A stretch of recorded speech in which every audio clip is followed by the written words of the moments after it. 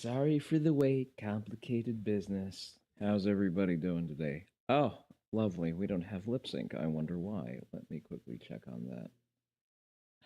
I keep forgetting that my mouth can move independently to a certain extent. It needs uppies lip sync. There we go. Ah, that is much better. Okay, now we can actually have some mouth movement, some mouth action over here. All right, but I hope everyone is doing well. I cannot see the YouTube chat. I'm sorry, but YouTube done fucky wucky the API. Hey there, Nateri. Wait. I sound like the helicopter when you turn off your quads. What is there something wrong with the stream audio? Let me double check. Just a second. Let's put that through an independent review. You got a source for that claim, Bucko? All right, let's see. Let's pull up the stream. It's not even going to be on the same network, but let's see. Stream manager. I wonder if I can hear myself. No, seems to be fine.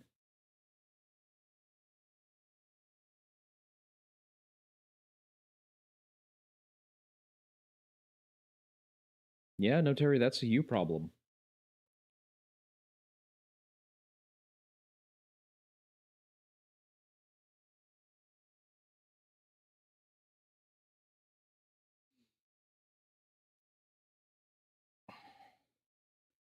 Wait, are you just riding in a helicopter and you can't hear anything else because you don't have your quads on? Why don't you have your quads on? Did you lose your quads? I had a just dreadful time ear probe shopping. When was that? That was at Goals. You turn them off when you're yeah. Oh, like the earmuffs, as in you turn them off to as opposed to taking them off. That is reasonable. But yeah, I seem to sound just fine with the audio check because, well, nothing is different, or at least nothing should be different. I mean, let me check my monitor just one more time. Maybe something ain't right. Advanced properties, microphone. Your audio set. Wow, that's really loud. I forget how many gates I have here. I don't like hearing my own voice. 1111 121111 1. That's not volume. That's gain. More gain. More gain. All of the gains. Right. Put it back. Ugh, I do not like having the monitor on. I don't know how people do it. Okay, so, as I was saying, I had a dreadful time shopping for EarPro recently when I was at Goals. I had a very enjoyable time, by the way. Thank you for asking. I got to, what was the fun stuff I shot? I shot a integrally suppressed Henry lever action.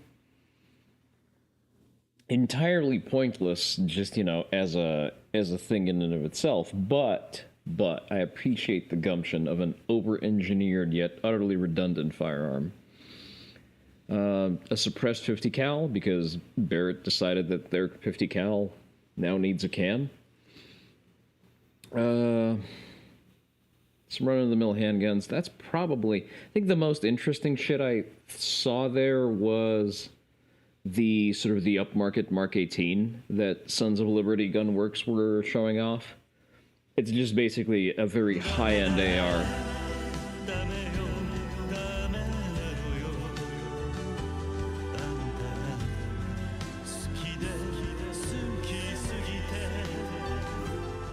Hey there, Seku.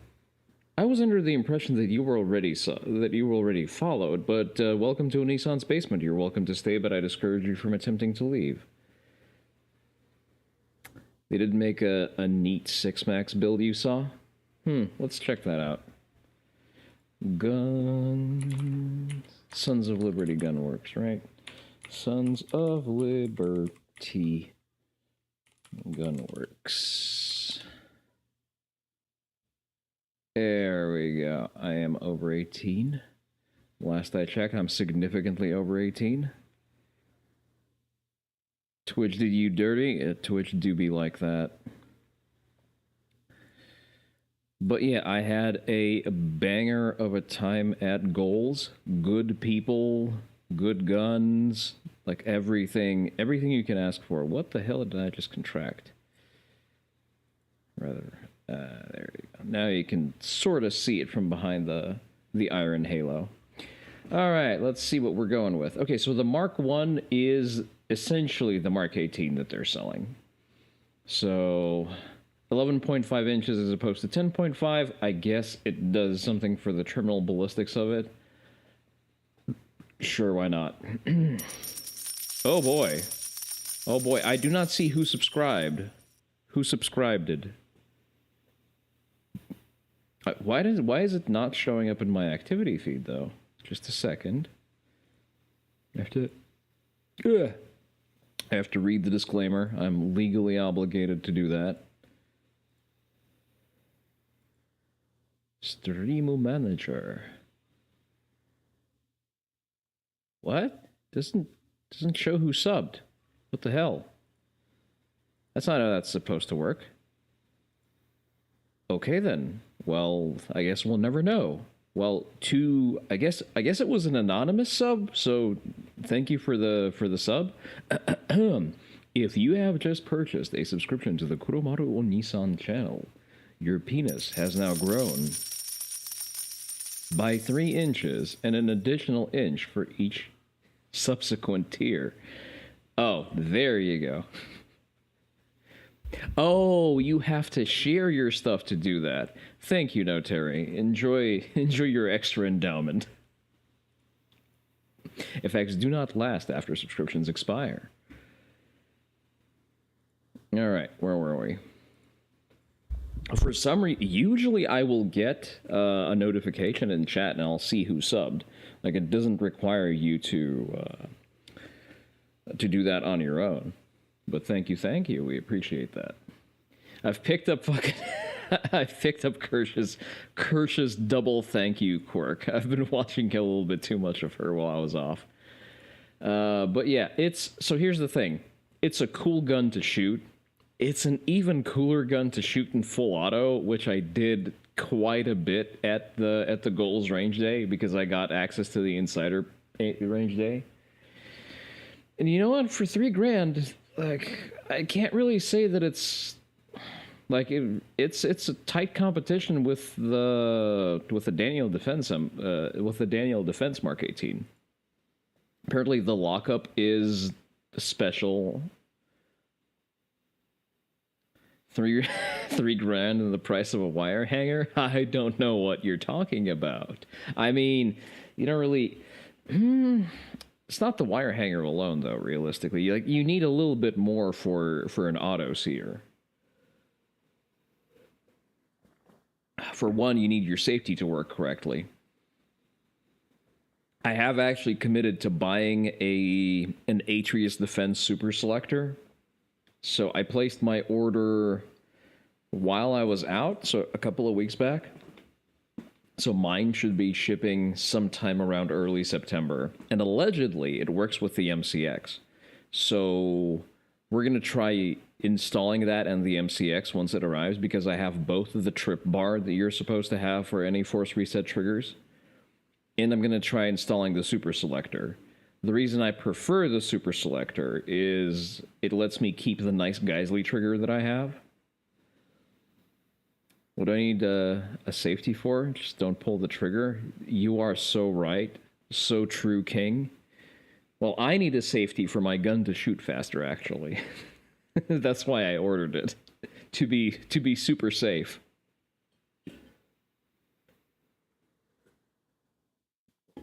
Apparently, just as I left goals, the rare breed guy served someone with a cease and desist. Right on the spot. Not even during the closed industry only day. He waited for the fucking open public day to do so. Imagine being that much of an asshole. Like, I get that part of your settlement with the DOJ was patent enforcement. Someone was aping his shit? What do you mean? No. So, the rare breed guy, I forget the name of, I forget his name. He was at Goals to serve a cease and desist to a design that he alleges violates his patent, which it really doesn't because it's a different design.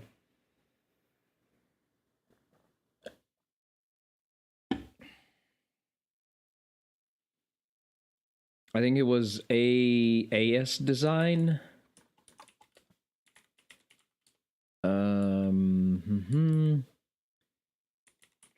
Trigger. Let's see if I can find it. AS design. Super safety kits. So these are the guys that he served with his cease and desist. And all of his shit, like all of the shit I see, there it is. AS Arc Fire Trigger, Ambi Kit. So, like, this entire assembly is already different from what Rare Breed does. Like, just on the fucking face of it. Because for one, the Rare Breed safety does not have a sear. Let's pull up Rare Breed. I think they're also out of the 3-position FRTs. I think they ran out. Yeah. They're not even selling their own fucking FRTs. Oh, are they back? Well, it's completely out of stock. Who gives a fuck?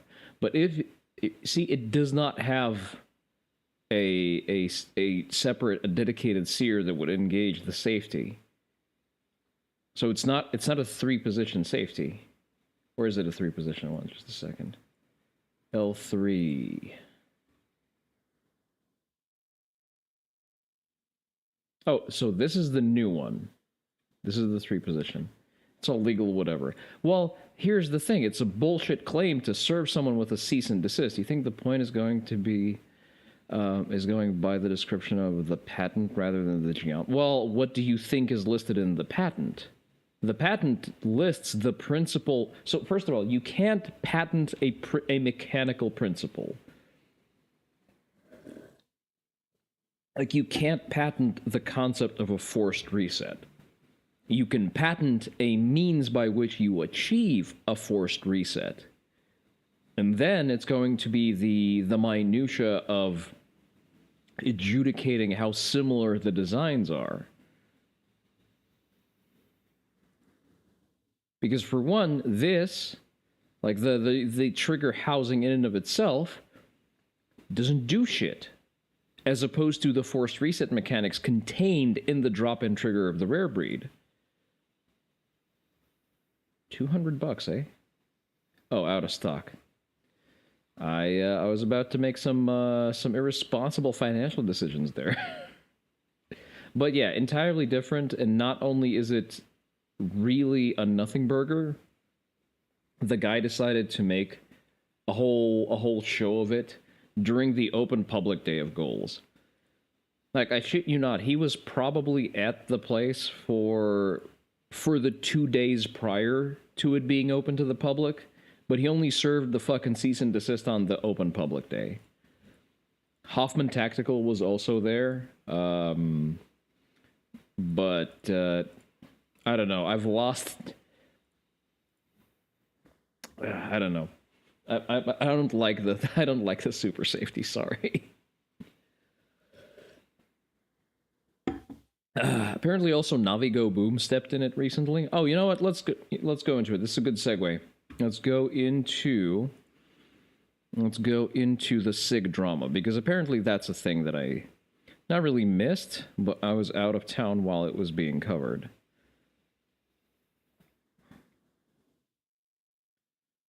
Notaria, I see you're posting in the media share. That news article is, I think, it's several months old. I definitely remember seeing that before.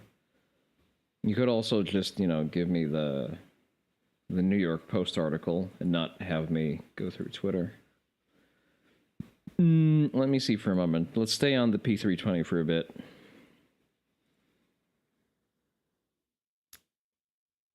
TPU printing. There it is, Navigo Boom. So Navigo Boom has posted some elite tier S-rank bait. And so we're going to watch that. So if we all remember, the thing that caused that put all SIG fans on suicide watch was demonstrating that the gun does in fact go off with very, in a condition that can occur through a combination of tolerance stacking and just dead-ass parts inertia. So Navigo Boom posted what I still maintain is bait. This has to be bait, especially from someone, who actually works with firearms. Here we have a factory Glock with all factory parts in it. We've taken the trigger about 1 millimeter past the wall with adjustment. Now whenever we wiggle the slide, it's going to fire. And this isn't because Glocks are unsafe, it's because pulling the trigger on a gun is usually what makes it fire. And if you almost pull the trigger to the point it's ready to fire and then wiggle parts in the gun, it can still release. So, like so. I didn't touch the trigger there, but it dropped the striker. What's up with that? That's kind of interesting. Again, this doesn't mean Glocks are unsafe. It doesn't mean anything that does this is unsafe. It's just sort of how guns work. So again, I'm not going to be touching the trigger at all. All I did was wiggle the slide. And that's because this is just how guns work, and pulling the trigger makes them more likely to fire, not... We're going to let the video play. All you're saying is that doesn't look like 1 millimeter or less of travel. Yeah, I know, right? No. He's 1 millimeter past the wall. Listen to the explanation. Listen to him one more time. And this isn't because Glocks are unsafe, it's because pulling the trigger on a gun... We have a factory Glock with all factory parts in it. We've taken the trigger about 1 millimeter past the wall. Past the wall. No, Terry. Past the wall. With adjustment. Now, whenever we wiggle the slide, it's going to fire. And this isn't because Glocks are unsafe, it's because pulling the trigger on a gun is usually what makes it fire. And if you almost pull the trigger to the point it's ready to fire and then wiggle parts on the gun, it can still release. So, like so. I didn't touch the trigger there, but it dropped the striker. What's up with that? That's kind of interesting. Again, this doesn't mean Glocks are unsafe. It doesn't mean anything that does this is unsafe. It's just sort of how guns work. So again, I'm not... So, the reason I think this is bait... First of all, Navi is an intelligent man. He's also an experienced gunsmith. And yes, usually most people who work with guns know the difference between 1 millimeter of pre-travel and 1 millimeter past the wall. Those are very different conditions. Those are markedly very different conditions. Not only that, he just glosses over the fact that in order to do this little experiment, he needs to defeat the trigger safety on a Glock. Can anyone guess why you don't need to do that on a 320? you get one guess only. And the other thing that sort of stood out to me is I'm not sure if... So my Glock does not have this much play in the slide. Maybe it's an old beat-up Glock that he got out of a box or something. But I find the pieces of the back plate and the striker laying there in plain view, I think that suggests that those were taken out of the slide in order to introduce said play into it. Yeah, exactly. So, like, the Glocks that I have ready access to, like I have my my 43X on my desk right now, and like it does not have measurable play.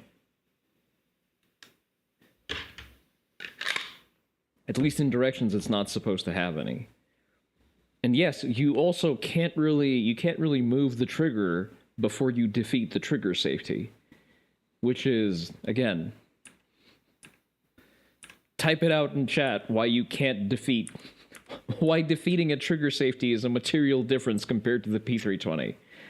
But yes, also, that is a striker. And that is a piece of the back plate. I don't know.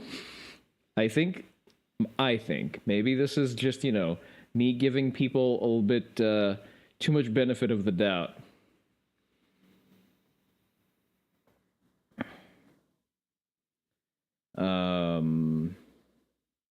All you have to say is, okay, say it. I think Navi is just trolling. I think this is bait.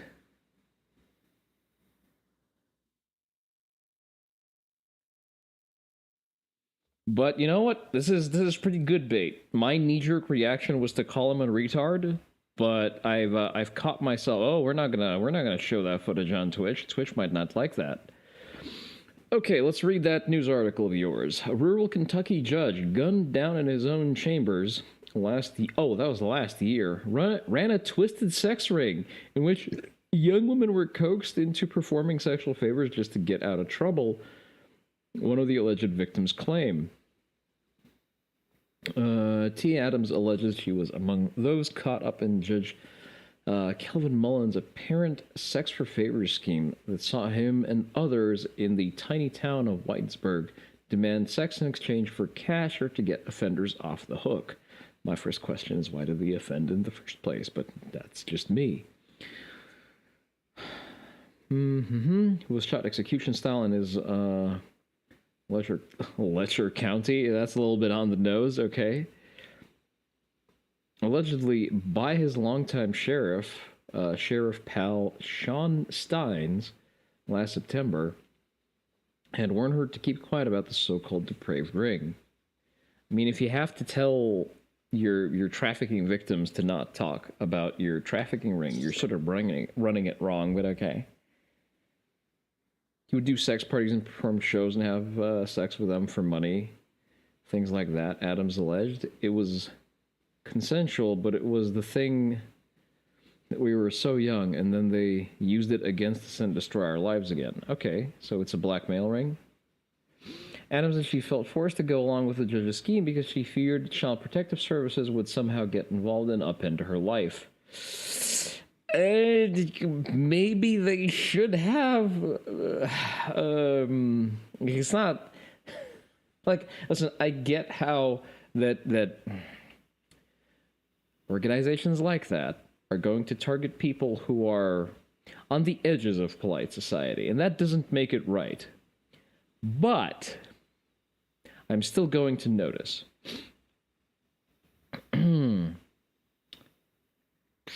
Let's see. They'll make sure to make you feel as small and degraded and belittled as possible to take your power away.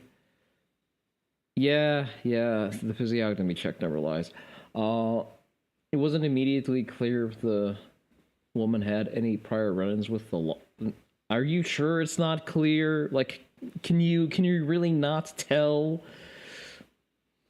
Do you really need to ask if a woman with star tattoos on her shoulder has had any run-ins with the law or was on CPS's radar? Really? Oh, I've been away for too long. I've missed all the noticing. Who? Pretty everyone in the county knows. It was confirmed to me after working in the county jail, especially after being invited to the party myself. Wait, is that a former deputy jailer of Letcher County lockup told the outlet she's heard about the nasty and sickening stories of the parties. The claims only add to the disturbing allegations that have emerged in the wake of Mullins' chilling con camera slaying last year, including that the slain judge had been running his courthouse like a brothel. It has since been revealed that one woman, Sabrina Atkins, threw Mullins' name into the mix during a 2022 criminal investigation into a Letcher County deputy sheriff, who was later jailed for rape and sodomy of a female inmate. Okay.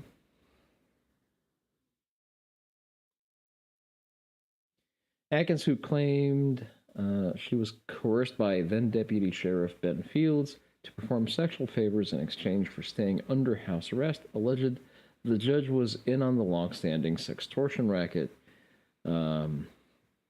I see Judge Mullins having sex with a girl in the judge's chamber, Atkins told police in her interview at the time. She added that Fields, who was fired in the wake of the probe, also had some videotapes of some stuff in the judge's chamber. Just with girls and sexual stuff, it isn't clear if the alleged extortion scheme had anything to do with Mullins' shooting. Really? Really? Are you... There's no known connection. Man runs a sex trafficking ring, gets shot in his office for no obvious reason.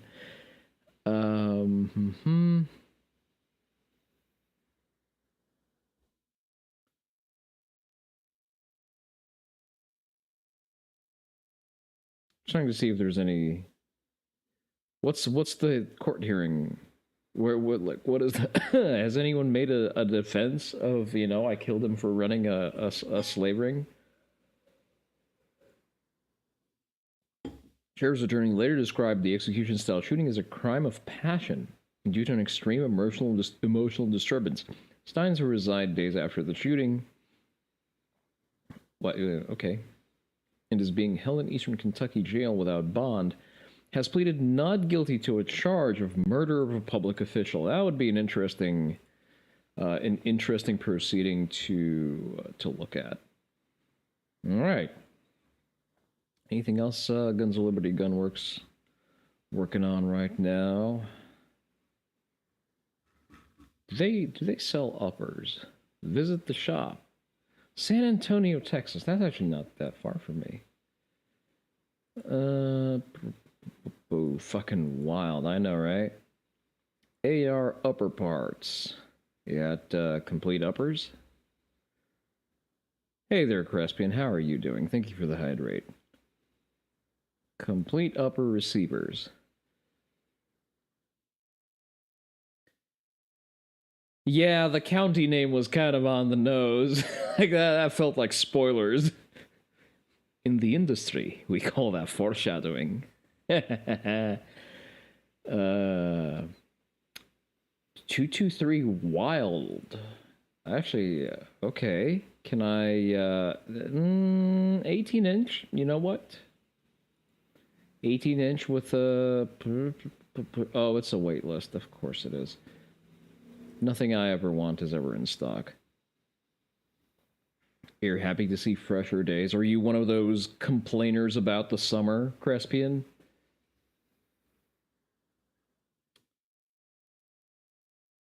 Broadsword upper receiver.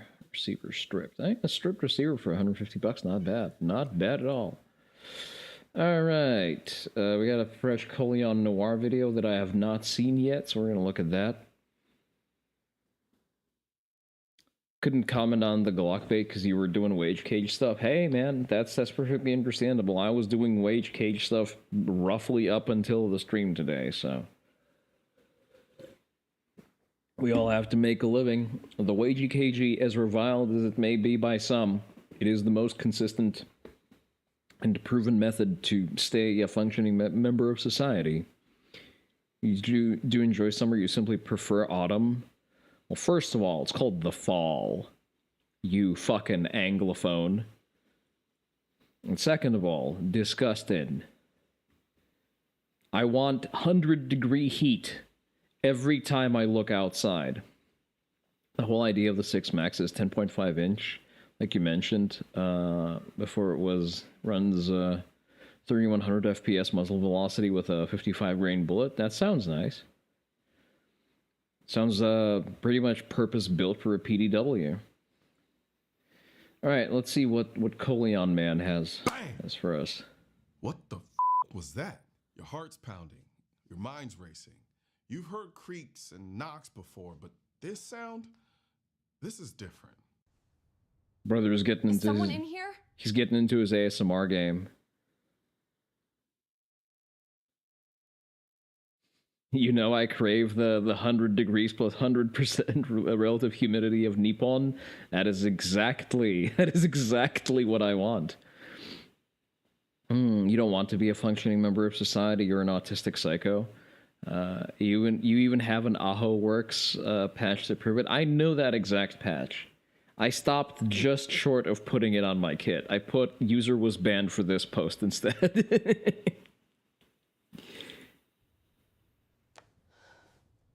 Totally different. And as much as you don't want to admit it, you know there might be somebody in your house.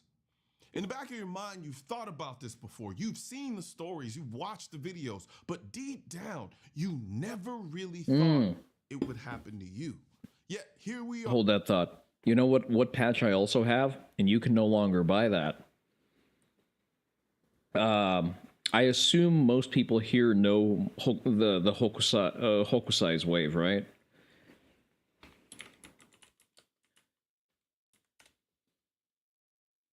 The Great Wave. Yeah, there you go. The Great Wave off Kanagawa. Let me see. There it is. So I assume everyone here knows what this is. So Aho Works used to have a variant inspired by the Great Wave. And if you haven't seen that one,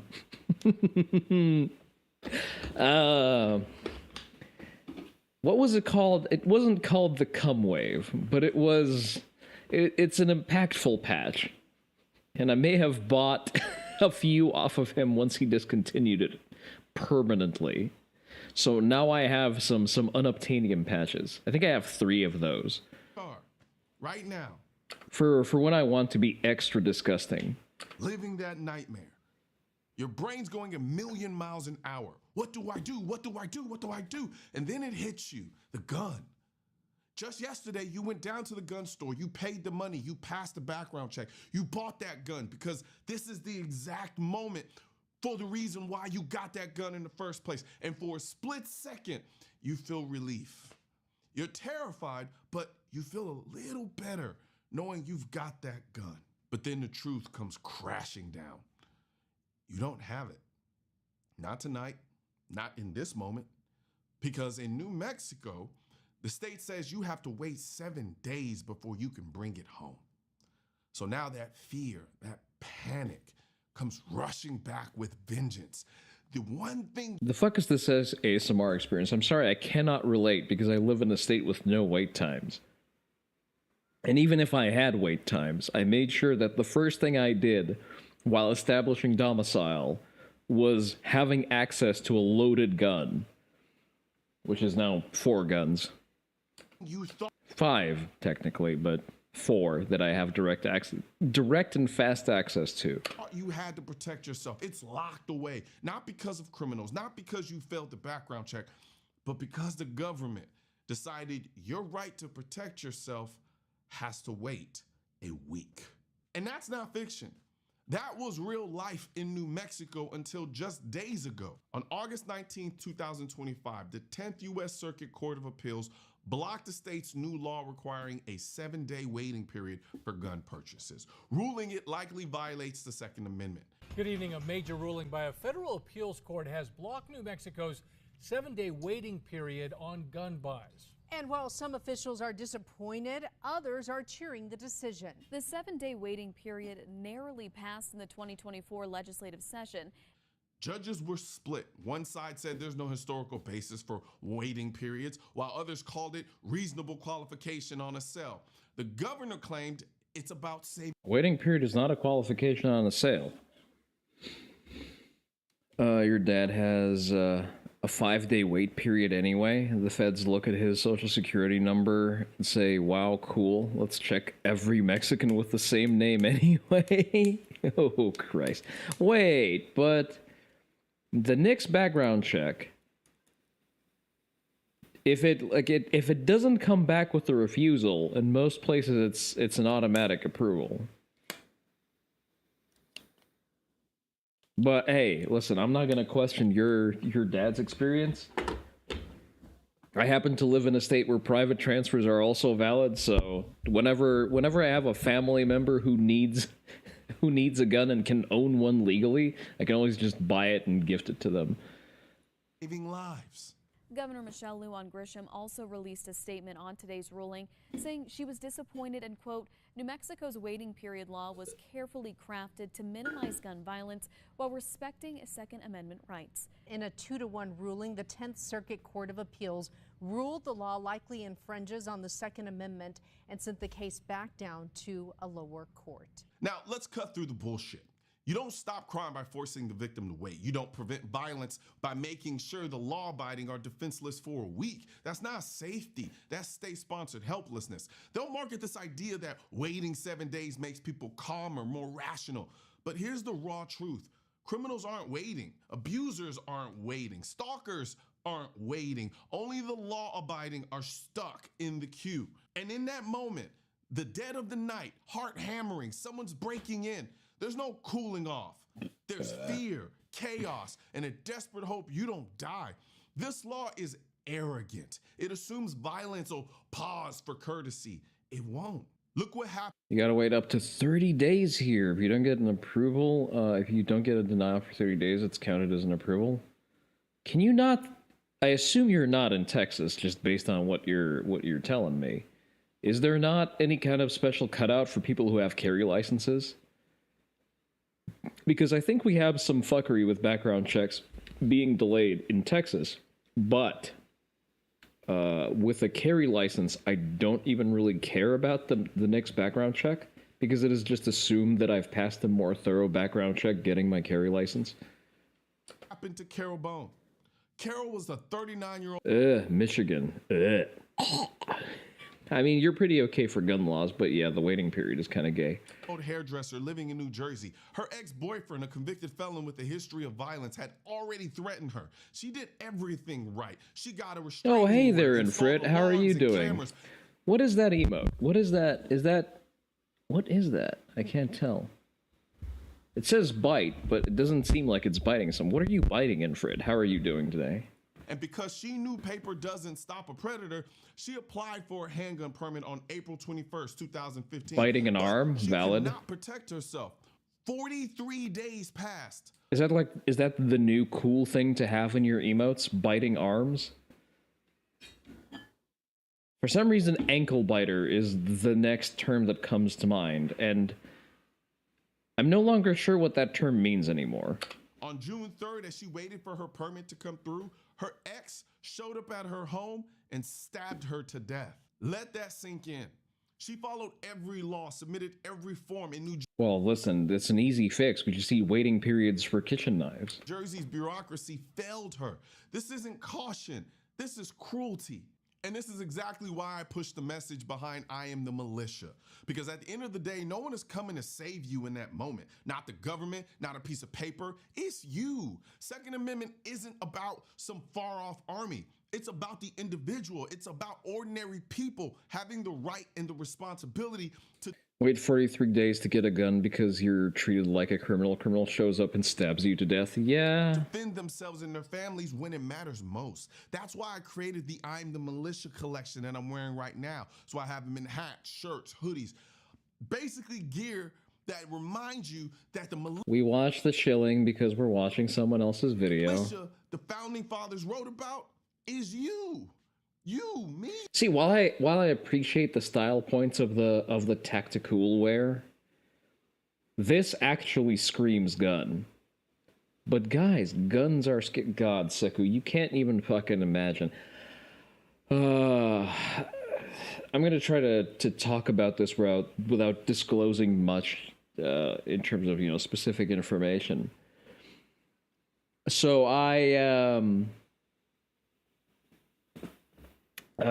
had a number of interactions with sort of people in my professional field, and it just so happens that a lot of them are Europeans. I know.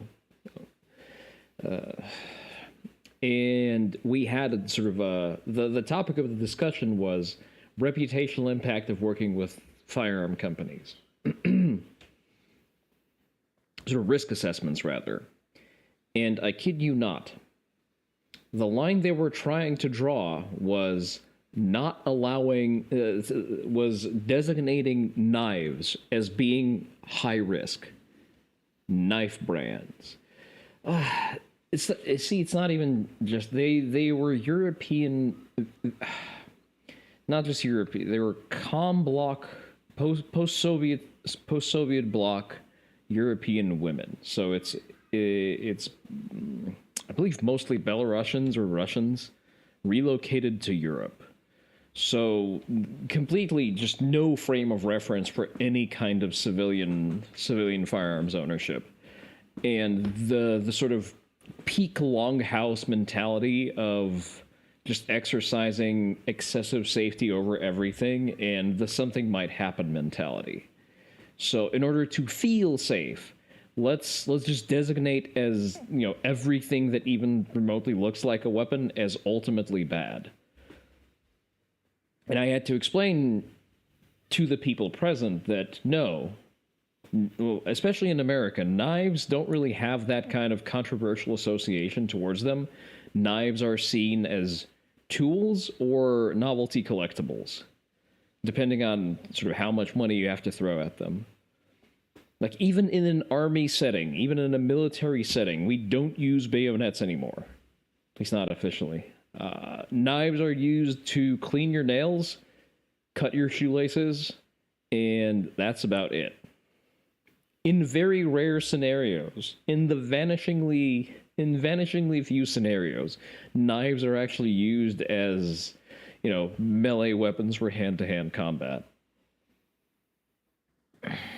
They're still on the kit. It should be there, but it's still like 99% of the time it's used for utility.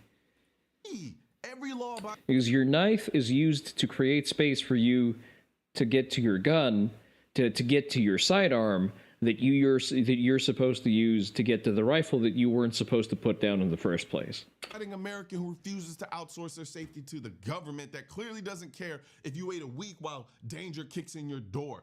If you want to stand with me and send that Knives are only slightly more used for killing modern opponents than MRE spoons. Yeah, that statistic actually, that looks about right. message loud and clear, hit the link in the description section and check out the I'm the Militia collection, because you are the militia. Now, the plaintiffs in this case, Paul Ortega and Rebecca Scott, were forced to wait for their purchases, even after passing background checks immediately. For someone fleeing violence, that delay can be lethal. When someone's breathing down your neck, 7 days isn't reasonable. It's a death warrant. And we saw this play out in real time during the pandemic riots in California. People who had never thought about owning a gun before suddenly realized the police were stretched too thin. Stores were being looted and chaos was spilling into neighborhoods. So they rushed to the gun store for the first time in their lives, only to be told, sorry, you'll have to wait. They had the money, they passed the background checks, they were ready to take responsibility for their own safety. But the government's waiting period told them, not today. That's not protection, that's betrayal. And then supporters of waiting periods love to argue that these laws prevent impulsive self-deletions. But if that's the logic, why not stop at guns? Why not a waiting period for kitchen knives, prescription pills, ropes, cars, or alcohol? People use all of those to self-delete all the time. Waiting period to enter a bridge. Yet the government isn't putting 7-day holds on any of those. No, they only put it on the tool that empowers you to defend your life against someone else, which tells you everything you need to know about what this law is really about. Here's the truth. Criminals don't wait. Violence doesn't wait. Fear doesn't wait. The only thing stuck in slow motion is your right to act. And if your rights can be put on hold even for a week, then they aren't rights at all. So tell me, is this law about safety or control? One thing's for certain and two things are for sure.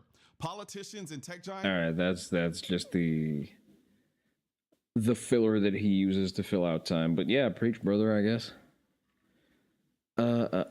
Let's see, what else do we have to react to? There was a cool Mike Israel video.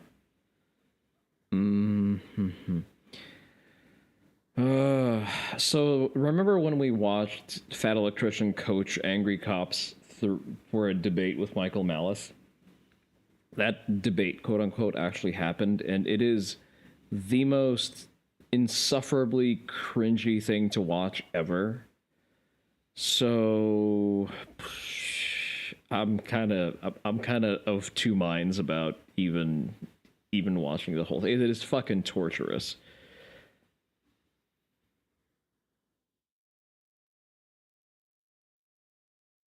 When did we do our last stream before my break? Let me quickly check.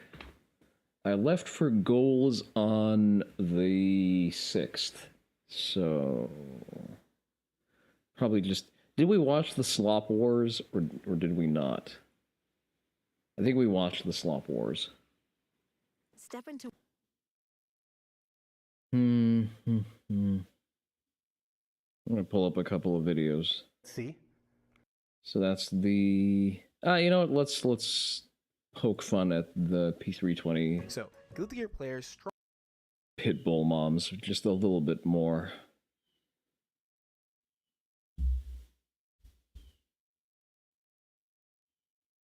Just a second.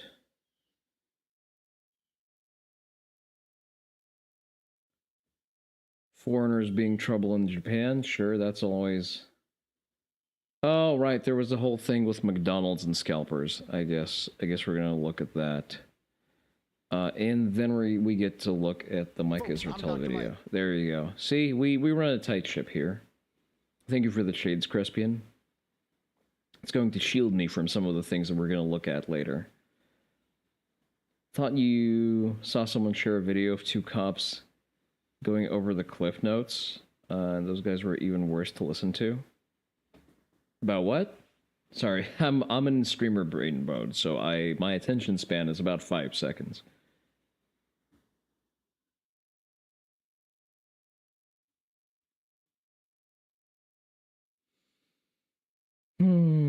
Body image crisis. Okay, the P320. Let's look at some vintage warfare. We're gonna like the video. Code holster. Then you holstered your gun. Oh, Malice and Angry Cops. Oh, fuck. I tried watching the actual thing.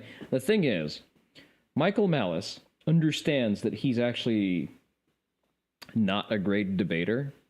So instead, all he did was stonewall and derail because he doesn't really have any kind of serious point beyond ANCAP cringe.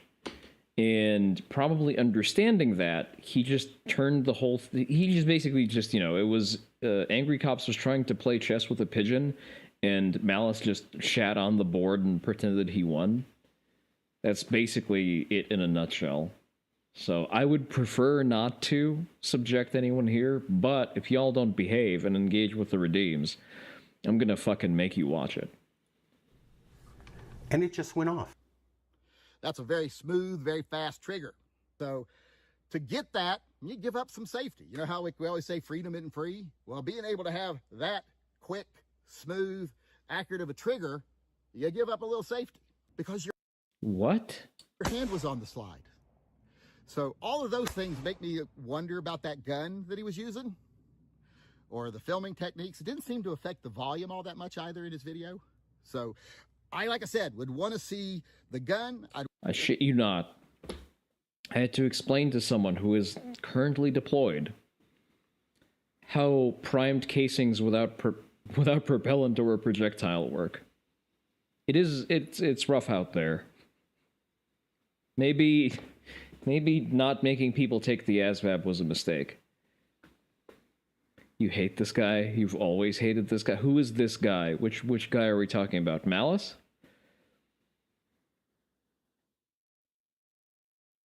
Yankee Marshall? Oh, the dude in the video? I don't know who I don't have any knowledge of him, but he strikes me as someone who struggles to breathe through his nose.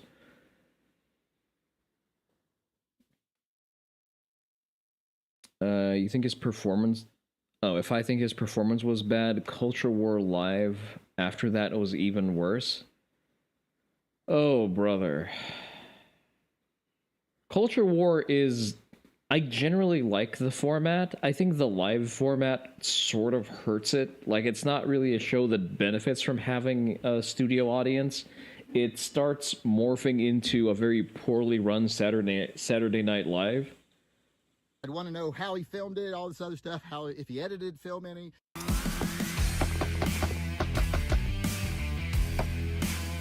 gun tuber plus gun control support. He's not not an experienced or skilled practitioner. Yeah, you had me at gun control supporter, I guess. God. Remember, these people vote, and for some reason their vote counts as much as yours.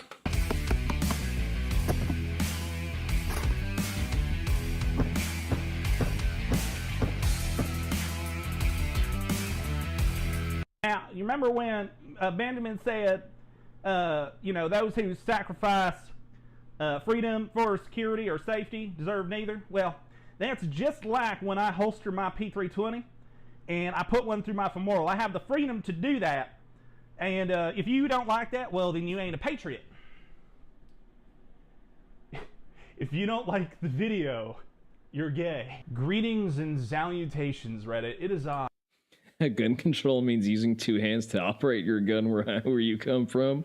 I'm gonna remember that one. Hi, Austin of the Gay Southern Gentleman channel, and today we are going to be talking about something I haven't really talked about a whole lot, and it is the P320 debacle. But I think that there's so much comedy going on that I need to talk about it. Now, this has been covered ad nauseum. So basically, this issue came about because an M18 allegedly killed a U.S. Air Force Security Forces NCO, and now, it's a big problem. Then a video came about from a gentleman called Wyoming Gun Project, who demonstrated that his P320, with a little, like a millimeter's worth of pressure on the trigger, can go off if you just jostle the slide around or put it in a holster. Might have been, so let's see.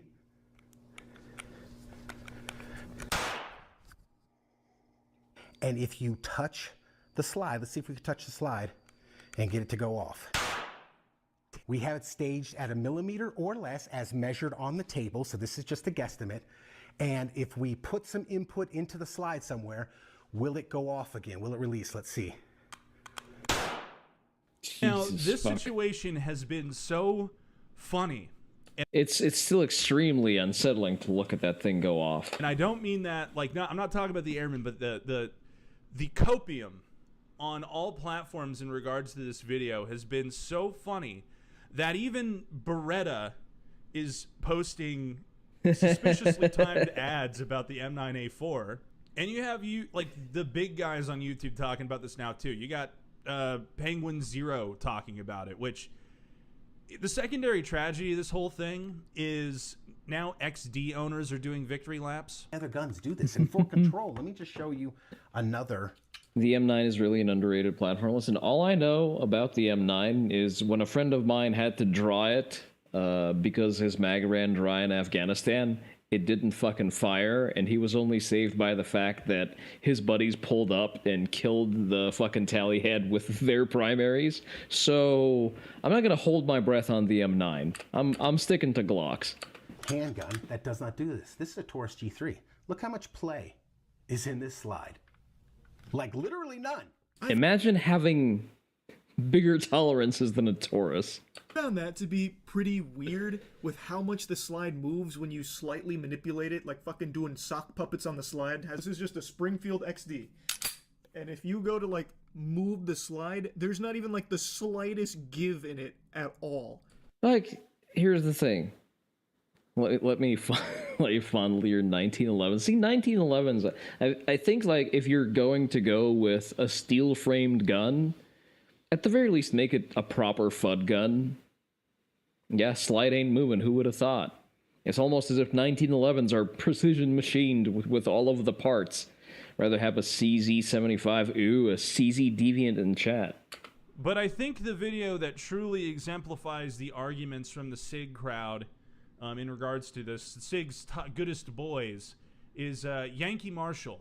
And he did a video kind of discussing this after vehemently defending his position that there's no evidence that P320s can fire uncommanded on a focus trip live stream.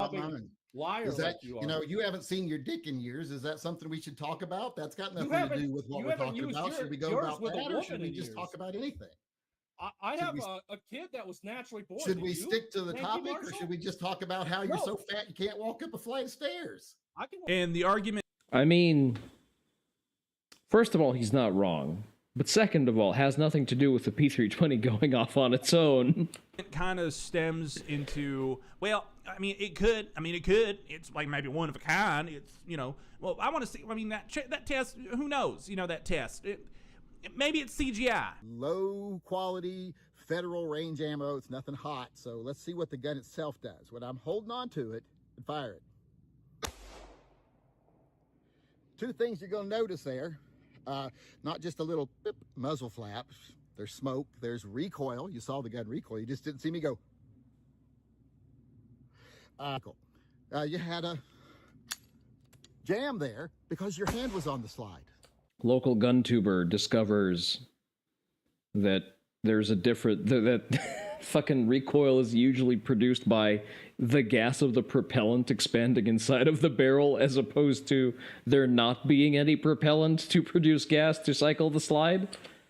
So all of those things make me wonder about that gun that he was using, or the filming techniques. It didn't seem to affect the volume all that much either in his video. So like I said, would want to see the gun. I'd want to know how he filmed it, all this other stuff, if he edited, film any. So hopefully he'll come on my channel. We'll be able to go over it. Yes. That would be because he's using live primers and nothing else. Wyoming Gun Project is a guy who reloads his own ammo. I think my favorite argument I've heard thus far, though, is, well, he had to be editing in that muzzle flash and it didn't cycle. Well, that's usually what happens when, you remove everything but a live primer in the actual round itself. Hundreds of thousands of subscriber gun channel. Doesn't know how ammo works. It boggles the mind. And the other flip side of that argument he's making. Imagine being dumb enough to do that same trick with a live round. Yeah. When you first saw the P320 test video, you immediately assumed it was an empty case with a primer. Yes, because you have the IQ of a normal functioning adult, Seku. Despite the funny patches you wear. Well, look here. If you're using, a fanny pack, or you're using one of the universal holsters, well, it's your freedom, but it might go off. We're not talking about a fucking Uncle Mike's holster. Get him fire, you probably can. If you're wondering, will this gun go off if you put it in an improper holster, or put it in a backpack, or put it in a gym bag, or wrap it in a towel in a gym bag? Can something push that trigger enough to disable the safety? Yes, it can. And then could jostling around break it and make it fire? It could.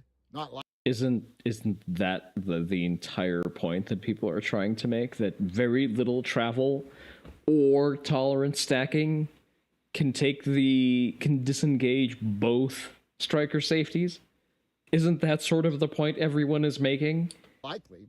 Now, the whole context of this is a professional who was, a professional soldier, okay, or an airman. This man makes you wish South just ran up to DC.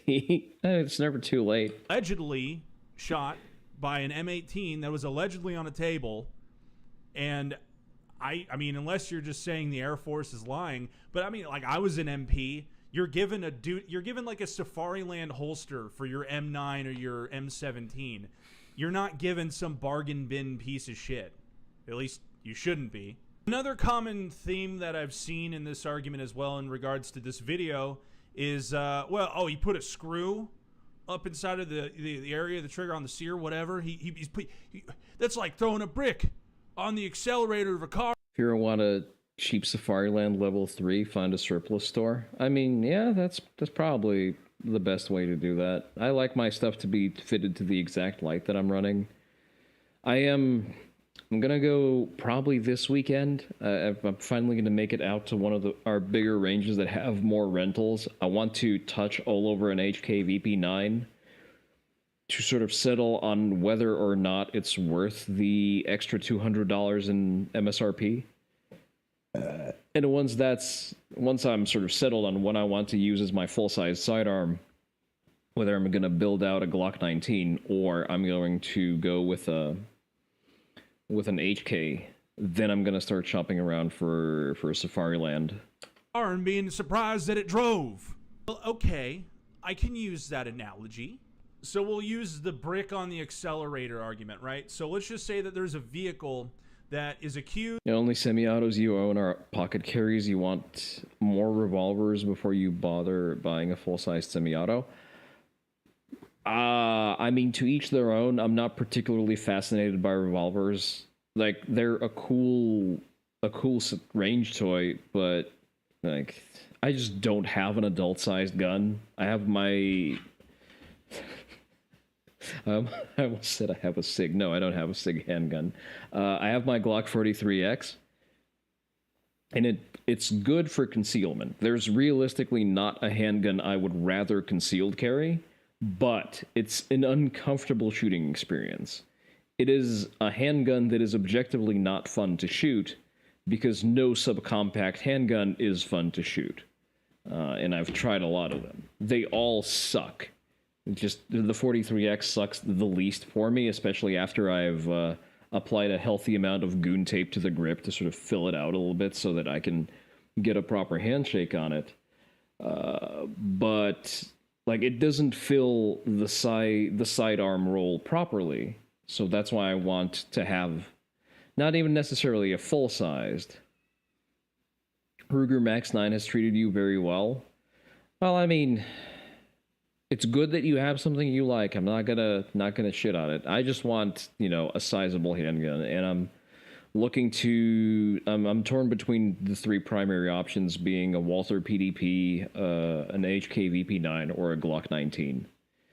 And I'm just gonna build that out. It's gonna be my primary full-sized handgun, basically for any scenario where I anticipated being appropriate to put on a battle belt.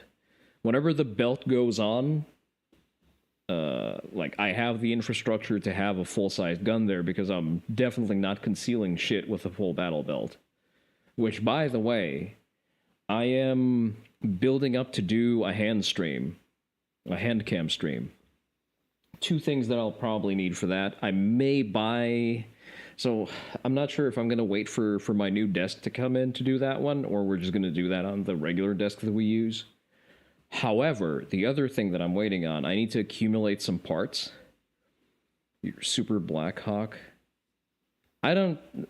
from my understanding, the main sort of complaint that people have about Blackhawks is the release that you need to depress, and, like, under stress, people's finger makes it into the trigger guard.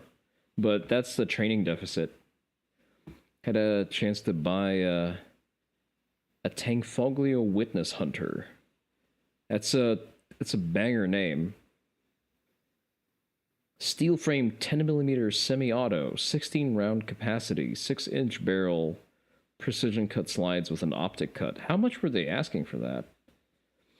I prefer to buy sort of quote-unquote common handguns, something that is serialized, preferably adopted by certain militaries.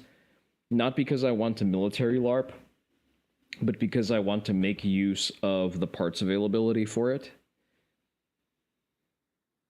6-inch on 10mm sounds pretty good, because it's effectively a full-sized handgun. The weight of the steel frame should... We're asking sub 1,500? I mean, yeah, sure. The question is, do you need a 10mm handgun? Like, I feel like 10mm is more of a PCC caliber, if anything, but, yeah. You may have indeed missed out, at least to have a collectible. That being said, I need to go and take a quick piss break, which I'm going to do right now, and I'll be right back.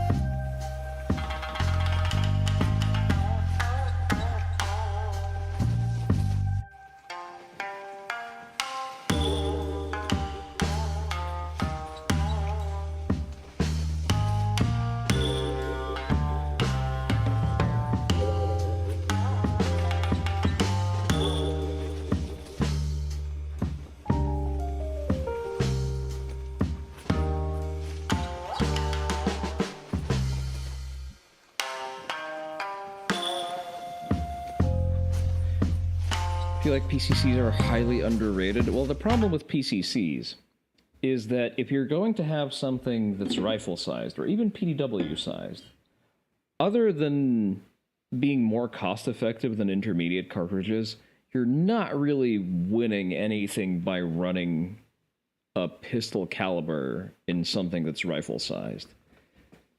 Especially with 300 Blackout being a thing. Like, up until the invention of 300 Blackout, sure, yes, 10 mil, even 9 mil PDWs sort of made sense. Not even, yeah, I would say 300 Blackout pretty much killed the entire thing. Okay, let's see, what are we looking for? For two reasons. One's because you're a fan of shoulder holsters, both in and out of the house. Frequently cold enough here to conceal like that. Absolute vibe check at a shooting competition. No, you know what? The vibe check, the flex is always important. You need to aura farm correctly. My choice of aura farming was shooting an MCX pistol without without a brace. Accused of randomly accelerating. You know, I despise the talk, but it's impressive with a rifle barrel. Wait, the talk? You mean the Tokarev? It's not that I despise the Tokarev in particular, I just think that... Oh, the talk caliber? I don't know what that is. For no reason. And somebody's like, well, let me get down to the bottom of this. And he basically simulates... Oh, 725. It's not that so it's not that I despise it in particular, it's just that I think that most Soviet weaponry is, you know, made to shoot unarmed and unarmored civilians in the back of the head against the wall, and it's not really good for anything apart from that. It's the amount of pressure, just having, say, your foot on the accelerator, not depressing it super hard, just having it there. And then he jostles the steering wheel, and then it floors itself into a fucking garage door. Because at no point, and I know this is a P30, at no point by just putting a little bit, and it was like a millimeter, at no point by doing this, just putting a little bit of light pressure on a firearm and doing this, doing that, should the gun go off. That's not normal. That is why... We're going to do that in the next hand cam stream. I have a couple of things that I need to do to my gun anyway, because I think I have a red dot coming that I want to install on the Glock, and I may need to purchase an MOS plate for it though, because I don't think it organically marries up to the MOS plate. Rather, I think it's an RMRC footprint, so I may need a plate for that, but that's besides the point. And I will also install new irons, and I'm gonna replace the hockey tape with a new grip texture. So like I need to do some work on the Glock anyway. I'm gonna accumulate that for a hand cam stream, and then we're gonna do the millimeter pre-travel plus jostling the slide test. Spoiler alert, it's not gonna do shit. It's bad. I don't understand how this is controversial. Now, I'm willing to say that, you know, obviously it's probably not every P320 with this issue, but remove this video. How many body cam videos are there of P320s just randomly going off? I mean, how many issues does the gun need to allegedly have? I mean, I could find a lot of videos online of you taking a hammer to a P320 and it just going off. Guns aren't supposed to do that. And Sig said it is impossible to fire a P320 uncommanded.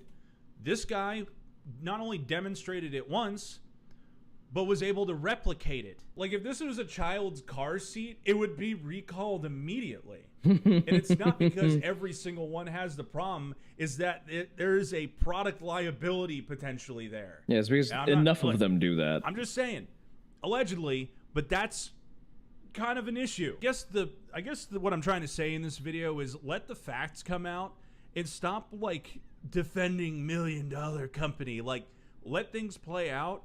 And understand that that's not a normal thing you're coping. If you're saying that problem, if it is an issue with more than one, is a real problem. But anyways, YouTube, this has been Austin of the Yoki Rambo channel, and I will see you in the next one. You are smoker, smoker. Yes, I'm smoker. I have smoking habit. So what? I know cigarettes damage my lungs, still I smoke. I know smoking causes lung cancer, still I smoke. I know smoking bothers others too, still I smoke. Because I'm shameless. So what? When your hero smokes in movies, it's heroism. But when I smoke, it's crime.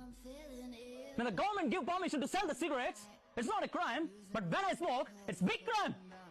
Why?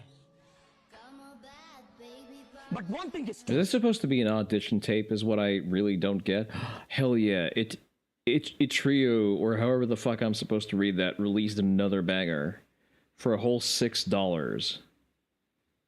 Should I just buy that on stream and play? For those of you not in the know, Trio is the developer behind one of my arguably favorite games of all time, Ruined Nurse.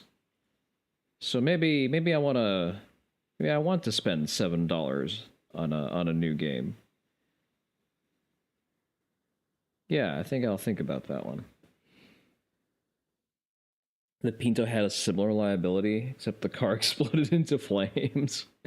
Were they not recalled? Never heard of him? Oh, Seku, you are missing out. We're gonna... Let's wait on this one. I did receive my Twitch check today. I didn't cash it in yet. Let's start with the video, and maybe I'll manage to sneakily buy it and download the game in the interim, because I did not have anything planned for today. And I would prefer to not just default to playing Tekken. Everyone is so much bigger or stronger. Why does it feel like everyone is so much bigger or stronger than you? Why Because that's probably true, and you're just small. is your progress never as good as the people you see on social media? Because people post success stories on social media, so you don't really... It creates a selection bias inherently. Fake inflation is through the roof, the fake natural situation is out of whack, people's expectations of what a healthy or strong physique looks like is warped beyond comparison, and it's all getting worse. But why? Let me take you back in time to the 1970s. Most people are idiots and their opinions generally don't matter, so I don't see the issue. 70s and 80s, where a muscular physique was seen as a freak show, a circus act, something to watch for amusement. It was not... Wait, in the 70s it wasn't perceived as a circus act, it was perceived as peak masculinity. That's why those characters were prominently featured in action movies, just like, you know, Arnold was. And this was put on full display during the 1977 documentary of Pumping Iron, which would reshape how society viewed the male body for the next 50 years. Now, I've covered the topic of the body image crisis in a multitude of videos by now, going over everything from fake naturals to social media and even movies causing the inflation to the perceived ideal male physique. But today I want to cover all of it. Is that a muscular physique? That's a bodybuilder. Muscular physiques were always around. I mean... Here's the thing. A bodybuilding physique is just a more refined form of the muscular physique. It is something that is created through intentional diet and training. Keep saying that about most people's opinions. Coincidentally, most people call you stupid for saying so. And give my own takes as what we can do to combat the ongoing crisis. See, but you're the one who's statistically right. Like, you're provably correct about that. Stuff like fake naturals aren't even the root issue. Going back to the 70s and 80s, guys like Arnold were anomalies. They looked great, sure, but virtually nobody knew they existed, and the marketing world, movies, beauty and fashion were all fairly tame and didn't focus too much about the physique of a model. If you take a look at some of the action heroes from back in the day, like Clint Eastwood, Sean Connery, Roger Moore, and even the guys who played Superman, sure, they were all in great shape, but they looked not— I wouldn't call that in great shape, my guy. That's a barely there physique. I am lifetime natty, and I look significantly more impressive than that. Probably because we have a way better understanding of both training methods and nutrition. Simple life goal, Alex Jones. Try to look like Alex Jones and you'll be fine. He's a little on the huskier side, but generally, yeah. Nothing out of the ordinary compared to some random fitness influencers today, and would get dwarfed by most modern-day actors like Dwayne Johnson or Chris Hemsworth. James Bond is an example I've used before, where the actor used to look like this, but now looks like this.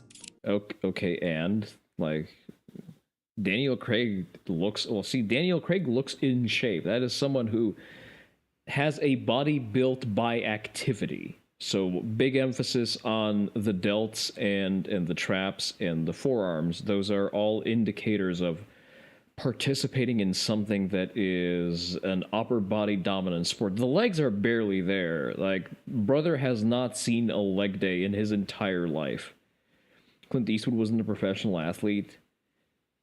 You're not liking this guy's comparisons or his accent?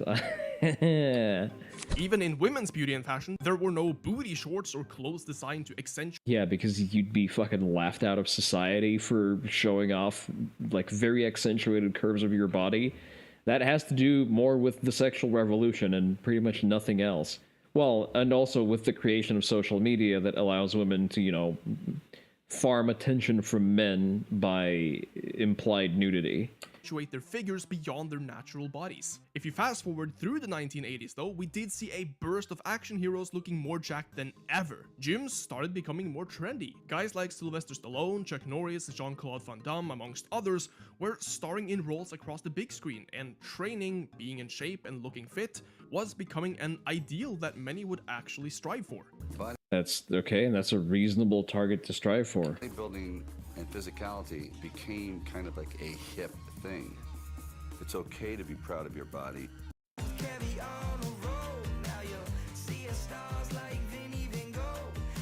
Give me my fucking porcelain shirt, you fucking... But even back then, with the whole action hero craze, people didn't look at these physiques like they were normal. They were perceived as superhuman. Nobody actually looked like that in real life, and they certainly... A lot of people looked like that in real life. A lot of serious athletes look like that in real life. I am sorry that your frame of reference is so offensively pedestrian that you just cannot contemplate the idea of people, you know, excelling at physical pursuits. Certainly weren't being used in marketing. Sure, you did have supplements and such starting... He's terrible at looking up all strongmen or pugilists, I know, right?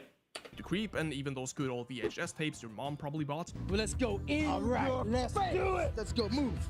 But people weren't comparing themselves to Arnold Schwarzenegger. This is what I like to call the healthy body image era, where you still had gyms, you still had bodybuilding, you could see big guys on the screen without feeling like comparing yourself or feeling like a mistake. But today, that has changed. With the global implementation of social media and algorithms designed to show you what catches your attention, with many people posting more screen time than they spend time actually being outside, it now feels like everyone is in tremendous shape. It feels like everyone is bigger or stronger than you or doing better than you financially, socially, or whatever. It doesn't just apply to fitness. And you also have the short form content designed to cut your attention span in half, the clothing and supplement industry. Who's choosing to watch the short form content though? Who is picking up their phone and watching the 15-second or however long a TikTok video is? Are we going to exercise any agency, any personal responsibility for the things that we do? Can we just acknowledge the fact that most of the damage to attention spans is entirely self-inflicted? You only look up this one thing and only see one thing. Why do you see one thing? Yeah, exactly. The subhumans. Okay, Seku, calm down. But who gives a fuck? And if anything, if you cannot understand that, if you do not understand that social media is a very, very refined, very tunnel-visioned representation of elements of real life, you are either a child and shouldn't have access to social media, or you are a retard, and then you probably should lose the right to vote. Industry who push clothes to accentuate your body, the whole concept. Oh no, selling people things and services that they want? The European mind cannot comprehend free market capitalism. Of a pump cover, a summer cut, trends like looks maxing, all of summer cuts were a thing since before you were born, my guy. This adds up and creates a super body fixated society with short attention spans. And that is not ideal if you want your perception to align with the real world. If you I mean, you could also just go outside and, you know, and admire the 40% obesity rates. I think it's bad for the guys with all the roided out influencers and movie stars, not just in the fitness industry. The girls have always been the most vocal topic. And I gotta say, their side is equally disturbing. We're facing pressures from society and Instagram and magazines to look a certain way.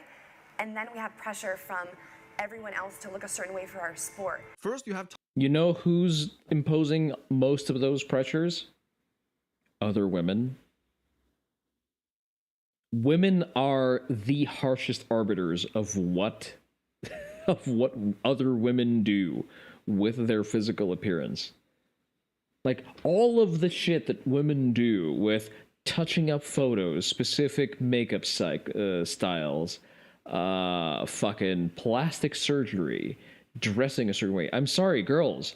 That is entirely the result of your internal arms race. Men do not give a fuck. Other women and gays are the only people who even notice. Most men pay attention to you being female and you not being disgusting and fat. The bar is not very high. Capitalism is bad, actually. I got a college degree and refused blue-collar work, so now I make minimum wage for evil corporations. I need infinity immigrants and more welfare. Yeah, that tracks. You worry for this man? If he sees a tiger flex, he might have a heart attack? Yeah. tons of female fitness influencers who only show off their body in every single video, booty workouts, which are... I mean, they only show their body in their workouts because that's what gets them views, because they are hooers without other marketable skills. And the internet is full of simps that will deliver onto them attention and money. Yeah, I wonder why they do that. Are oftentimes ineffective, using scrunch, promoting workouts designed to supposedly get your waist toned and smaller, and on top of that... Oh no, people catering to the lowest common denominator? Are we... Listen, if your argument is that we should require IQ tests in order to access the internet and probably voting, I'm all for that. The whole University has done a terrible disservice to this man. OnlyFans craze is showing young women that the best way to get rich quick is literally selling your body online to random men. And those men aren't exactly helping, because without them there wouldn't be a market for this stuff. Now, though the female side... What's your solution? ...has been very open about their body image issues through the body positivity... I think she's been a little bit too open to high fructose corn syrup. She should be more open to salad. Feminism had nothing to do with encouraging sex work, apparently. Yeah, I know. Movement and all that, even something which was supposed to mean loving your own body for what it is, turned into a sort of fat positivity movement instead. And for the guys, we don't really have anything like this at all. So it seems that IQ tests are racist. Everyone should be allowed to vote, even if they're not citizens. So true, Seku. Preach, king. Even these solutions set in place to combat the rise in body image issues are failing hard. And with social media continuously rising and adapting based on watch time, so does the amount of jargon being pushed in your face. You get creators like Ashton Hall or the Liver King who contribute absolutely nothing and make great money from men's insecurities. Does Liver King really make anything anymore? I feel like he's completely washed out of the influencer space. You have booty influencers who do all the same stuff without any credentials, and the whole AI revolution isn't exactly helping. What the fuck is a Liver King? No, Terry, there is no shot that you don't know who Liver King is. Either, because now you can more... With how you are as terminally online as I am, there is no shot that you do not know. Easily edit or fake parts of people's physiques, or within the next year or so, creating avatars or even full social media profiles who look real enough to further drive up the image of perfection many have in their... You don't pay attention to influencers? I guess we can look up a brief history of Liver King. Heads. And for a lot of people, this begins as far down as 12, 13, or 14 years old. I remember that at 13, I didn't even have social media like Instagram or TikTok, so I wasn't impacted by stuff like this as early. But today, kids entering middle school wasn't impacted by... I have a photo of myself at 19, which I can't show for very obvious OPSEC reasons. This motherfucker had TikTok at 13. Yeah, I mean, not entirely surprising, but the point is, I have a photo of myself, 19, during a training session for my combatives. And I'm single-digit % body fat with clearly visible abs and chest striations. I'm sorry, my guy. I mogged you. I spawn mogged you, apparently. You're just small, and your physique is trash, and always has been trash.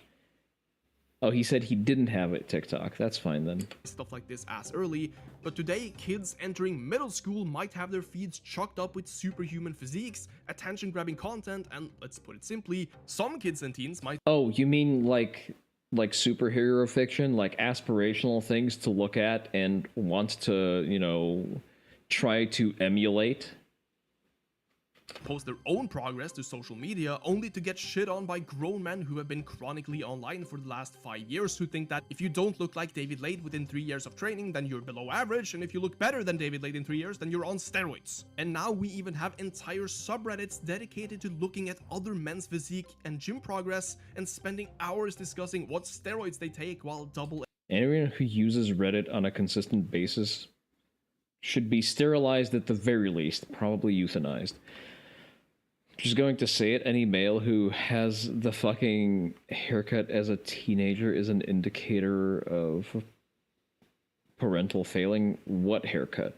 and triple checking their bodies, looking for anything that can indicate steroid use, which makes it even worse considering most guys on PEDs look worse than high-level natural lifters anyways. But here's— who would have thought that perhaps maybe steroids are not a magical potion that just makes you gigantic?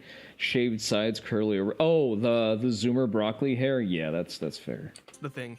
None of this is about health, strength, or even fake naturals. The main issue here, and the reason why I believe we have a body image crisis at all, is all about comparison. The moment you start comparing your physique to somebody else's, you're fighting a battle that you've already lost. Because what you're seeing online is often a— I mean, yes and no. It's still helpful to understand what high-level physiques are if you aspire to be something other than average. curated highlight reel of people with oftentimes better genetics, better lighting, better angles, and oftentimes better pharmacists. If you go into a local gym, whether it's commercial or— I mean, if you find your physique lacking and your go-to explanation is you have worse genetics, what can I say, my guy? I guess it's time to re-roll your character. That shit's never improving, no matter how much self-love you exercise. So I guess rope it in. Oh, this is gonna sound bad out of context. He worked really.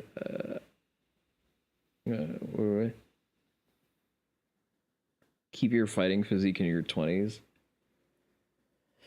Not because of social media, because you wanted to be better at fighting. Maybe we should just teach kids to crave excellence rather than attention. That is actually a very solid solution. I think that every teenager should be inculcated into some kind of pugilist pursuit, because that in and of itself will push them to exercise enough just out of a survival instinct.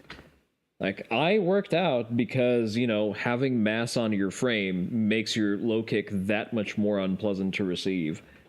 Or even a bodybuilding gym, the physiques you see there will not come anywhere close to the distorted reality you've experienced on social media.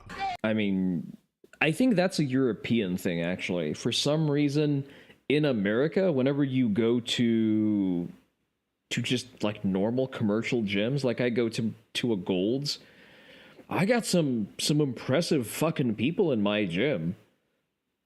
Like, they're not sliced to the gills competition, sort of competition-conditioned bodybuilders, but there are some impressive fucking people in my gym.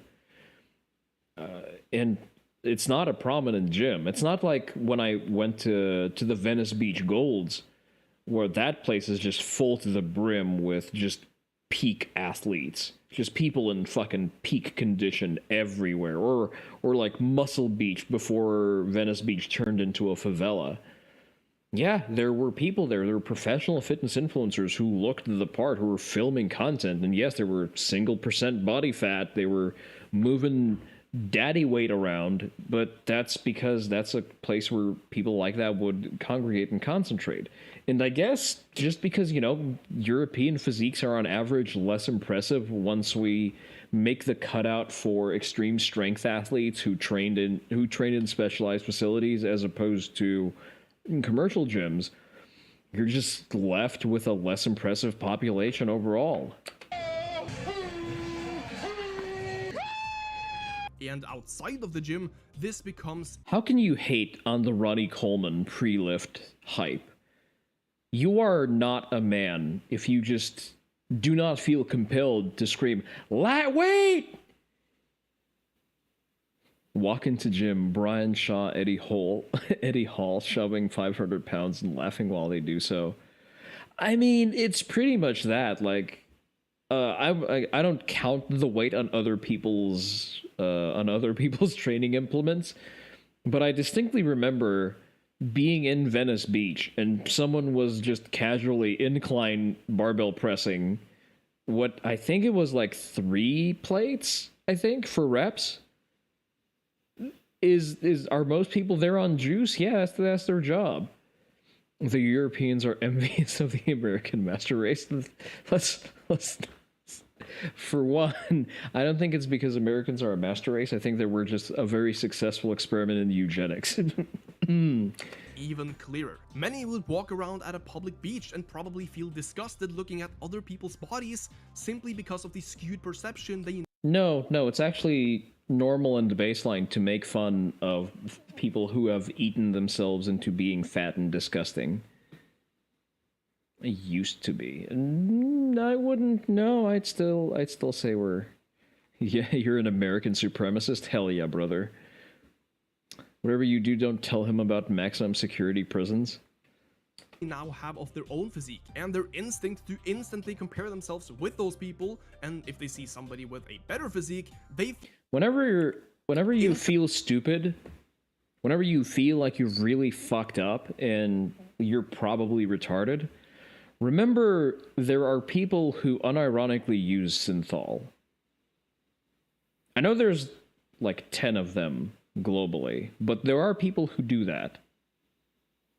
Well, probably 5 now that some of them have died. Instantly compare themselves with those people, and if they see somebody with a better physique, they feel insecure or start coming with coping mechanisms for why they don't look like that. It is... Sounds like a skill issue, my man. It's insanely toxic to your mental health to constantly think like this. What the fuck is synthol? Oh, my sweet summer child. Welcome to a fitness tubers stream, I guess. Synthol doesn't have a determined content, but it is usually some combination of synthetic oils that retards will inject into their limbs in order to create hard cysts in between their muscle fibers in order to create the appearance of larger musculature, as opposed to just lifting weights and inducing hypertrophy naturally. And even though we're also in a public health crisis with obesity and lifestyle-related disease being on the rise... See, like, I feel like if you're aware of the obesity epidemics and the overwhelming prevalence of sedentary lifestyles, I think that the body image inflation, the alleged body, what was that fucking British twink calling it? Physique inflation? The alleged physique inflation is really not a problem at all, and even if it was a problem, it's not even in the top 10 of ones we should address. If anything, if we gas enough people into being self-conscious about their appearance, maybe then the obesity epidemic will actually start, receding. And it's commonly toxic in addition to actually hurting your muscles long term. Yeah, pretty much. You do actually become weaker even short term because your muscle fibers can't contract correctly because there is a fucking cyst around them. The gym and fitness community can help combat this, but it's never about health. It's rarely about functional adaptations, strength, endurance, or just doing something. It's mostly about looks. Do a lot of your friends Oh no, who would have thought that maybe social media is a visual format and you therefore need something that will exist in a visual format? Oh god. Or fellow gym bros take steroids here? Most of them. And I think that focusing on something so subjective that doesn't even have an objective measure of improvement. No, there are very objective, hard numerical measurements in assessing physiques. There's body fat percentage, there's lean body mass, there are strength numbers that you can very accurately measure. There's a ton of very objective things that you can track, both in relative and in absolute terms. Relative being the dynamics that you see in your own training. For example, I set out to bench 315. I've programmed a bench-focused lifting regimen with a calorie surplus. I benched 315 with roughly one RIR, and I went into a cut to then pursue. So I've reached one measurable goal, and I then went to pursue a different measurable goal, which was cutting, to have like lower body fat percentage at a lower total body mass, which I'm currently doing. I'm still currently undergoing my cut because it is a very gradual cut because I need to lose like 10 more pounds. A kindly old maintenance man just offered you a free sandwich. You said no. It's literally that easy to not eat too much. Yes, putting the fork down is literally free. Putting down the fork is less expensive than eating. Isn't the way to go. Yes, if you look fit, then you most likely are fit. That's a general statement. But looking fit should merely be a byproduct of that fitness. Not necessarily. It's a big component of mate signaling, for example. I mean, someone who would pursue this line of argumentation probably doesn't have enough free testosterone to even prioritize mate selection or mate attraction. So maybe that's a moot point for you, my guy. But generally, visible physical fitness also serves to signal to the opposite sex, and it actually improves the quality of your social standing as well. Not the goal. As much of a meme it has become, hybrid athlete training or strength sports can be a lifesaver for this sort of stuff, because it teaches you that your body isn't meant to exclusively focus on visual appeal, but also to use it for something. Heck, if you... I mean, the only sport that I'm aware of that focuses on visual appeal, quote unquote, is bodybuilding. Because, you know, it's sort of the point of the sport. You've been training for 5 years or longer properly, then chances are you are nearly maxed out on your natural muscle building potential. Wait, run that by me again. For something. Heck, if you've been training for 5 years or longer properly, then chances are you are nearly maxed out on your natural muscle building potential. 5 years or longer? Training for 5 years or longer means you're maxed out on your natural muscle building ability. Holy low testosterone, Batman. What the fuck? Apparently, I imagined putting an entire plate onto my deadlift well past the age of 30. I shit you not. Holy fuck. Sir, have you met Sylvester Stallone? That man repeatedly increased in size. Yeah, exactly. Well, for one, I think Stallone is on juice. I don't think Stallone is natty. But here's the thing. I know I am natty. I've made my best gains after turning 30. The best gains I have made is... The best gains I have made were after I have become sort of financially stable enough to have a consistent training regimen, coming off of very rigorous and high-quality combatives and lifting. But my best, like, just dead-ass strength and hypertrophy gains were made after 30. And not only that, that's not just, you know, in a vacuum after 30. That was after... When did I start lifting? I think I started lifting in 2006. So I am coming up on 20 years of consistent strength training. And Wait, no, fuck. No. I started lifting in 2003. So I am past 20 years of consistent strength training, and I am still making linear progress within mesocycles that I undertake. I am lifting for more than 20 years, and I am still putting increasing numbers on the bar. So, brother, I guess get your fucking hormone levels checked. Being 5'4" and physically fit did not make a very selectable mate. That's why you became an ugly bastard. Now you get to select your mates.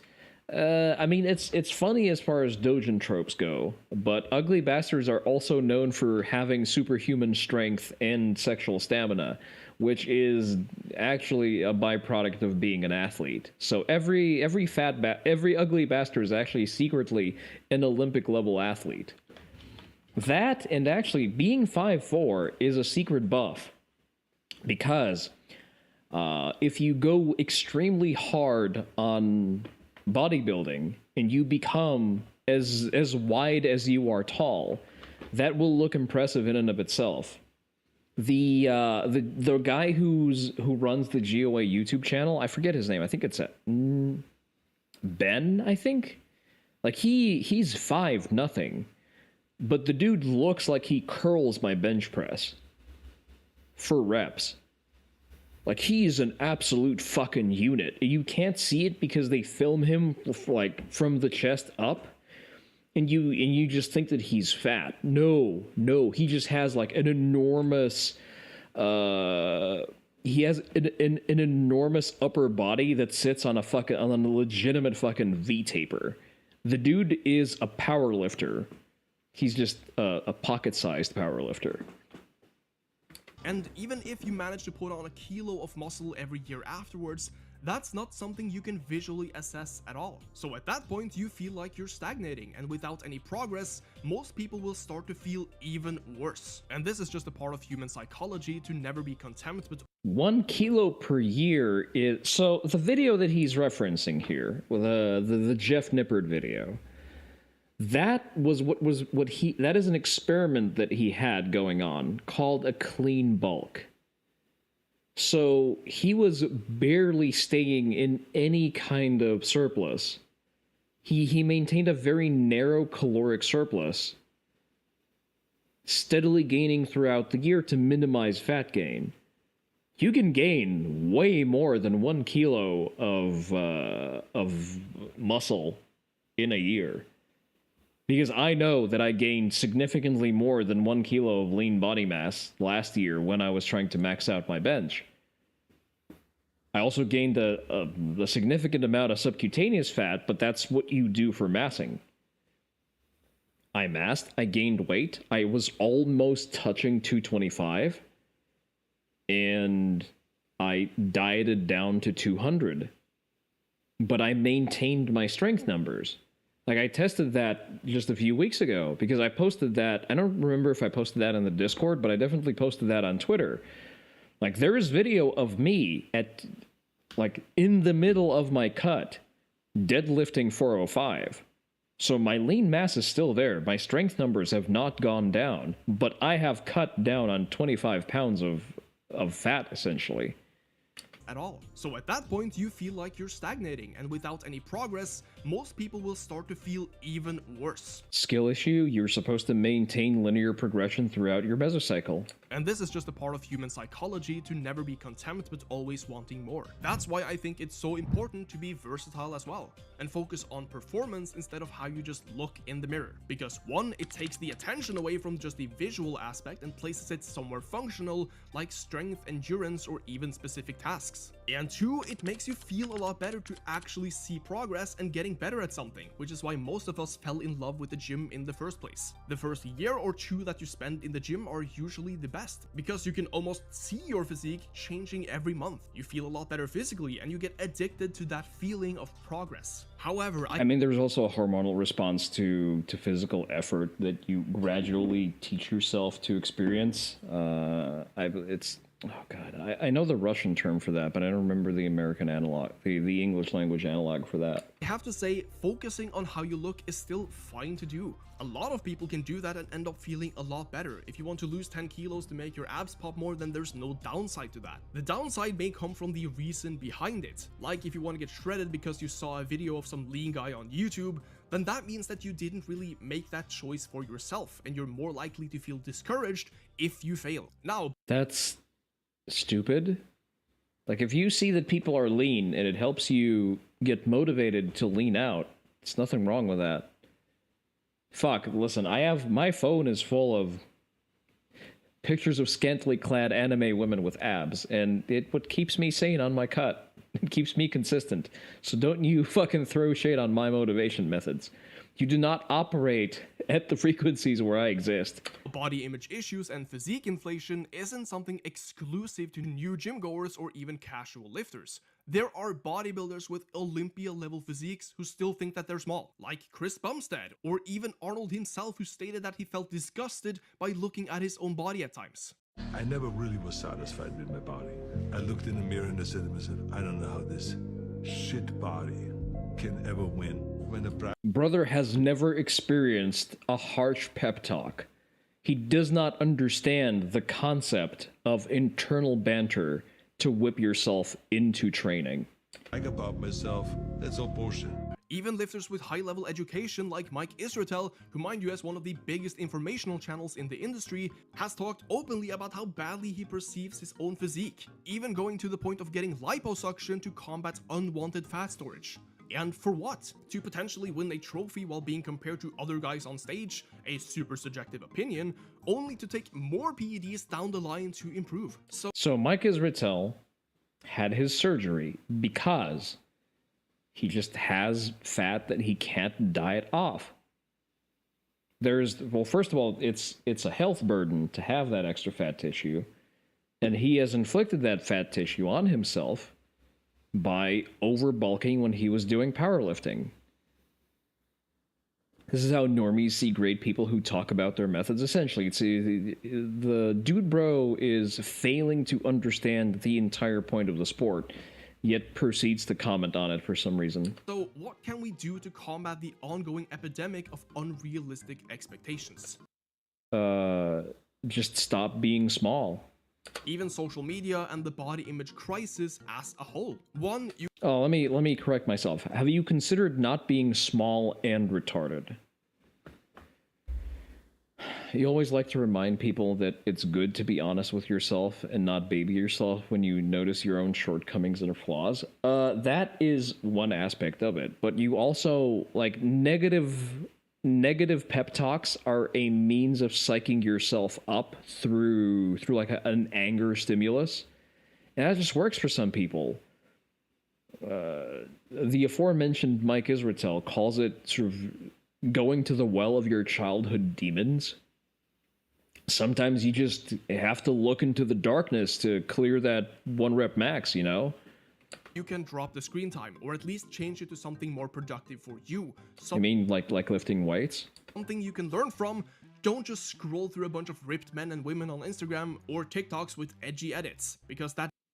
I don't think I have any ripped men or women. Well, for one, I don't use TikTok. I guess I sort of cleared that challenge at that point. The social media that I use most prolifically is going to be Twitter. That doesn't give you anything. To focus on performance. And my Instagram is mostly Japanese food, cats, and gun stuff. So, skill issue. I guess stop being gay and looking at other men on Instagram. Instead of your looks. Sure, it's okay if you want to gain muscle or lose fat, but make sure you understand the reason behind it and look at your own physique more as a byproduct of what you're doing in the gym and not the end goal. But if you want to do bodybuilding, the physique is the end goal, and your training is supposed to be designed around addressing the shortcomings of your physique. That is stupid. We control every... And 3, learn to realize that social media isn't real life. Now, I literally work with social media, so it's a bit of an oxymoron to tell you to use it less, but at least realize that what you're looking at isn't comparable to you, regardless of whether or not a person is natural or on steroids. They're not you and you're not them. You need to find your own motivation and not look Exactly. I'm better. towards everyone else's, especially if that someone else is a random influencer whose only credential is flexing. If you look at a fitness model like Jeff No, their credential is the physique that they were able to build. Then you need to examine how they built that physique and whether or not anything they have to say is worth listening to. Or if their advice has actually done anything for you. Because, like, Mike Israetel has not had great success as a bodybuilder. However, he has trained people who have had great success as bodybuilders, meaning that his understanding of training methods is actually very good. And as I've applied the methodologies that he explains on Renaissance periodization, I have seen consistently better results. side and say, yeah, I want to look like that. Then after a year, you realize that you're falling very short. Then it's great if that was the initial push that got you to start training, but your focus should change based on what you enjoy. Maybe you found out that getting stronger on bench was more fun, or training for a tough mountain climb or other physical exertions. Now, in the fitness and gym community, we all like to look for optimization strategies by tweaking minor details in our training and dietary regimens, aka science-based lifting like what Jeff Nipper does, and that's also fine if that's what you get enjoyment out of. But I would argue for more than 90%. Enjoyment is a female-brained motivation structure.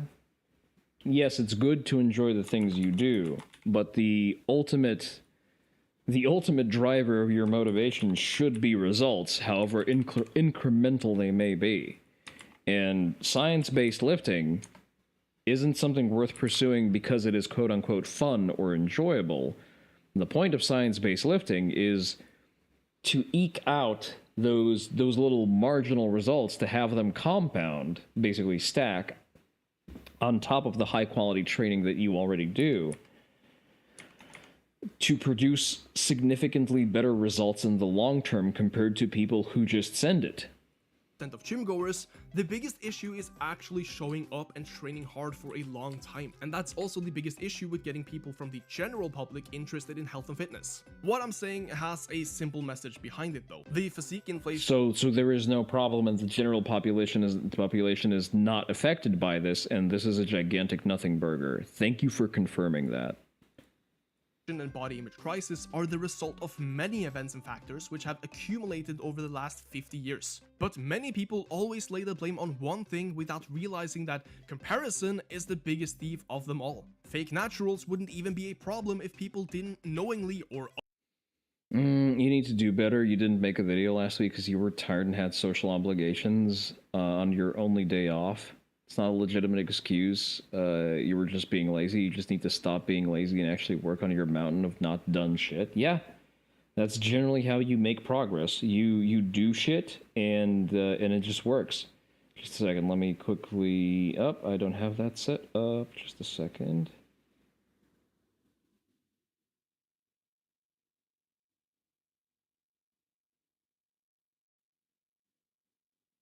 I have to respond to something there. But here's the thing. Usually it's up to you to understand whether or not something was you objectively skipping out, or if there were sort of external circumstances preventing you from doing something. Like, I was absent from streaming for, I'm going to say, the better part of 2 weeks. Because I was traveling. I was just physically removed from my streaming setup. And it was just not feasible for me to operate and work on any of the media, on any of my backlog. And I had like a big stint of physical activity last week where I believe I averaged like 3,500 calorie burn for the last few days. And yeah, the following day I just wanted to go to sleep, and that's normal. And I understand there are going to be objective reasons to sort of moderate your effort. But at the same time, you are also in control of knowing whether or not you are bullshitting. Just a second. Let me quickly work through this. Hell yeah. I'm just buying the new thing. We're going to install that probably on the portable drive. Like, it's a 3 gigabyte game, but still. Okay, so while that's downloading, we're going to keep watching the slot. Compare themselves to those people, and then feel pressured by that comparison to take their advice, buy their training plans or supplements. But if they rather focused on their own journey, they might seek a professional instead of an online influencer. If they were interested in something like supplements, they might research it and find out what works instead of relying on an influencer to tell you what to do. The whole So things you're supposed to do anyway. gym journey becomes a lot easier when you realize that it's your body, your goals, and your life. And you can do whatever you like about it. And yes, I believe everyone should take care of their health and exercise because of all the individual and societal benefits it has, but to do so within reason and ideally because it makes you genuinely happy. Holy crap, I do feel like a philosopher at this point, but you guys Nah, you're actually cooking nothing there, my guy. get the point. I've been on fitness YouTube for what, 5 or 6 years now, and I really want to thank you guys so much for supporting the channel and supporting my endeavors with coaching and my online. Dude bro runs a fitness YouTube allegedly, but has to Photoshop himself out of his mind on every piece of static imagery that he uses for himself. Interesting how that works out. Clinic, and supporting me throughout the years by commenting and liking the videos that I publish. Heck, even critical comments are always welcome so that I can see more sides of the story and improve the content for you guys. I think the biggest point that this drives is that being small is a state of mind. All 6 of his brain cells were working very hard for this video. Yeah, you can see that. Okay, so apparently there's a kerfuffle in the Guilty Gear community. I'm not sure what the difference is between the Guilty Gear and the Strive community. They insist on being different, and I'm not going to delve into that. But apparently people don't like the pretty lady from Edgerunner. Guilty Gear players strongly dislike any character that's not their own, but what about guest characters? When Lucy from Cyberpunk Edgerunners was announced along with Dizzy, Venom, and Unica at EVO 2024, people were quite shocked, as she is the first character in a Guilty Gear game ever. But since Wait, but wasn't 2B a character in Guilty Gear? That was like more than a year ago. her release was so far from the announcement, people didn't really think about it too much until a certain game announced certain characters. Any questions? I have a question. Ready to lose?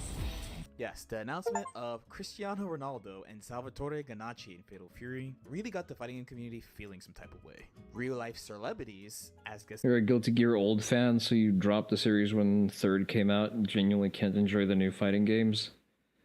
I have no frame of reference. I've never played a Guilty Gear game. Characters in this game got people talking about the concept of a guest character in general in fighting games, especially with clips like this one going around. The special moves, of course, they are strong, like me. Luckily for us, Isn't that guy married to a former escort? Lucy falls in the fiction category. Cyberpunk 2077 is a video game after all, but she's from the anime in particular, which is much less common, I would say. Regardless, guest characters are always a spicy topic for fighting game players. Now, Guilty Gear is not a crossover fighter. No one really has problems in crossover fighters like Marvel vs. Capcom or King of Fighters or in like Smash Bros. But at least in a more traditional fighter or even an original IP like Guilty Gear, let's say, there are 4 main problems that guest characters bring to the game. So of course it's me, so we have to start with playstyle. How is the character going to play? A really big thing about guest characters is that developers really try to recreate what the character does in their source material. But Cyberpunk Edgerunners is an anime, not a video game. I personally have not watched this anime, but friends tell me she fights with a whip, but it's like not a whip, but it's like a whip. And they've cited characters like Scion, Eltnum, and Lassia from Melty Blood, or Phonon from Uni as potential characters to look at to... Lucy doesn't do a lot, so this mystifies you. She's a pretty anime woman. Like, if something would have got, like, how should I put this? 2B being added to Guilty Gear almost had me pick up Guilty Gear just for the prolonged ass shots. to think of like how she could play. I think Lucy's utility is about the same. Now, as someone who's played both these games, and they added vote on to Under Night long after I stopped playing Under Night in Birth, but Sion is from my first fighting game I've ever played, Melty Blood, and I wouldn't. These ice cubes could have been a thankless bed for an all-you-can-eat salad bar. Really call Sion a whip character. She's honestly closer to a Shoto than a whip character, frankly. But who cares? You can design any archetype around any visuals. So is Aisha Clan, and she has a nicer physique, but now you're being petty? Okay, I don't know who that is, but, you know, more power to you. She does have attacks with the whip, the Etherlight, I believe is called. Moves like her 2C and her 214 series. Her DP uses the whip, but... 2B is the protagonist of a combat-focused game. Lucy isn't much of a fighter.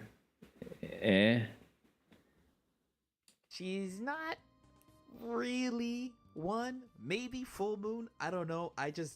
When I think Sion, I don't think of like Ivy from Soul Calibur even. Where Phonon, to me at least, has a far more defined playstyle around using the whip. She uses her weapon and a projectile to create a pretty dynamic mid to long range playstyle. Now, it could be rough to bring a character from one fighting game to another. Here's the thing. Negan is a TV series character, but he was brought over to Tekken quite successfully. I have gripes with the balancing of the character, but not with his design. I think he was pretty well designed, and he doesn't do much there. Like, he swings a fucking gnarly looking bat, but other than that, he just plays lots of politics. So it's all an issue. He didn't belong in Tekken. See, no one actually had that reaction. People were fine with Negan being in Tekken. He stood out because his features were more photorealistic, because he was modeled very closely after the actor.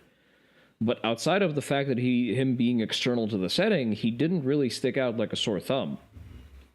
For example, Clive, who's in Tekken 8 right now, he sticks out because he's an unbalanced mess. He's made for Flat Zero Encephalogram Final Fantasy fans to enjoy Tekken, a game that is supposed to rely heavily on legacy skill. And if Clive was designed well and balanced well, then the Final Fantasy fans wouldn't have fun because they would have just gotten their ass blown out every time they attempt to play. In a previous video I made about guest characters, I talked about Akuma in Tekken 7. So Akuma fights with his fists, so fitting for Tekken, but they ported his kit to his Street Fighter 4 style kit. So he has a Street Fighter 4 meter, he has FAD. Clive blood pressure spikes. No, Terry, you don't play Tekken 8. What the fuck do you mean? He's got the 2D style jumps. And for a game that's funny enough to say, it's kind of about mids, having 2D style tools really shook the game up. Yeah, and it was also cool because Akuma basically required that you never touch grass in order to play him optimally. And you had to become an extreme character specialist to juice his entire potential. That's why now Super Akuma is basically a non-entity in Tekken. Because he hyper-focused on Akuma, he milked the S-tier character that required a significant amount of work to pilot, and now he fell flat on his ass with Tekken 8 because none of his kit carried over. Such is the curse of guest characters. You don't have to touch shit to generally dislike its presence in the room. That's fair enough. Famous Akuma moment that people really like to reference. Now, I think in this case, actually, it's slightly good that they don't really have a game to reference so that they can somewhat make an original fighting style for her. ASW is pretty good at making references to the source material, but also having characters to have a playstyle that makes sense. I mean, you could just look at Dragon Ball FighterZ, the entire game, as an example, I would say. Now, the next problem people tend to have is the temporary nature of the character. This is not one that I think people typically think about in the moment, but the character is a guest. They're not from the IP or whatever. So there's not really a guarantee that character is ever going to come back in a future iteration. Yeah, you pay the guest character tax. Outside of maybe developing your fundamentals and a general understanding of matchup knowledge, Yeah, if you commit to a guest character, shit out of luck, you will have no legacy carryover into the next game.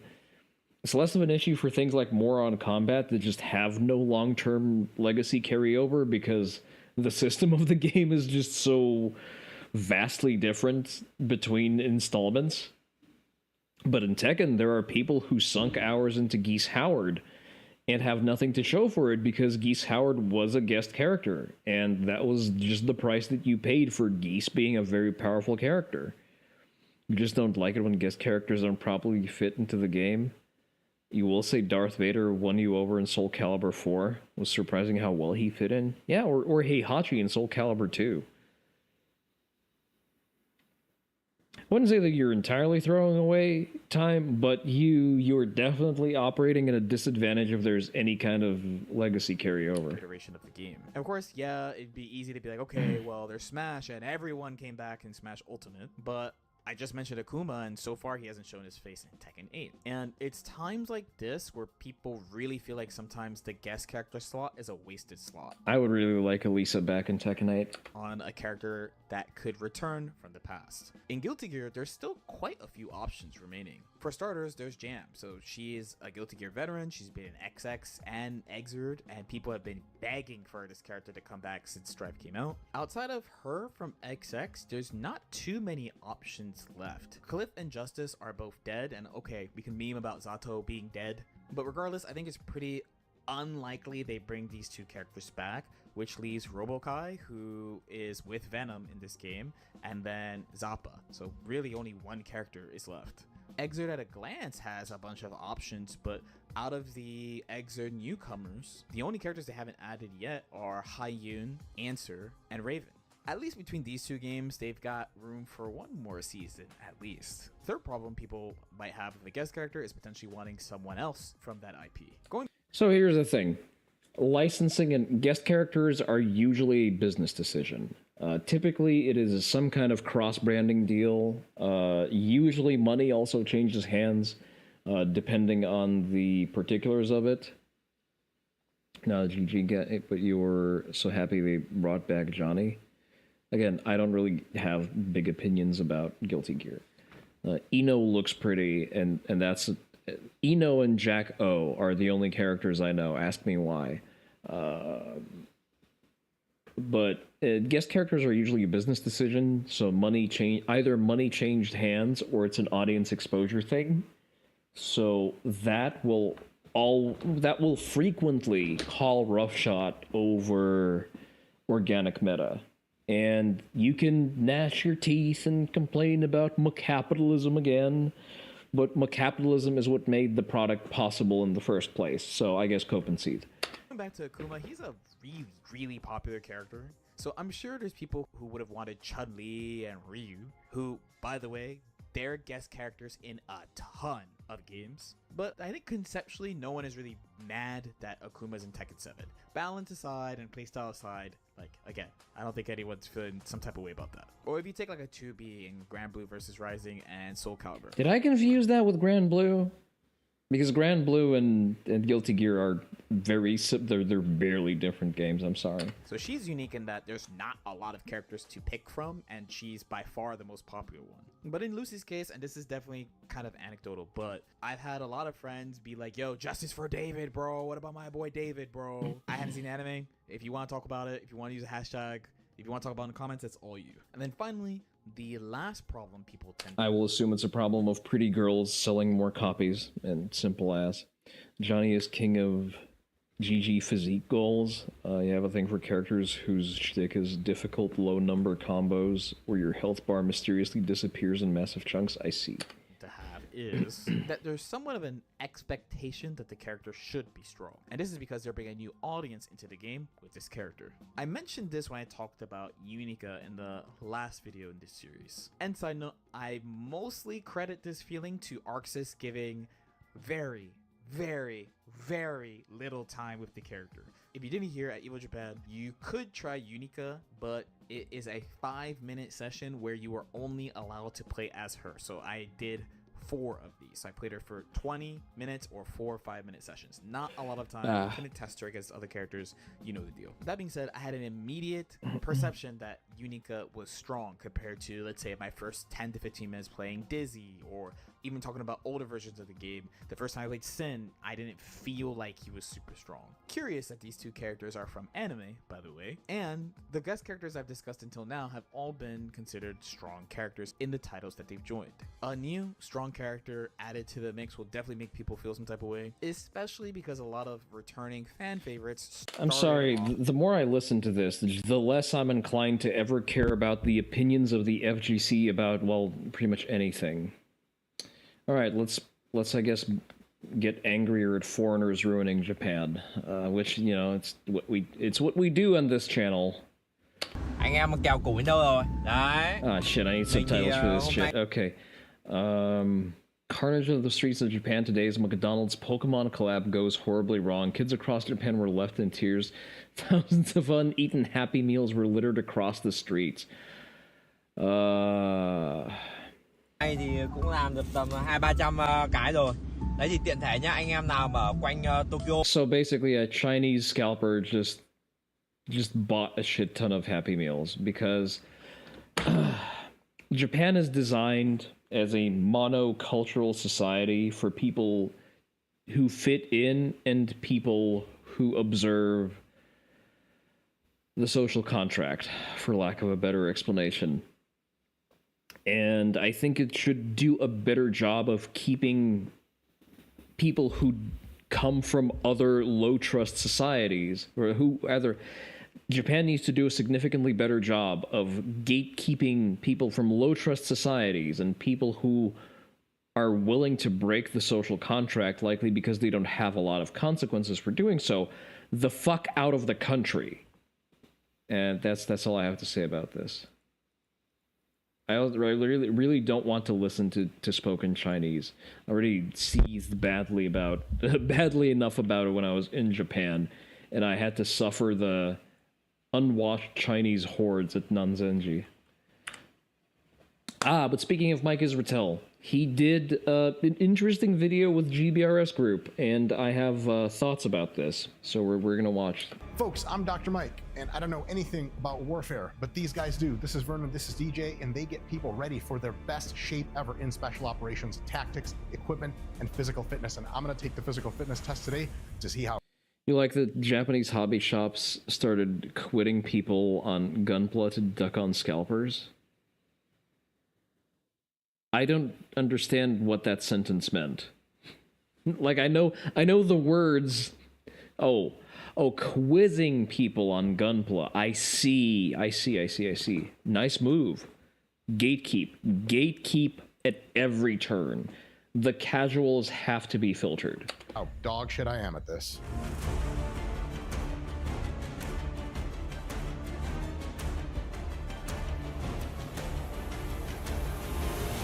Thank God somebody's defending America, not me. This shit is hard as f***.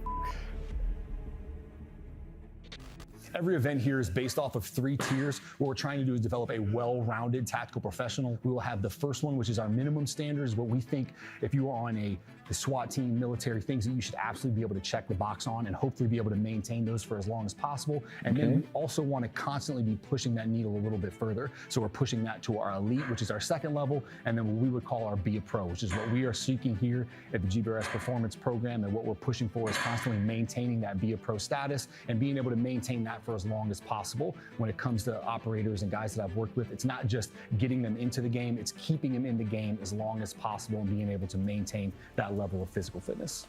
I agree with that 1,000%. I think that a lot of the people in the gun space are very complacent about their fitness. They get very defensive when you bring up the subject of, grappling, weapon retention, being able to walk up a flight of stairs without being out of breath. About 70%. Load in. What you want to do is save hundreds when Liberty Mutual customizes your car insurance. That's great, but can you ask? That was an impressive fucking jump. So, this is going to be a theme throughout the entire video, but I feel like Dr. Mike, for some reason, is sandbagging a lot. Like, I understand that as a bodybuilder who comes from powerlifting, he's not sort of conventionally athletic. Oh, yeah, that's the thing. So he just saw what optimal technique looks like, and he 100% has the movement intelligence to replicate at least some semblance of that same jumping technique in order to make a full-hearted effort for a nice long jump. Like, I just know that is the fact. So he is, for some reason, very badly sandbagging it, and doing so in a pair of low-cut Vans for some reason as well. All right. So that was like nice and easy. Okay. For your command, right? I respect it.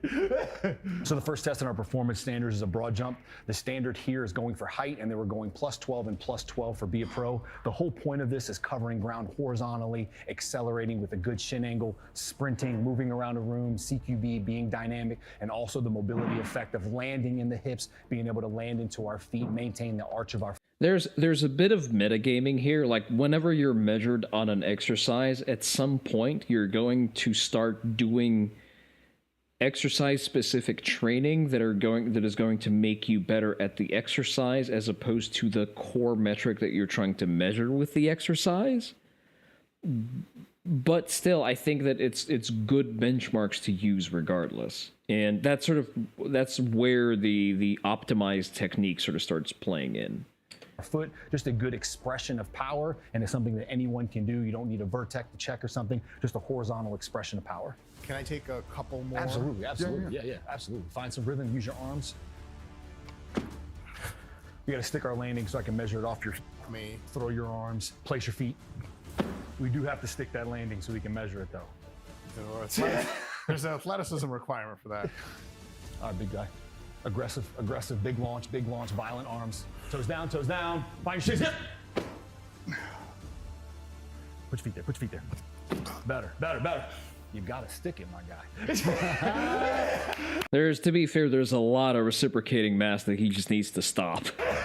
It's like the forward momentum keeps going, I guess. Big load. If he threw his feet just a little bit more to sort of make use of more of that forward momentum, it would also be easier to stick the jump. There we go. 5-4. Big arm swing. Load. Get. 9-4. DJ had a 9-4. Mike had a 5-4. I'll get that standard. Ooh, there we go. There you go. There we go. Isn't that 5.9? Minimum standard. That was a very unathletic 5.9, but I'll give it to you, man. That was 5.9 nonetheless. That's what I'm known for, baby. 5.9 nonetheless. So Mike did hit it.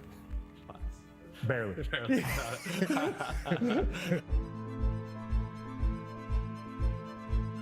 What we got here is for the trap bar deadlift, we're gonna go for 5 reps. The minimum is 1.5 times our body weight for 5 reps. Elite's gonna be 1.75 times our body weight for 5 reps. And then Be a Pro, which is what we're all aiming for here, is 2 times our body weight for 5 reps. Like, how are you feeling about this one?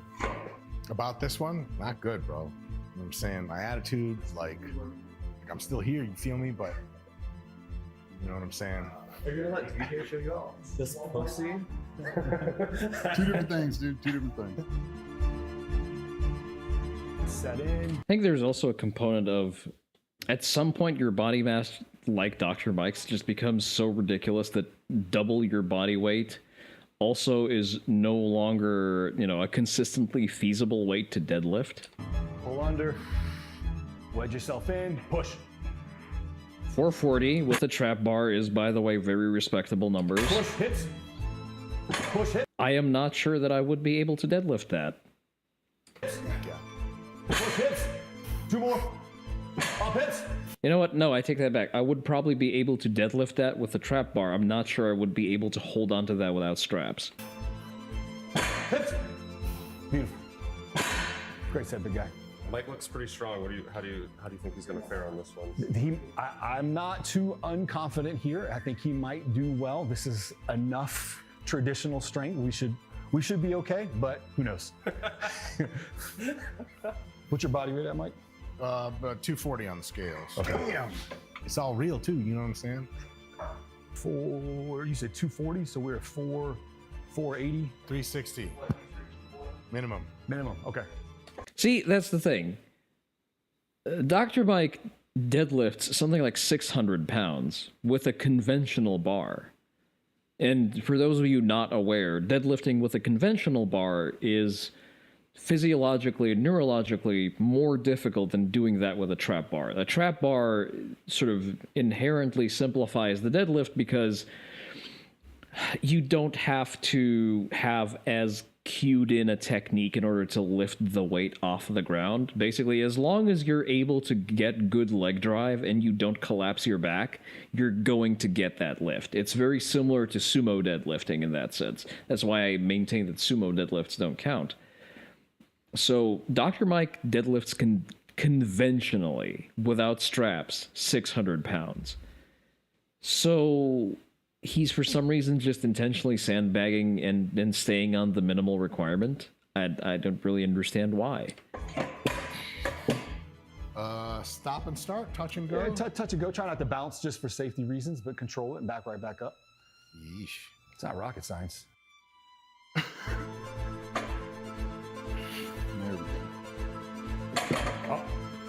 Another thing is, and that's going to be a recurring theme, he's for some reason doing bodybuilding technique. Bodybuilding technique being an extremely emphasized eccentric, because Dr. Mike is very big on that lengthened controlled eccentric because it's better for hypertrophy.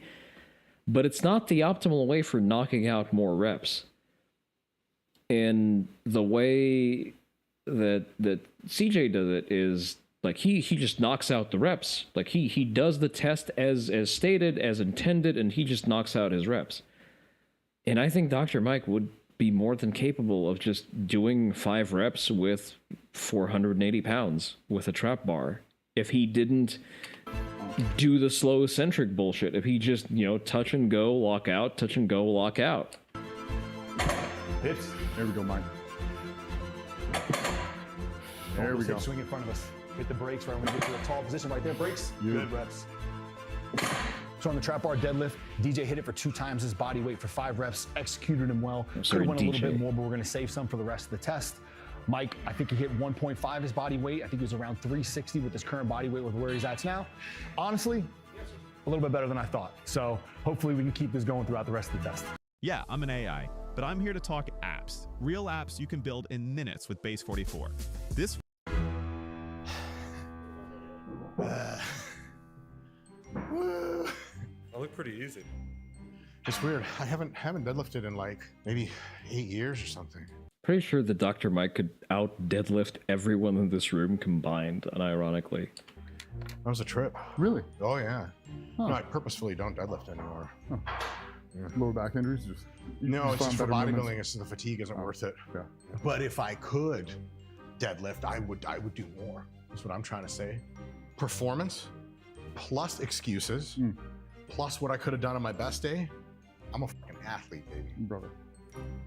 Any guy with that much is as much mass as Mike who pretends that they can't do at least for 50 aggravates you. Like, I know for a fact that he can rip that. So here's the thing. He is so relaxed with the weight that he was given that he can afford to do an accentuated slow eccentric.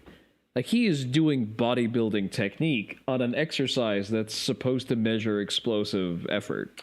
Amen to that. Whatever you said. Next, we probably got the most traditional movement when it comes to the military training, a pull-up. The shoulder joint is a joint of punishment in the tactical population, whether it's come all the time we spend in the front leaning rest position, holding something overhead, holding a dip bar, pull-up bar. So just being able to be functional overhead, good movement of the scaps, good grip, good forearm strength, all of those extended long positions. Our minimum here is going to be 10 pull-ups, elite's going to be 15, and Be a Pro is going to be 20. We're looking for eyes above the bar and a good descent all the way down to the bottom. All right, DJ. Nice stud. Here we get it. So, you're going to be chanting 0, aren't you? I'm already chanting 0, honestly. So here's the thing. For the standard of the test, they require eyes above the bar. The bodybuilding standard, and the standard by which I count my pull-ups, is chin above the bar from a dead hang. Way down to the bottom.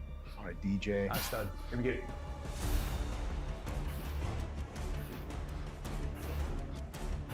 So we follow the rules of the test, and by the rules of the test, he's racking up his reps. From a bodybuilding standard of a pull-up, yeah, that's 0 reps. Mike, by the way, knows that. 13, 14, 15, good rhythm. 16, Yes. 17, 18. Like, with that technique and that much body English, I'm pretty sure I can go and do 20 right now.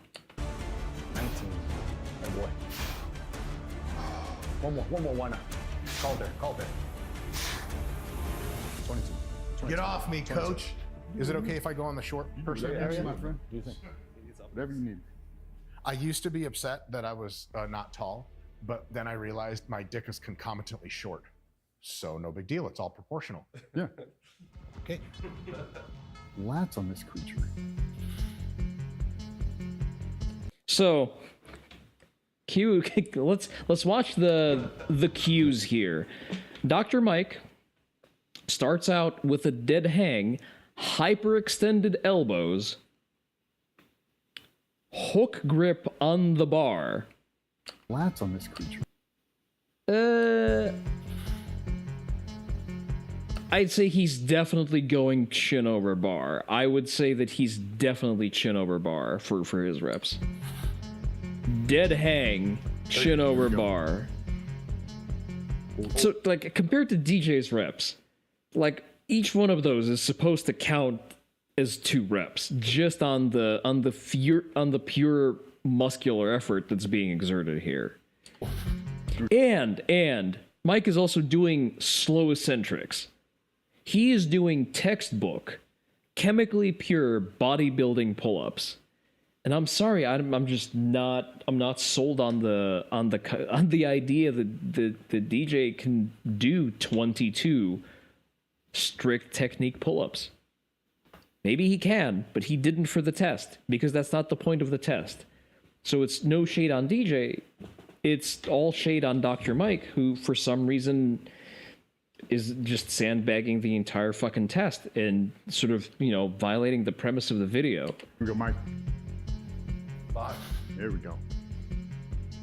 6. Beautiful. Like, he's spending 3 times the time of a rep in the eccentric. He's doing back hypertrophy work, not racking up reps. 7. 8. 9. Get it? 10. Oh, here we go. And he also has at least 3 in him, even with that technique, but he falls off the bar at 10 when he hits the minimum. The point of pull-ups is hauling your ass over a sheer ledge. If you're not getting your chin over the edge, what are you even doing? Again, no Cherry, we can nitpick the test design, but the terms of what counts as a rep for the purposes of the test are determined. And I don't understand why Mike goes so extra with the technique, and even then he still sandbags the reps. Nice, dude. That's more than I thought. Yeah. Nice. You don't do pull-ups often. All the time. Okay. I do them more or less like that. Yeah. Like a 2-second eccentric and a dead hang. Yeah.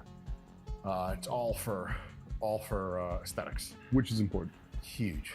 I mean, aesthetics matter. Like, presence matters. When someone walks into a room, especially in tactical profession, like, it'll de-escalate a situation when someone walks in a uniform and they look like they're capable of doing something, versus someone that's not, and everyone's like, oh, I don't feel comfortable now. And we joke all the time. As small as he is, with as much upper body as he has, he looks like a 30 count man. I can see that. I can see, well, 30, you see, again, to do 30 pull-ups, it's feasible. 30 pull-ups is the benchmark of people who specifically train for pull-ups. Like if I do a pull-up focused mesocycle, I can rack myself up to 20 with good technique, which I've done multiple times. But since I don't really do pull-ups as part of my regular lifting, just because, you know, it generates a shit ton of fatigue, my grip gets enough work from me doing high rep deadlifts. It's just not something that I dedicate a lot of time to. So I end up just staying in the space of doing 10 counts, but I do the 10 counts with slow eccentric, dead hang, and to chin height. So I wouldn't say that he probably does 30, just because he is also very heavy. He is 240 pounds. So you've never been a pull-up guy? I mean, pull-ups suck to do, although they're also important to do. You know, training your back is a very good injury prevention strategy. But the thing is, I'm almost 100% sure that Dr. Mike could have knocked out 20 with the acceptable technique standard of the test. Like, if there was a fire in my house and firefighters showed up and they were jacked, I'm like, yes, my dog's upstairs. Yeah. Versus someone that's like pulling up their pants and walking in the house and it's like, oh my God, maybe I should go back in my house. Yeah, for sure. Yeah. You knew Ronnie Coleman was a cop. Can you imagine that dude pulling you over? License registration. Uh-huh. Yes, sir. Yep. License registration. Like, you don't have to be Ronnie Coleman, but I mean, you see some of these Or a woman cough, yeah. dudes. We got him in Virginia Beach. Like, you see him on the side of the road, you know, pulling somebody over. I'm like, oh, you better hope you don't piss that dude off. Like, Yeah. he looks like the end goal. Ronnie is on record saying he was looking to fight people as a cop, and it never happened. He said it never happened because every time he would show up, everyone's like, ah. You see him? Like, I'm not messing with that dude. Yeah. Just finished the pull-ups. Mike hit 10. That is our minimum there. 10 is minimum for standard. 15's elite. 20's be a pro. DJ hit 22. Had a couple in the tank, but we still got bench press. We still got farmers carries. We still got a run ahead of us. You did grip strength, bodyweight exercises, and some Chinese martial arts conditioning. That is a good start. I still advocate for resistance training for everyone, without exception. You need to lift the heavy thing just to function properly and for your body to operate and in its optimal condition.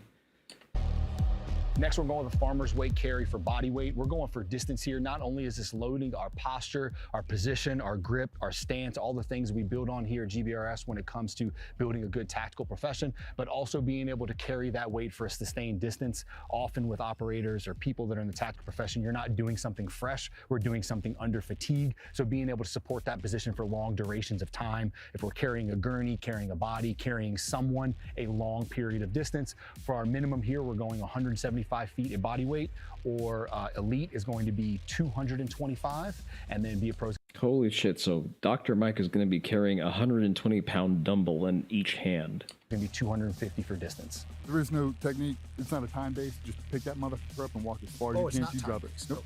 But I will say, the slower you walk, the harder it is. Yeah, 100%. On you guys, same time, so we can compare you two. Why not? Let's hit it. Safely up. Let's go. Lock it in, lock it in. They're walking roughly the same pace once we correct for the fact that DJ's stride is going to be longer because he is significantly taller. Good strong posture. If anything, I feel like we're Dr. Mike is doing like 1.5 step for each step that DJ makes. Nice and tall, nice and tall. Lock it in, lock it in, lock it in. Finish through, finish through. Good stuff, Mike. And he bails nowhere near to failure, by the way. Like, I can see him realistically going probably at least that much more. Just doubling that distance. You can't not remember World's Strongest Man and hauling hunks of I-beams from this type of thing. Yeah? More. I mean, farmer's carry is a strongman exercise, ultimately, because it does nothing for hypertrophy. Let's go, DJ. Okay, it's not correct to say it does nothing. It does little compared to the amount of fatigue that you're going to accumulate doing this. Attaboy. Reset. Yeah. Well done. Thank you so much. Most importantly, form didn't look too bad there. Stayed confident, stayed tall, no issues. Mike hit the standard, 175 feet body weight. DJ finished up a little bit further, be a pro. Now they have the great task of bringing them back.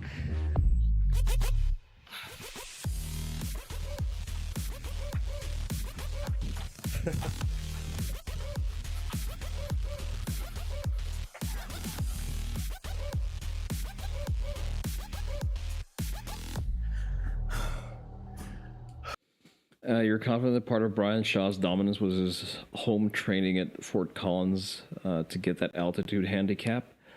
Altitude training does shit to you. I've experienced that firsthand. Like, you spend a couple of nights sleeping in that rare air and your body starts adapting. Fortunately, you lose that adaptation very quickly. Like, I've tried to milk as much of the mountain, the rare air adaptation as possible. It realistically peters out after about a week. How are we holding up in this? Alive, but barely. But I guess it also allows you to do more work acutely, so, you know, there's that. There's supposed to be a run outside for 800 meters. Now, around here in America, brother, we don't count in communist units.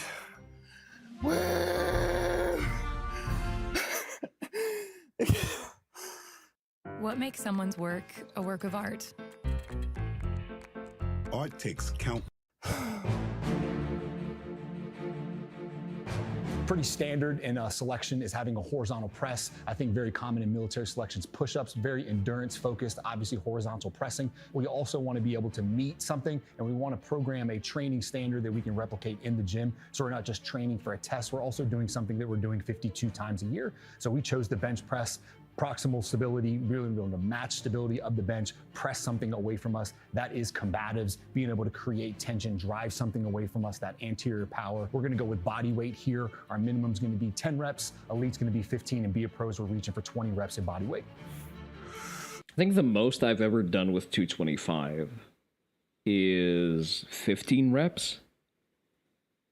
Mind you, I was not at 225 when I was doing that. I was under 220. Well, because I was never at 225 body weight. I would be interested to try to do that. But I feel like a reasonable standard of fitness for pretty much everyone is being able to bench press your body weight for 10 reps. If you can't do that, you are in shambles. You are profoundly unathletic and you need to turn your life around.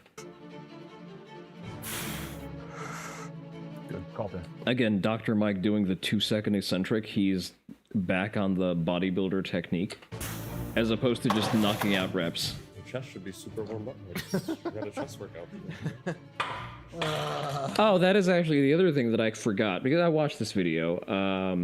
Yeah, Dr. Mike is doing this coming off of a hypertrophy chest workout.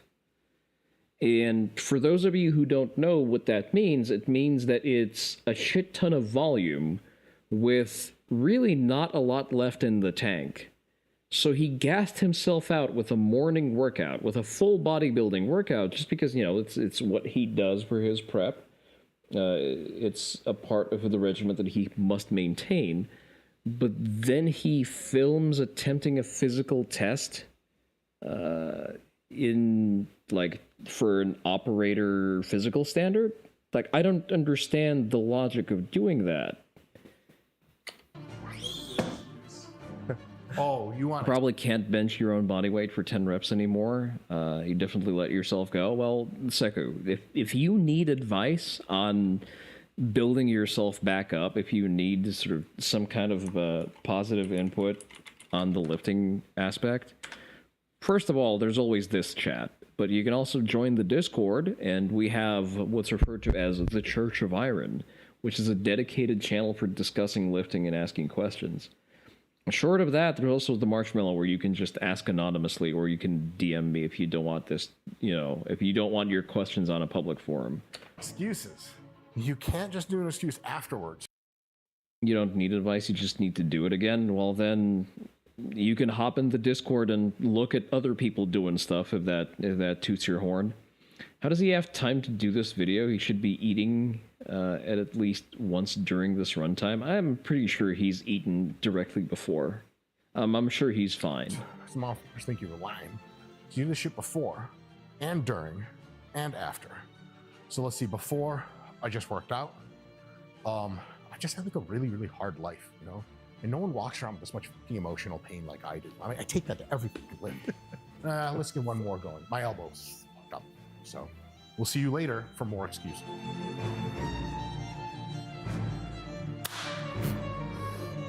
Let's go, DJ. Lock it in. Go. His ass is off the bench. So this is 0 reps. I'm sorry. I don't listen. I think it looks to me like he is arching, that there is not positive connection between his pelvis and the bench, and you are supposed to have that for good technique that actually counts for reps. You can, yeah, he's lifting his ass off the bench. I'm sorry, this is 0 reps. 4, 5, 6. And also, notice absolutely no control. Well, okay, there is control on the eccentric, but he's not milking the eccentric for 2 seconds like Dr. Mike is.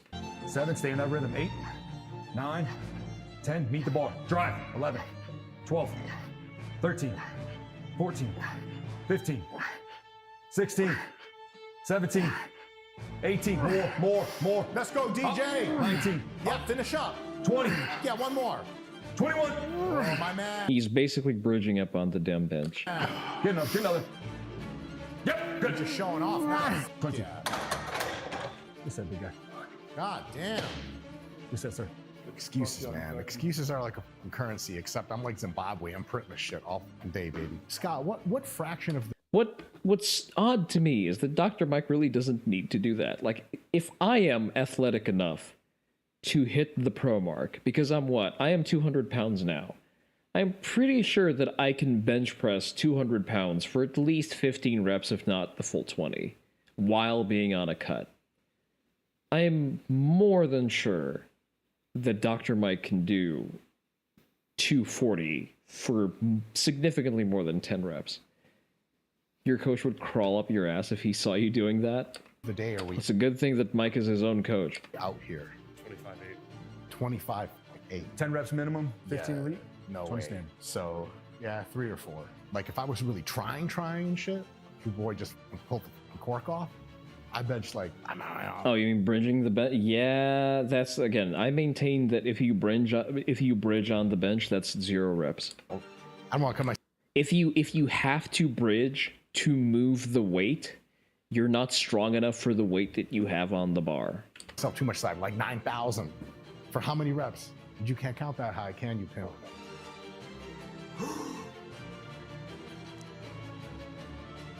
Again, what is with that slow eccentric?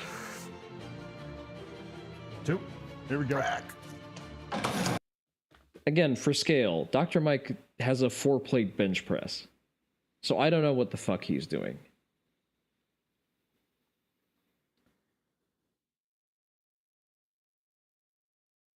You're so conscious about it that you worry about losing contact at all. Yeah, you're not supposed to lose contact with the bench at all. You're supposed to arch by retracting your scapula and arching your back, using your head and your shoulders as a consistent point of contact that pushes your pelvis into the bench. And then that is reinforced by good leg drive. And that's how you get that stable structure that enables your pectorals to express optimal effort in the exercise. We doing clusters, or you want to like? No, I'm done. Was that it? Like, does it count if I do it in clusters? No, sir. no. All right. Now, as promised, excuse time. I already used a few, but I remember them. So new ones. My fucking flux capacitor's out of whack. But I don't even have to say anything. Yes. Also, I just had surgery here. Leg drive. I can't use it. And to be honest, like, I'm just in a point, like emotionally, where like my ego is like pretty good. I just like don't need a bench press anymore. That's 3. And a surprising turn of events. Fuck it. Since we're already doing instructionals, let's explain this. Use Photopia for this, and I'm just gonna can I just have like a standard non-formatted thank you. There you go.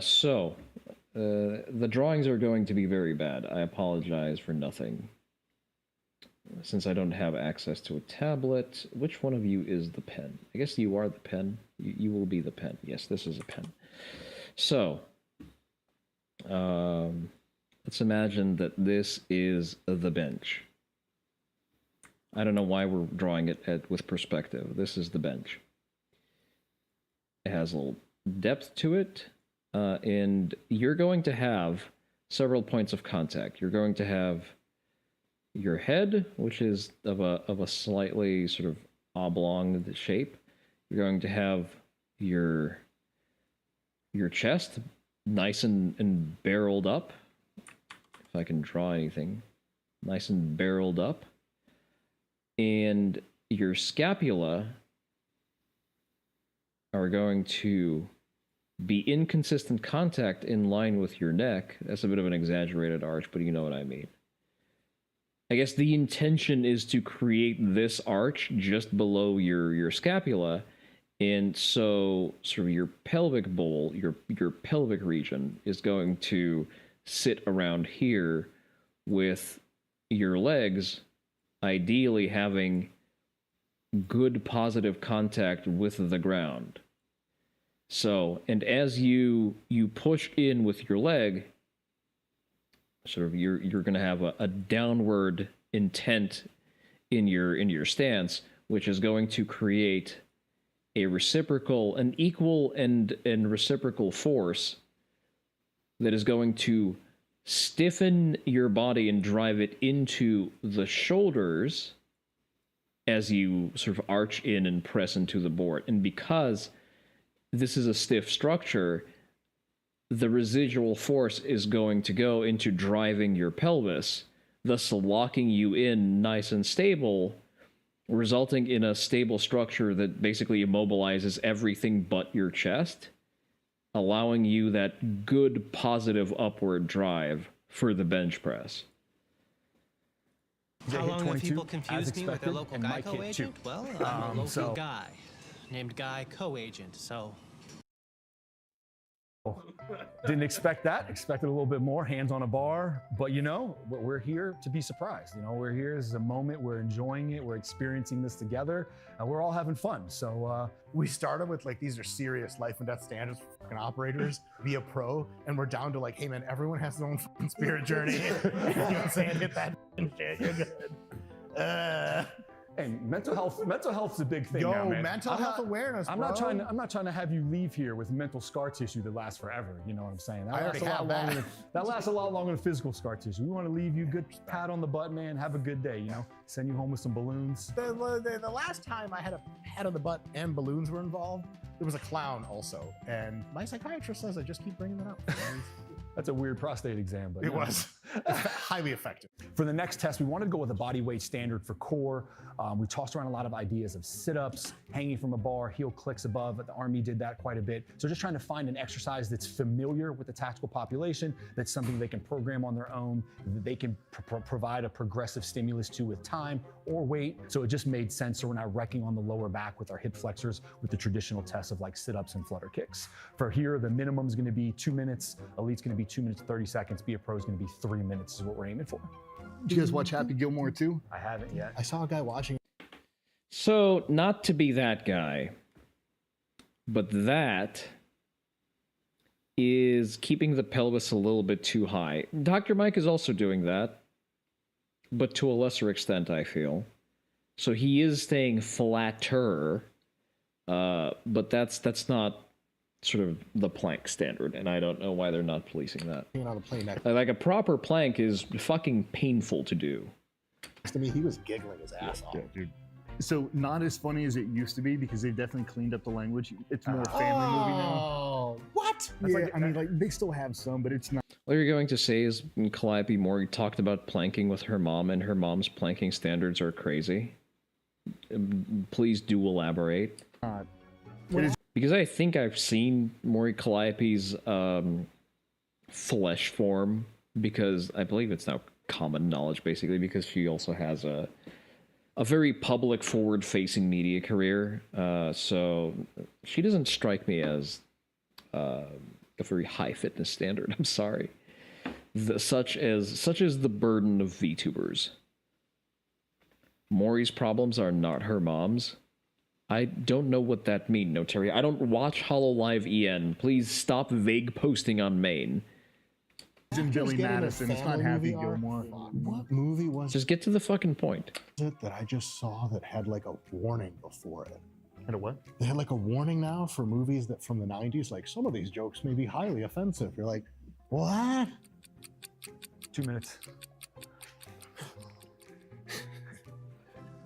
Her mom has probably ripped this shit for her age. Big if true, I guess. Gotta do it for both of us, man.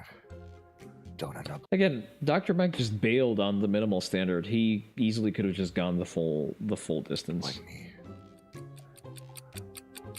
Rest, big guy. Yes. Mike hit 2 minutes, which is our standard. DJ went a little bit further, be a pro 3 minutes. I thought that was going to happen. Ready? Time starts! Running in vans. Enough said. Now!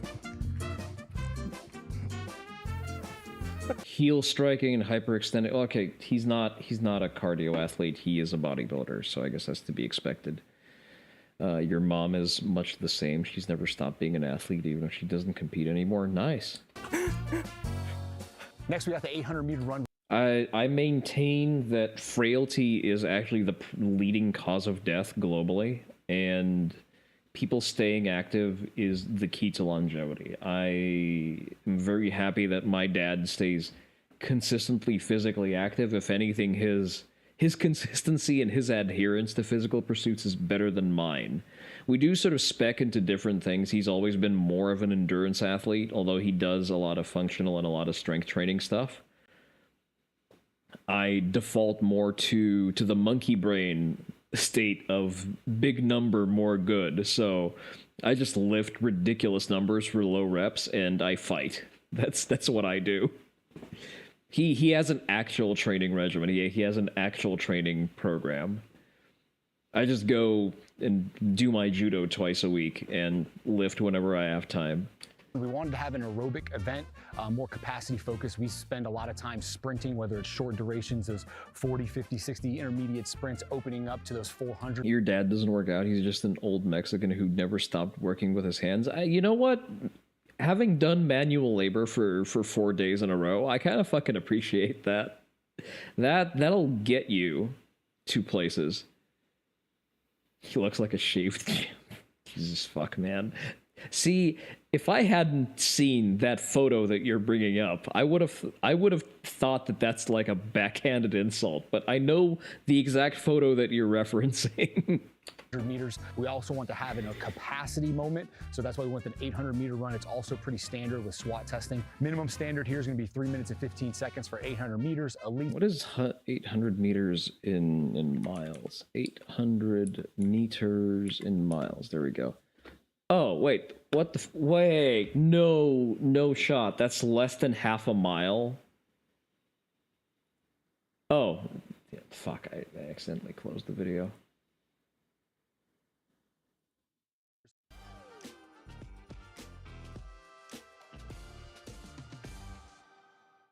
Disney Plus, Hulu, and HBO Max. Together for $16. Elite. Wait, so the standard is a 3-minute mile? Excuse me, a 3-minute half mile? What the fuck?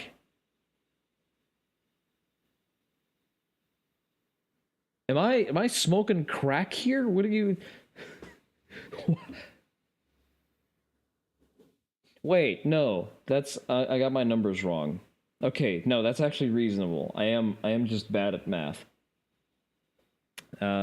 That's 60 hours of labor, 42 beers a week will due to some yeah. And listen, as long as it works and as long as he feels like he's nice and limber, I feel like That's worth pursuing.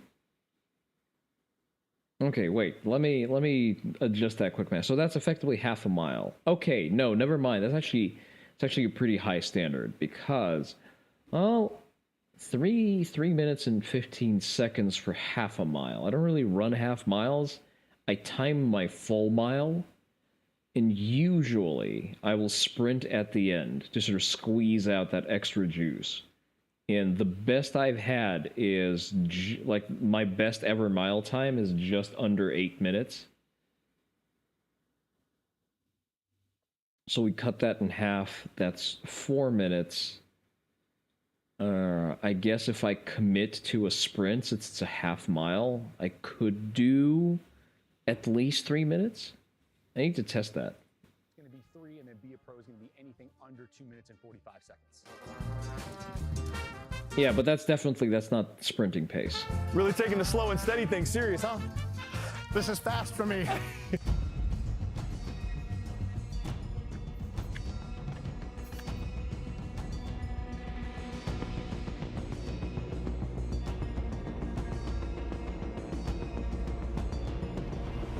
Running against the wind. They were running against the wind. Scott, you're doing God's work. My shins are gone.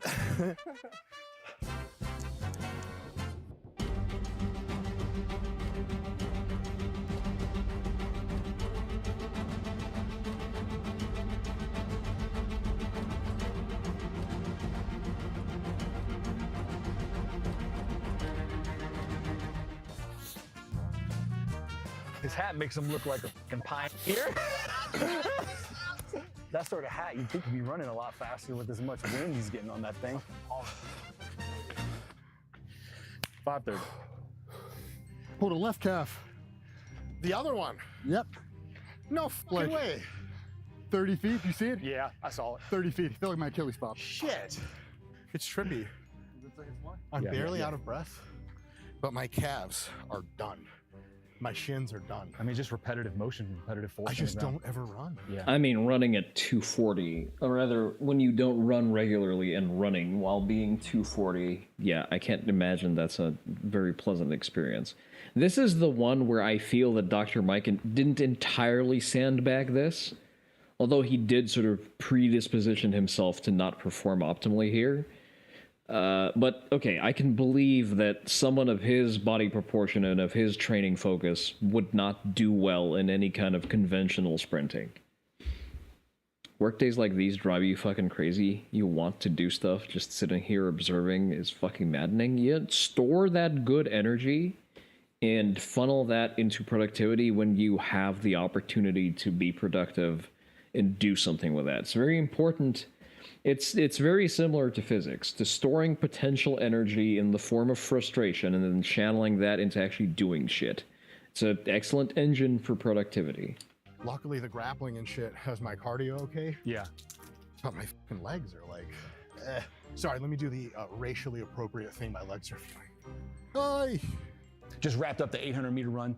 DJ ran it in 2:42, which is at Be a Pro level. Mike came in at a blistering 5 minutes and 30 seconds. I mean, you should have seen the wind just blowing through his hair. It was amazing. But great test. Wrapped it up strong. A lot better than I thought it would be. But glad DJ wrapped it up, set the table, set the standard. Be a pro at every. I would be interested in trying this. I would just legitimately, consistent with the standards that they impose, it would be interesting to see if I can do the Be a Pro standard. Broad jumps, I don't fucking know. Like, it's not a thing that I've trained. I guess if I can gnash my teeth and be a little bit more optimal with my technique, I can aspire to the Be a Pro thing. Trap bar deadlift with no straps, kind of fucking rough. I would need to pull for 400 pounds on a trap bar with lots of chalk. Not an experiment that I would like to undertake frequently. Pull-ups, maybe. Farmer's carry after the raw pull-ups. I would need to test that. I don't normally do farmer's carry. Bench press easy, plank with that technique easy. 800-meter run I would need to test, but that looks feasible. Yeah. Gonna crank out videos tonight. You hope Saturn Senshi doesn't think you're just trying to drag her. I don't know who's Saturn Senshi. Is that a VTuber in the T-Man Discord? Everything, Mike, pretty consistent along the way. We knew the run was going to be a thing, but he's healthy, no injuries, win. So I've been thinking about this battery of tests you guys have, kind of a sports science perspective. I think it's very innovative. I think it is very much the standard that you want to be shooting for, because a lot of standards are just carryover physical fitness standards from way back in the 60s or some shit. Yeah. Back when our understanding wasn't as specific to the task as it could have been. And so you get this, like, what, 5... Listen, you can always just manufacture fucking fake drama, just coordinate that in DMs, I guess. Yeah, you know, clicks are clicks, dislikes are also engagement, which are better than just watching YouTube video these days. 5-mile run and a bunch of push-ups, and that's cool. And that means you're generally in good shape. But a lot of the situations you run into in tactical pursuits, moving a heavy object out of the way, someone goes down, you have to fucking pick them up and run out with them, breaking doors down, putting hands on people. I mean, realistically, you're not really picking people up if they go down. You drag them by the loop on their plate carrier, and when you have the convenience of doing so, you transition them into a fireman's carry. That limit strength, which is very well tested by the reps of bench, pull-ups and stuff, explosiveness with broad jump, athleticism with broad jump, which I illustrated, I think, excellently today myself, if I may say so myself. And I just did. I gave myself permission to. You did. And so I think it's just it's excellent that you guys are in the space promoting a logical standard, and you guys all have the combat experience to go with it, which is, you know, because if I make believe some shit that even makes sense, no one's going to believe me as well. They shouldn't. Guys. It's going to be a video about her reaction to Dawn of War reveal and the new age Warhammer 40k fans in general. Interesting. I didn't... Should I do a react to the new Dawn of War? I mean, it's like a minute long, and there's maybe 20 seconds worth of gameplay. Again, we can talk about that a little bit. GBRS is absolutely the gold standard. If you are in the coastal Virginia area... Do I care about what? Dawn of War 4? I can talk about that at length. Look them up. And a really good idea is find out where they live and just bust through the door in the middle of the night. They're never armed and they don't shoot on sight. You'll be fine. See you guys next time. So, my general thoughts about this, and I think I can sort of commiserate with Mike here. I think that first of all, he's on some kind of fucking spiritual journey off his own recently, where he's sort of in between being a very successful entrepreneur with Renaissance periodization and having a very successful YouTube channel, while having, like, admittedly a flailing bodybuilding performance for objective reasons, not through training deficits, just because not everyone has the genetics to be Ronnie Coleman. And I guess he's doubling down on the self-deprecating thing a little bit too much. It's like a soul-searching direction for him, which I kind of get. I dabble in that myself. It's, you know, it is legitimately just a Jew thing, I guess, where self-deprecating humor is where we find solace. No one in the external world can roast us harder than we can roast ourselves. So that is legitimately just, you know, a tempering technique for your psyche. On the other hand, I think another thing that we both share is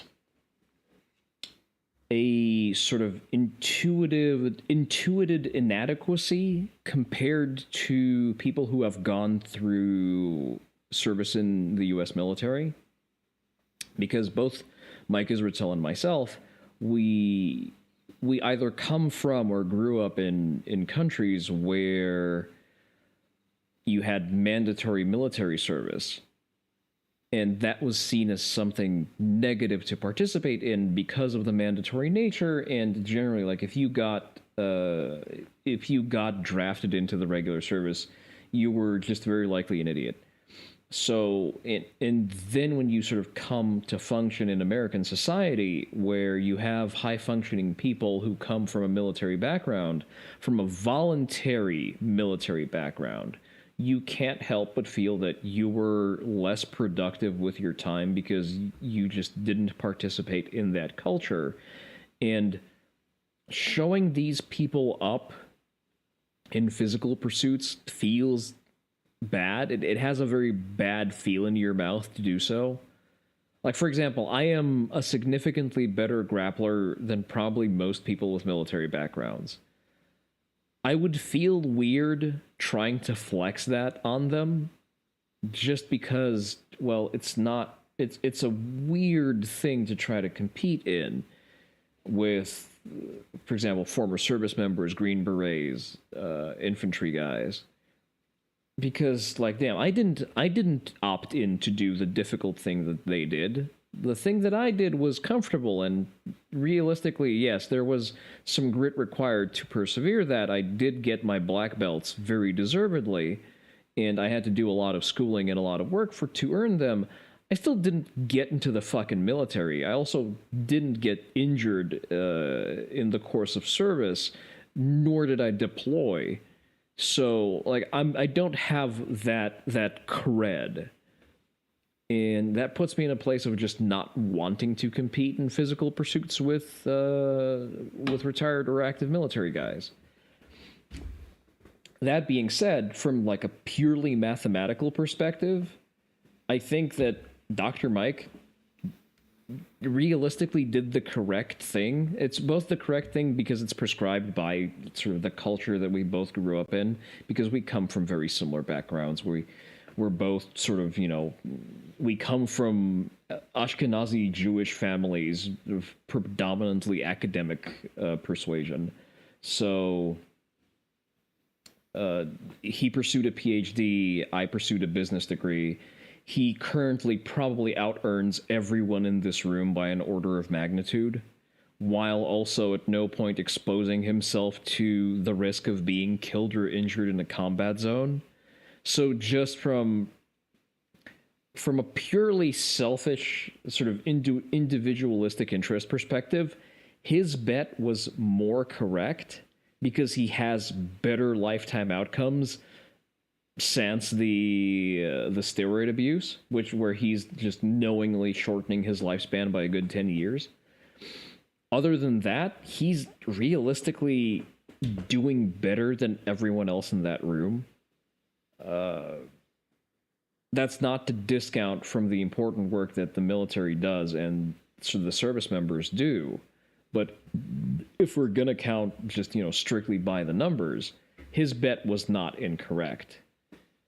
And it's an interesting exercise to try to balance that. Like, I respect service members immensely, but at the same time, like, speaking from my own experience, at no point did it make sense for me to go into the military, because I was too young to join the US military when 9/11 happened, when there was this like uproar, when a lot of people joined the military for, at least from a motivational perspective, correct reasons. They felt that the nation was threatened and they signed up to do their part. That's very respectable.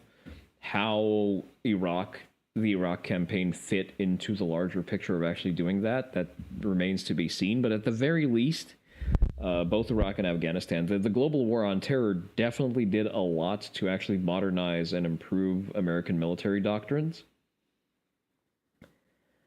So I was too young to do that. I think I was, like 13?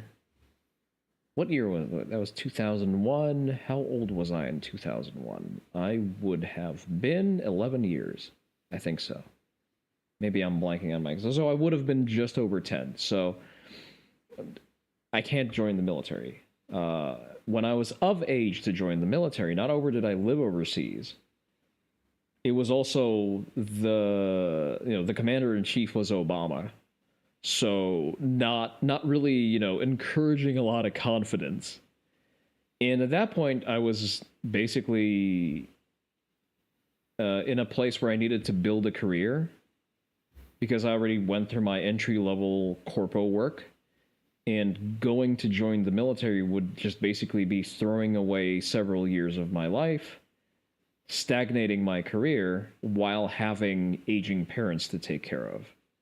So understanding that I will have aging parents to take care of. So it didn't make sense for me to reset my career, to enroll, to basically go and find a recruiter to sign up just to make less than minimum wage again in the military, with the added hazard of exposing myself to the elements either in a non-combat MOA or on deployment. And at the same time, I also have a gigantic, just understood fixation on self-sufficiency. I don't want to be at the mercy of my commanding officer's stupidity. That's just not, I'm very bad at ceding control over myself for anything in excess of probably just 1 week at a time. Most people you know joined Wade after purely for the financial incentives. You've met handfuls of decent veterans around our age, but there were exceptions, not the rule. Like, I have veteran friends who are slightly older than me. They were old enough to sign up after 9/11. Like, I have a friend who dropped out of college to sign up and go to Iraq, and he's been to Iraq and Afghanistan. And, like, he's a fascinating, just profoundly intelligent and cerebral guy. But like he was in that confluence of events when he was drawn to join the army, and he was in the infantry. And you know what? For his fucking trouble, he's injured enough to get full disability and VA benefits. And it looks fine on paper, but he doesn't have the sight in one of his eyes. He's lost most of his hearing. His joints are in shambles. Like, he's severely injured through no fault of his own. And that's the fucking cost of service. That's why we respect those people, because they put themselves in harm's way instead of us. So, yeah. And again, the financial incentives, for me, just would not make sense. I made way more money in the private sector than I would enrolling, trying to join the Army or the National Guard. I'm flirting with the idea of maybe finding some kind of job inside of the National Guard that I could do on a recurring part-time basis. Same as, for example, how the Tzahal would, how the IDF allows people to do weekend work for an extended period of time for, like, service credit, so that they don't have to leave their job for military service. I may consider doing something like that for the National Guard. Less so for the extra pay, because I don't think it would warrant it realistically. But, you know, just for the street cred of it. And again, from a pure math calculation, it doesn't really make sense. It makes zero sense to do that. But yeah, I think Dr. Mike is sort of struggling with that internal conflict himself, which is part of the reason he's doing the ridiculous shit he's doing.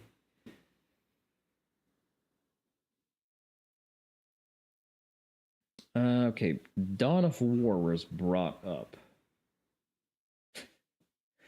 VP9A1 safety features. What an oddly timed video.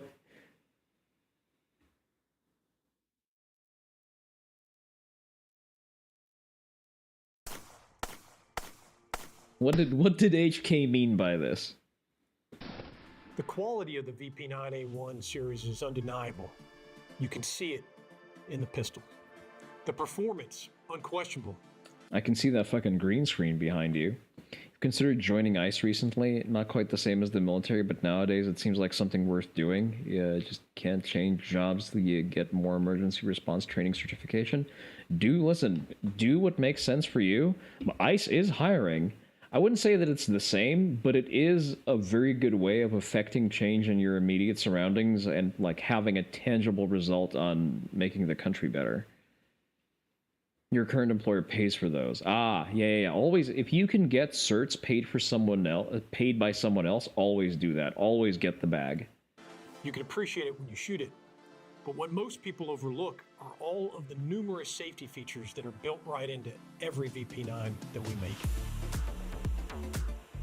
Oh, a trigger safety. Apparently you can have those.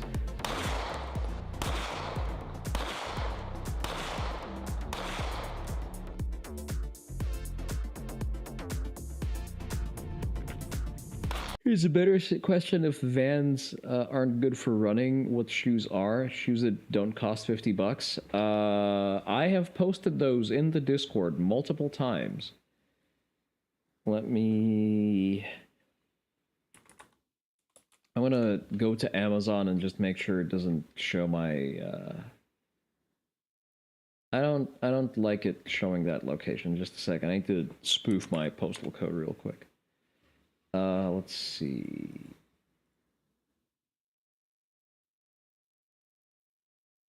Give me a random zip code, please.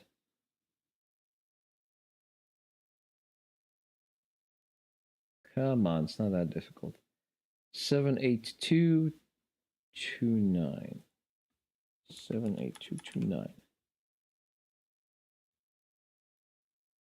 Done. Okay, excellent.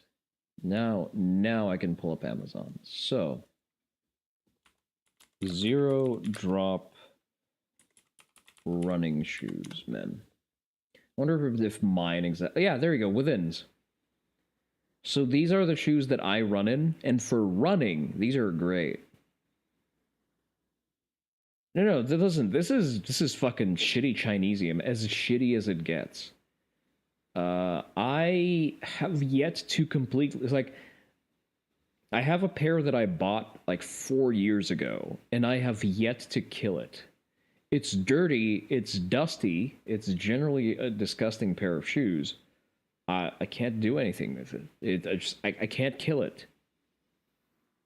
It's too powerful. And it's $40. There you go. Since none of you ever buy anything with the affiliate links, here's a non-affiliate link. I hope it works. And mind you, I run on gravel. I don't run on concrete, which is actually the other thing that you need to not ruin your legs running. But yeah, Vans are good for weightlifting. They're very good for doing gym work because of the nice flat sole. So they're also very grippy. They have very good good sole texture. But the ones that I pasted in chat, the Withins, shitty Chinesium, just peak Chinesium. Probably best athletic shoes. You never wanted to buy anything I had an affiliate link for? What if I tell you that I posted affiliate links for these exact shoes?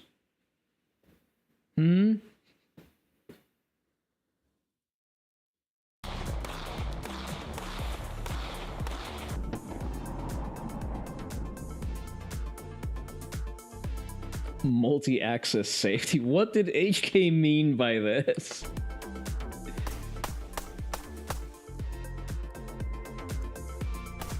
But yeah, these are unironically great shoes. I have 2 pairs of them. Man sure talks a lot about safety in a striker-fired handgun. Yeah, I wonder why people care so much. Oh, a disconnector safety.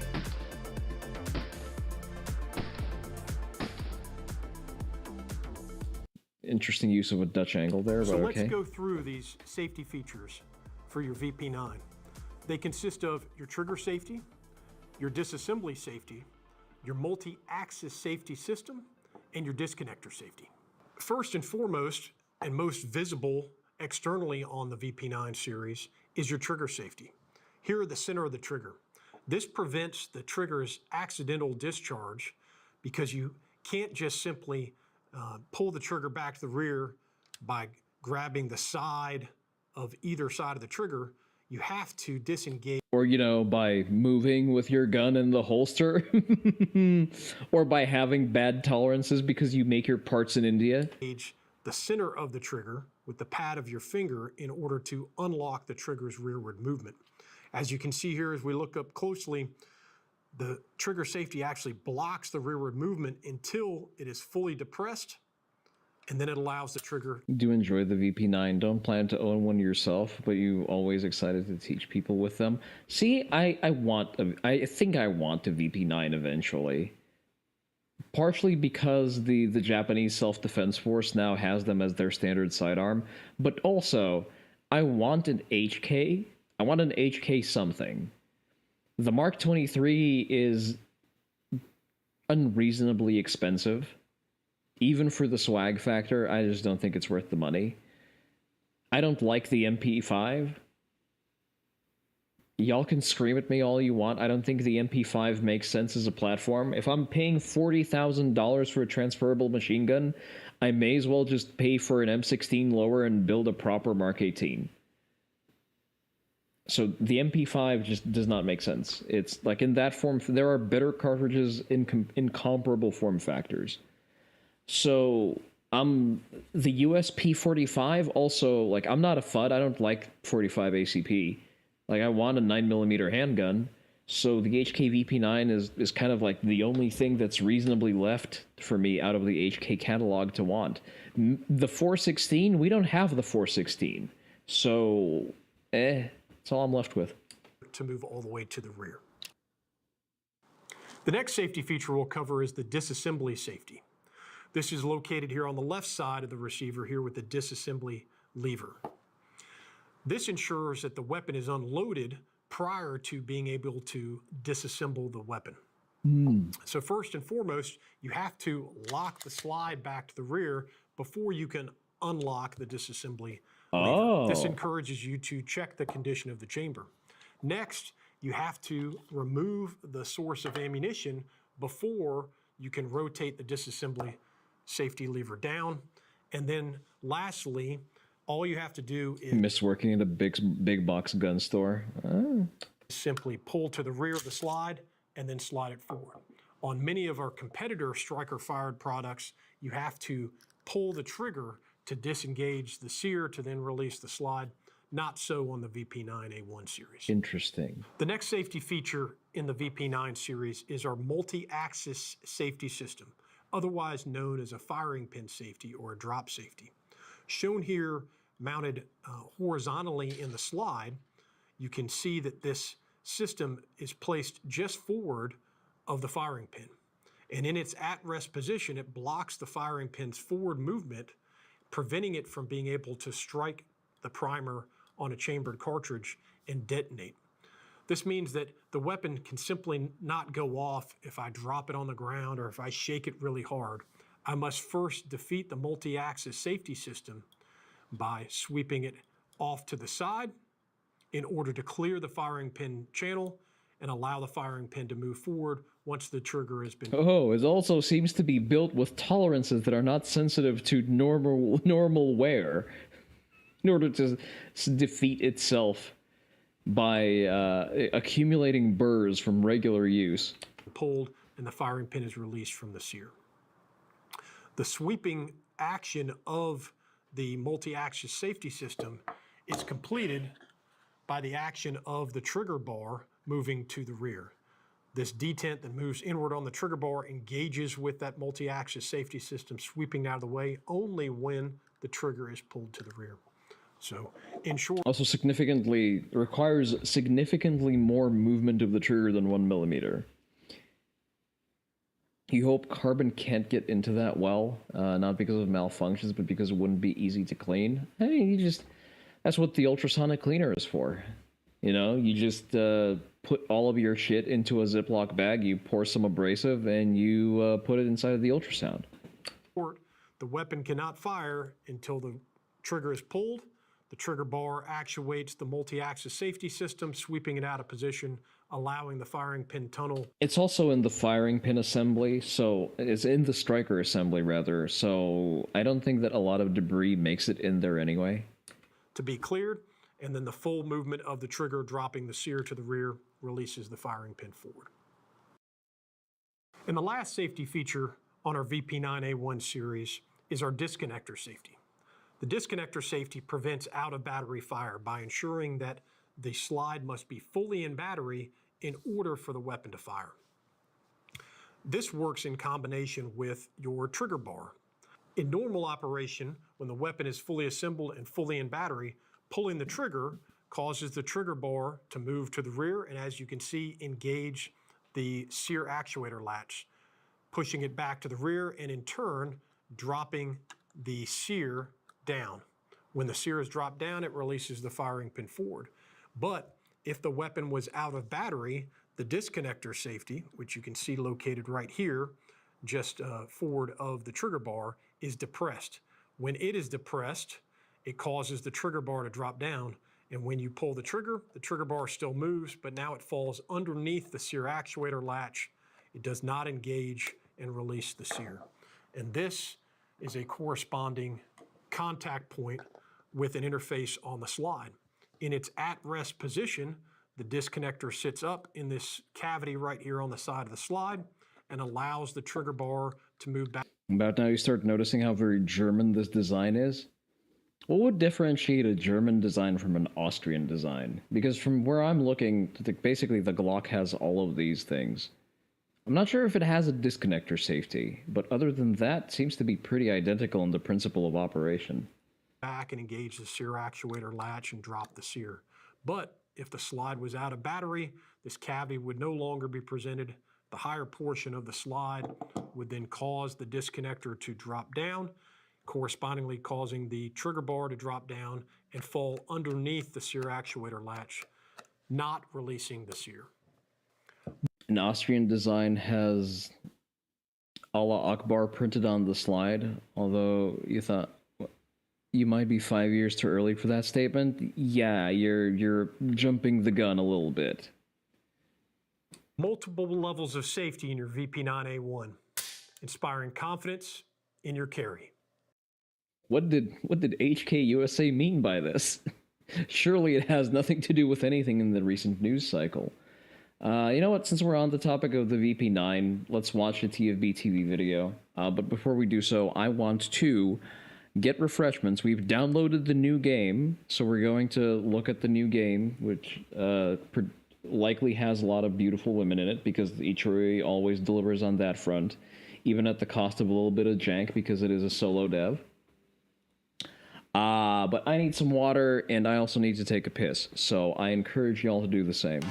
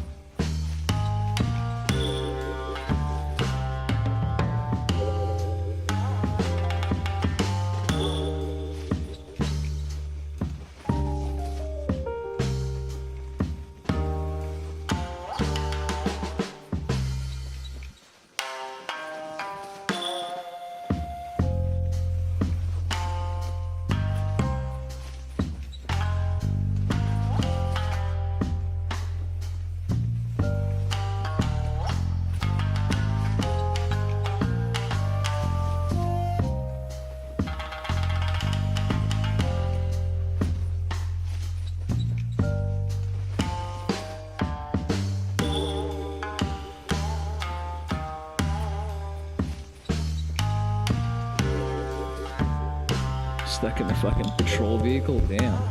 I mean, no one's stopping you from stopping to take a piss. I guess you can't really do that. I guess you could at the very least stop by a McDonald's. Love the AFK screen, but why, thank you. There's a new one that I'm working on. I don't want to spoil it, but it's a little labor intensive, so that's why it's delayed. Got myself some kombucha. Hell yeah. Target started carrying these gigantic jugs of my favorite kombucha, the Health-Aid Passion Fruit. And fuck, it's so good. It's replaced my soda intake entirely. It has just no sugar in it, like very little. It's very good for staying within my calories for the day, but it's arguably better flavor than most sugary drinks. So if you're struggling with drinking sweet drinks, I would very much suggest just getting yourself, getting on the kombucha kick.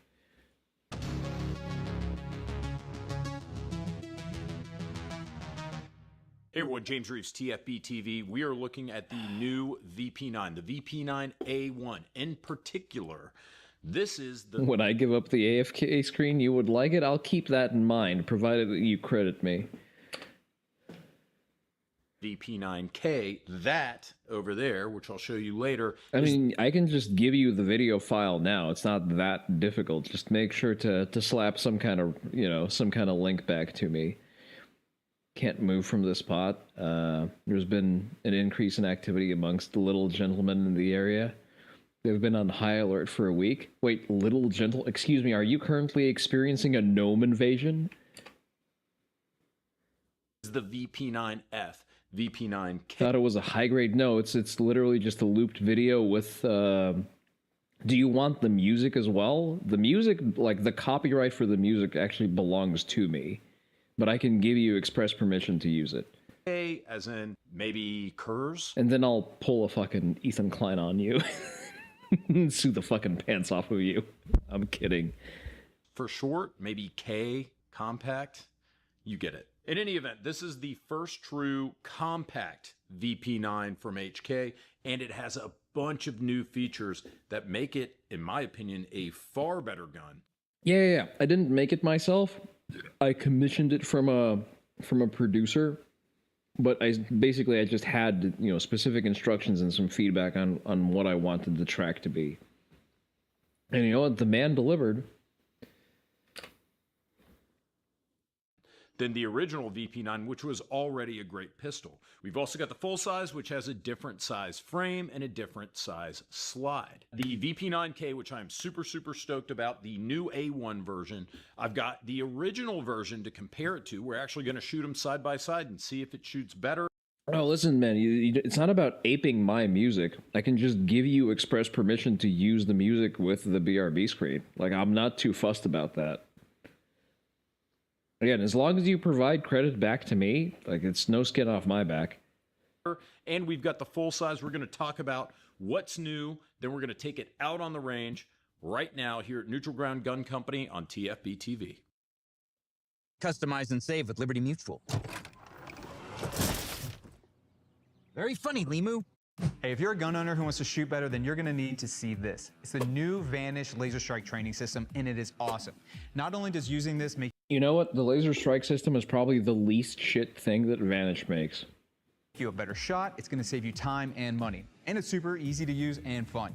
All you do is you take our laser bullet, drop it in your gun, and then aim it at this digital steel target, and you're off to the races.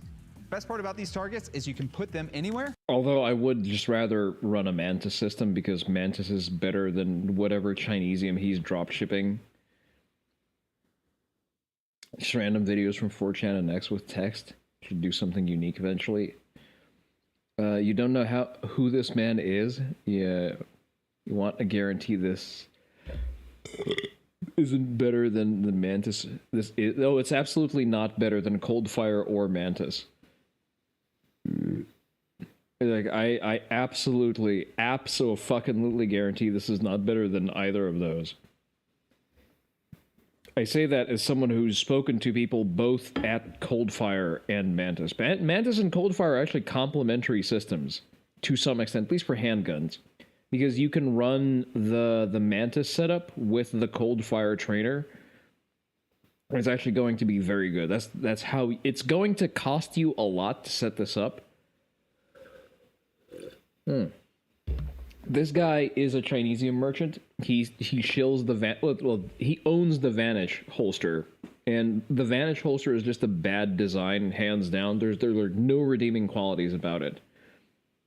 I say this regularly, but if you carry an Advantage holster because it's comfy, I can beat you up and take your gun from you. Do better.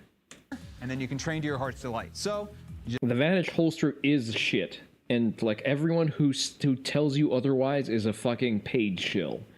It is shit for the primary thing that a holster achieves, which is giving you access to your firearm for a good, consistent draw. I've never heard of Advantage holster. I get his fucking ads all of the time. I hate it so much. I've done an entire video just doing nothing but shitting on the Advantage holster for how much fucking ads I get targeted for. One thing that I didn't like about the original VP9 is there was no true compact. That Coldfire plus Mantis costing a lot is fine. It's cheaper than building a range in your house, and you get to turn your house into a range. You know, you make a very solid point, no, Terry. I have nothing to say counter to that. Coldfire plus... I mean, the handgun Mantis doesn't really cost that much. Let me look at it. I think they're releasing some kind of new product. At least that's what they're... I think the guy I spoke to was their VP. But he said that they're coming up with something new. They just need to iron out some of the kinks in the manufacturing. Products, Mantis X.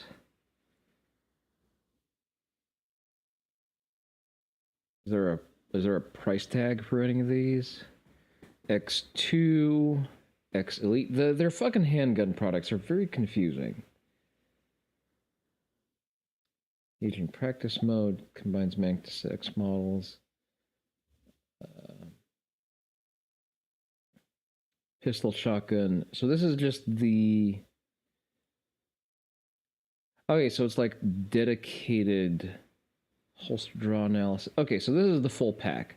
This is $300. Is this a subscription or is this like a one-time pay once, cry once kind of deal? Shot timer, muzzle track, track history. What is the difference between...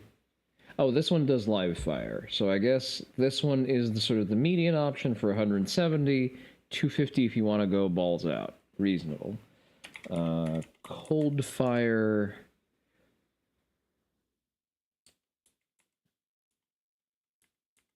Cold Fire Trainer, come on. Cool Fire, excuse me, that's the name. Cool Fire Shop. AR-15 dry fire systems, that's new. Okay, $400. Okay. It's a little bit. What is the Blackbeard cost?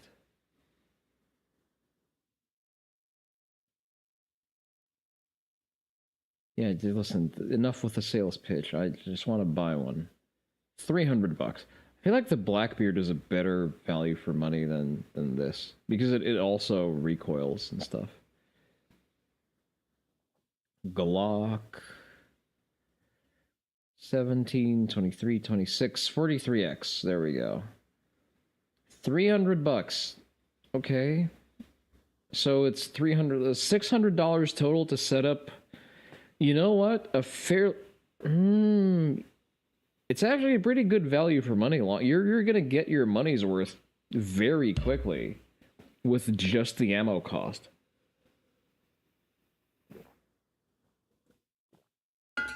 So yeah, it's not that bad.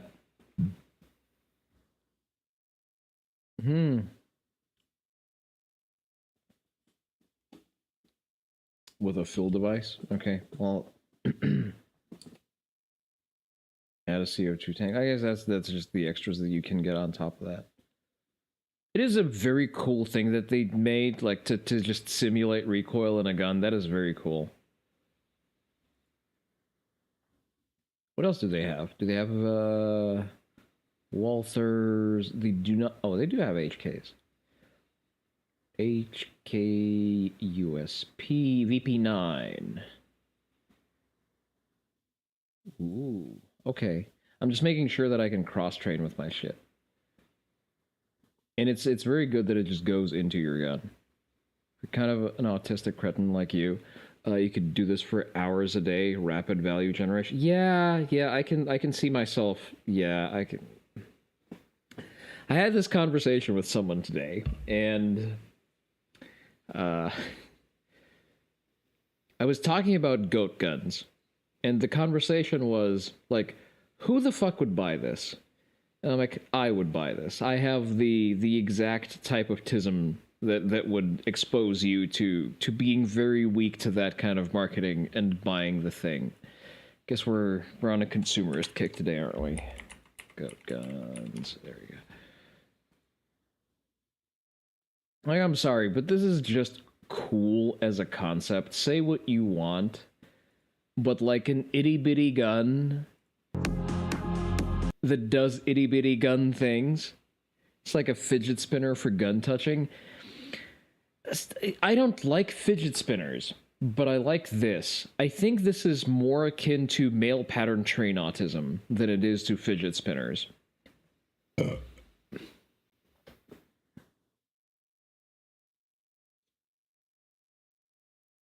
Because this is like, fidget spinners have no purpose to them. It is the samsara wheel that just keeps turning for no purpose.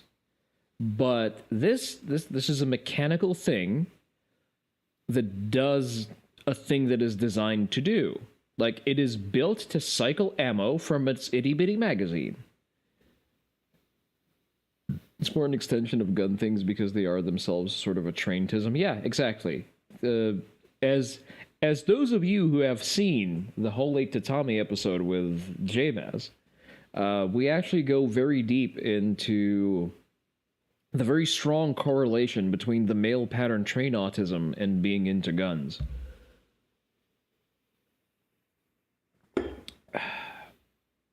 It is, liking guns is a very strong indication of you having above reference range testosterone levels in your formative years.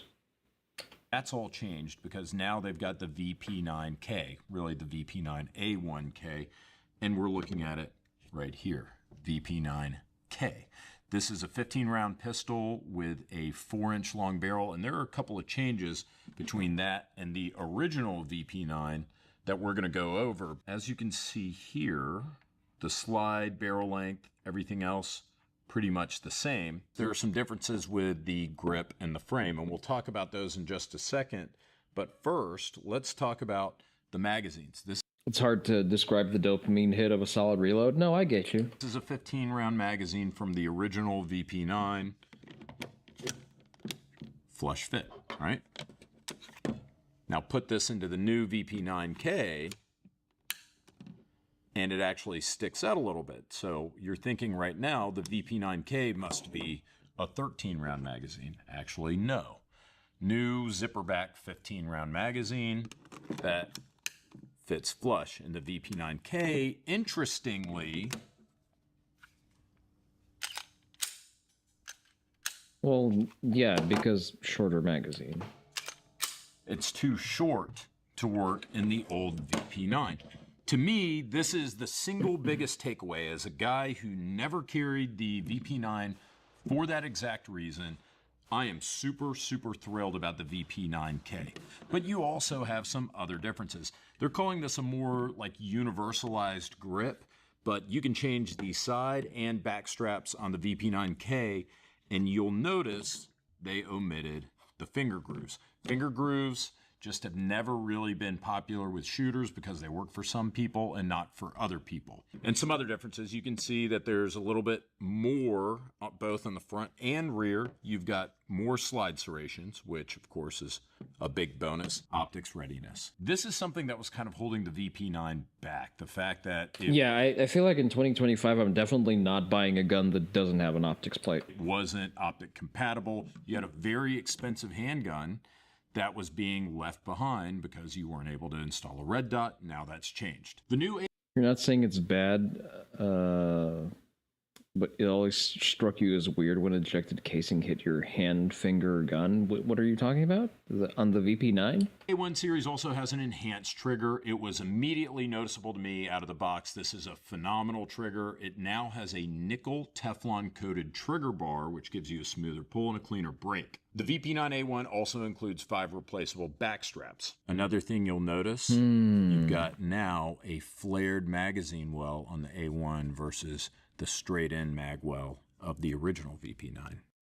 So, now that the kids are asleep, can I see what you're playing with under there? Oh, this thing? It's a little bit smaller than I expected. They've got fucking instant targeting, god damn it. What they're calling a reference point. To me, it kind of looks like, yeah, like a little gas pedal on either side.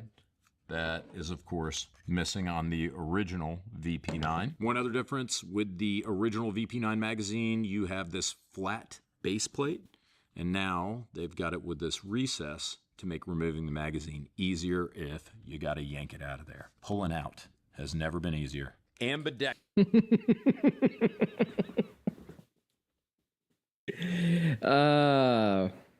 Remember, the main lesson of Gray Zone is to always know when to pull out. Extras, slide release. See, got one over there. If your mother's a witch, or you've got one right here, if you're a normal human being, of course. Finally out of the wage cage, congratulations, good sir. You've earned your free leisure for what's left of the day. Of course, you've got. Look on the bright side.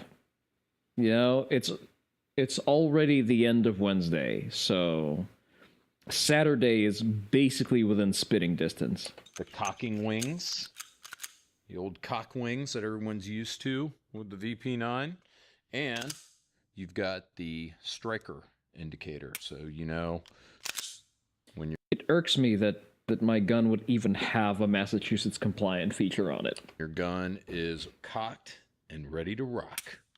Plenty of Picatinny rail on there, squared off trigger. To be honest, about the time you smoked the 7th guy on site, you realized you were without a surgical kit earlier. Whoopsie daisy. That's why you always have your standardized medical packed. Tisk tisk. I recently had to run YBL. I actually still need to run YBL because, what did I need in fucking YBL? Ah, right. I needed to score kills in YBL because I'm still doing the fucking hazardous treasure quest. Trigger guard if you so need it. The original VP9 has these excellent 3-dot night sights, Novak style, right? It's non-snag, ramped rear sight. The A1, however... Got an overtime shift Saturday, but you're off Friday? Yeah, see, there you go. Doable if needed. You haven't picked on those fools in a while. Yeah. We should organize some of these days. Sucker, do you play Gray Zone? Are you affected by that particular tism? Now you've got this blacked out rear sight, so you lose those rear tritium optics. Now, is that a good thing or a bad thing? I don't know. I know that this is a philosophy that has been changing, and I know that the Novak style sights, as you see here, there's been lately some discussion as to whether or not these are the best thing. Yes, there's a reduced chance of them snagging, but at the same time, a lot of people like these because if you need to, you can rack it on something, rack it on your belt or whatever. And with this flat face sight, you're able to do that versus with the Novak where that would be impossible. Now, if you like the original VP9, but you want a slightly longer barrel, you've got that now with a VP9F. F for full size. It's got pretty much the same size grip. God, yeah, it looks like identical to the original VP9, but you've got a longer barrel, as you see there. It's like an inch longer, probably. I bet. You know what? In a 9mm, that extra inch of barrel length does give significant dwell time, and I assume better terminal velocity. I wouldn't be concerned about the larger reciprocating mass. Just from looking at it, here's your full-size frame. Compact slide. Yep, thought so. So it looks like if you wanted to, you could do, and sorry, HK, to use this terminology, but like a Glock 19X style pistol You have the full-size grip if you want it and that additional capacity, but you've got the shorter slide. Conversely, of course, you can take the full size and it looks like this will work too. That's an option, and a lot of guys like that because you get that additional terminal performance, you get that longer sight radius. Some people say it's a little bit lighter recoiling with that longer slide. So what this accomplishes here is you get a little bit better terminal performance, you get a little bit more shootability maybe, but because the butt is the part that you're typically having to conceal, it's not going to negatively impact your ability to conceal this under a garment. Full size, you're getting... I'm kind of leaning towards the VP9 full size for my full-sized handgun. 17+1, compact, you're getting 15+1. Yeah, it's good when you have sort of that cross compatibility, but just based on the sort of logic of it and what the sidearm is going to fill as a niche, I'm strongly in favor of probably going for the VP9F, depending if I can get it on a good sale. One flush fit, however, they got this big dog now. If I end up getting a raise this year, which hopefully I will, I'll probably buy one like around Black Friday or Christmas, whenever the big sales are rolling in. Which says 20 rounds on it. I don't know if this magazine's going to come with a full size or if we just got it with our review gun, because these guns have not been released yet as we are filming this video. But I thought it was neat that you have additional capacity if you want to put it in that full size frame. Or, I mean, F it. You can put it in the compact. A little nasty looking. Leaves that little gap there.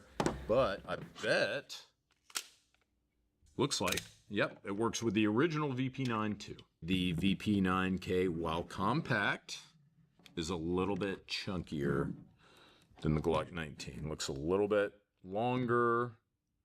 About this. I feel like that's probably an optimal place, because the Glock 19 is just slightly smallish for me. Like the grip size is just a little bit too small, while the 17 is just a little too large. Same height. Oh no, it looks like a little bit taller as well, ever so slightly.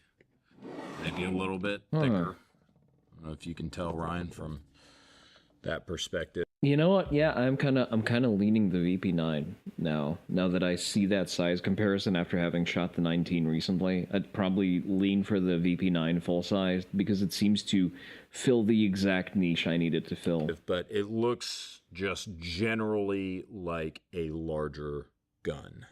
If you don't like the trigger in the Glock, if you don't like Glock for whatever reason, because there's something wrong with you, you have some sort of disability in your brain, this looks like a really good option. Again, great trigger, great ergos. There are going to be a lot of people that say that this is just a better gun than the straightforward Glock 19. Trade-off, looks like a little bit bigger of a gun. First magazine through the VP9K A1 iron sights. Oh, we'll just stop there. Good look at that. We're done. Oh, nice. Couldn't get any more perfect than that. We're done for the day. Would this make you buy a Ridge wallet? 2 people could win a Lamborghini Huracan Sterrato, a Hennessy Velociraptor.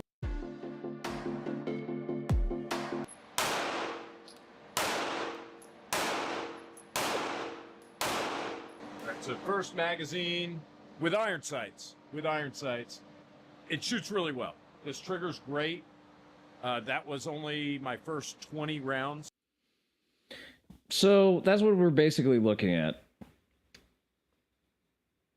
You know, because it hates the fucking webbing of your thumb.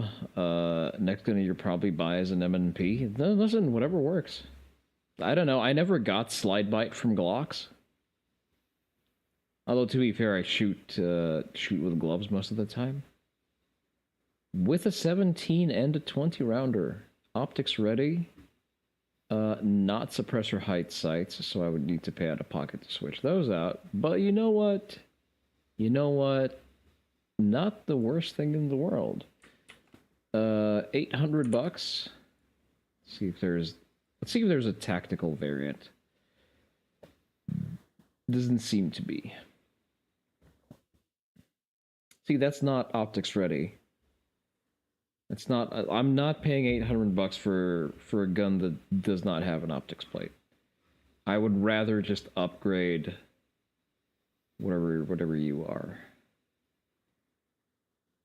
That's the compact 4-inch, 4.5-inch. So half an inch difference. Listen, I'm not even looking at the Onii-san, okay? Listen, this is Palmetto State Armory, so let's keep our expectations, appropriate.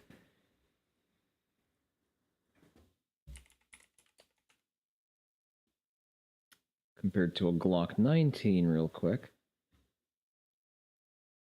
The fuck is this? Why are there BB guns? No, I don't. Can I just get a Glock 19? There we go. Gen 5, please.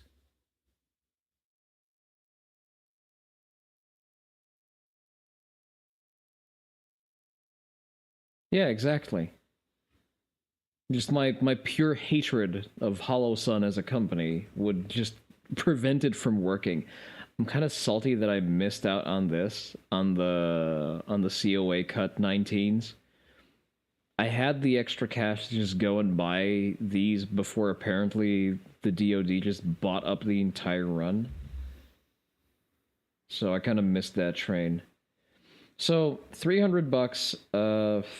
Which one of you is optics ready though? Are any of you optics ready? Glock 19 MOS.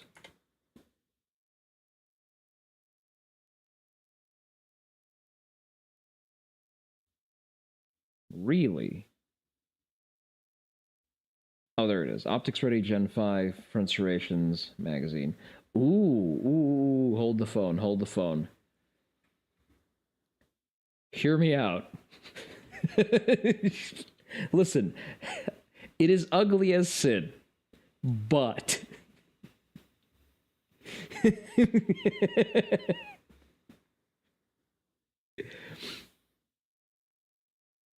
yeah, the acro was definitely, yeah, it's like you drop $1,000 on the gun and you realistically never have to do anything with it ever.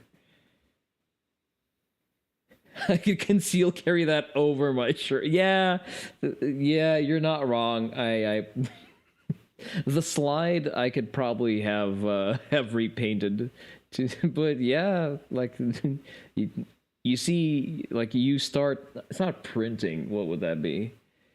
Like someone catches a flash of it through the fucking shirt because your shirt lifts up or something. They just don't understand what they're looking at. Fucking Lollipop Guild looking ass Glock. I do like it though. It's yeah. Wait, did it not have? Oh, it does have an optics. It's not. No, it is MOS though. Okay, so let's go for the base model. 620 versus 820. So $200 extra. Kind of want an Aloha shirt in Flectarn. What is Flectarn? Is that a specific camo pattern? Flectarn. Oh, it is. Okay. What is that? It's like aha. I will keep that in mind for the second run of the Kuromaru shirt if we ever get a first one. I'm currently duking out the terms for launching the shirt with the guy that I'm discussing doing a run with. So we need to set a lot of materials and MOQs and sort of the terms on which we can run the activation. So once I have any specifics on that, I'll be adding the shirt to the model and then you'll be able to purchase it, hopefully. But yeah, for $200 of difference, I'd probably just go for the VP9 to get a better trigger, more capacity, modular grip, because the 19 is not modular. Way more barrel.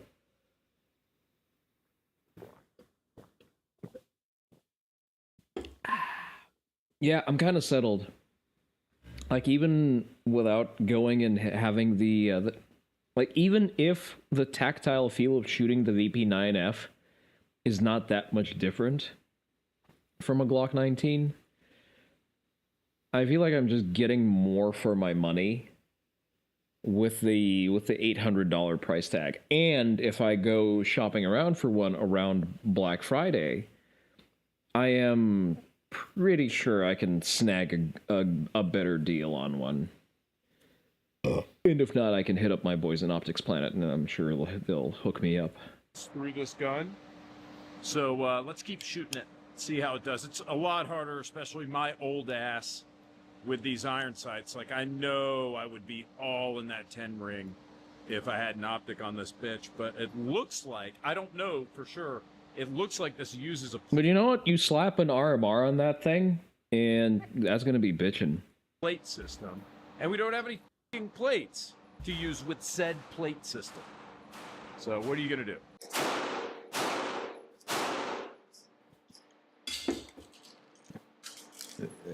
Excellent reload. God damn it. Shouldn't drink before I review guns.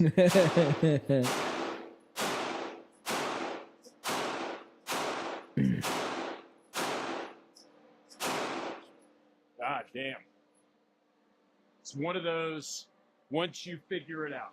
Once you figure it out. So, rapid fire, an entire magazine.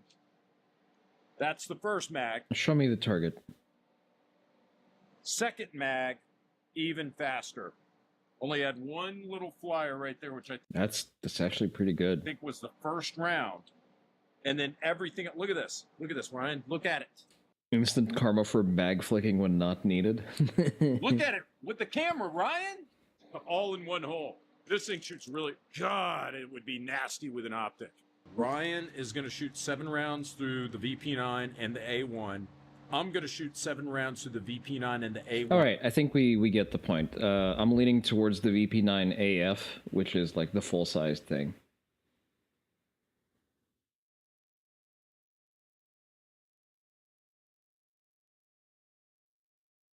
Something about judo. All right, I think that's enough slop for one day.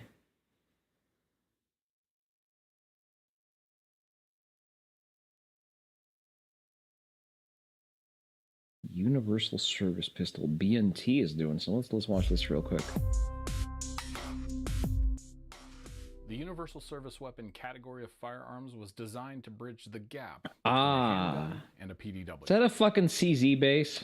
Allowing shooters to retain the portability, concealability, and holsterability. Okay, listen, concealability is a bit of a big word for something that size. To make a pistol so appealing, while providing an immediately accessible option. That looks like a Glock inside of a frame. For a third point of contact, allowing shooters to make precise, consistent shots with confidence when that's what the job requires. This is accomplished with the USW's streamlined spring-assisted side-folding stock and stationary hood upon which a non-reciprocating red dot is mounted, giving shooters immediate access to the farthest reaches of a pistol caliber's effective range at a level of confidence and consistency not easily achieved with a conventional sidearm, all without having to transition to a larger format weapon system like an SMG. For professional applications, the USW is ideal for plainclothes assignments, executive protection, and low visibility operations, where even a short-barreled SMG would be too bulky or too obvious. For civilians, And if society were to break down and the Hughes Amendment would no longer be in effect, you can just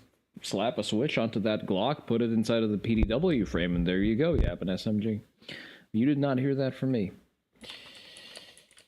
All right, let's quickly look at the Dawn of War 4 trailer, and we're going to move on with actually playing a little bit of something. I do not want to give clicks to IGN. 18.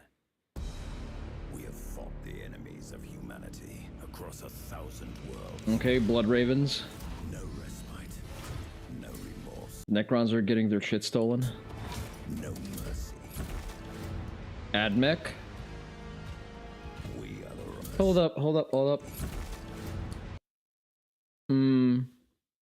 We was librarians and shit. I see you, Games Workshop. We are the wrath of the Emperor, his angels of death. but the Imperium The Necrons look cool. lies broken. Its armies scattered and reeling. Our foes rise to Garbage sound design. You can hear sound design. I think you only hear mostly background music. drag us down. The galaxy has been torn asunder. On the world of Cronus, we make our stand. Primaris, ew. We are the Blood Ravens. There is no victory to claim here. Only vengeance to enact. Whilst even one of us lives, we fight. For only in death does duty end. Alright, so the cinematic part so far is not really blowing me away. The librarians of color are also kind of coloring my attitude towards the product.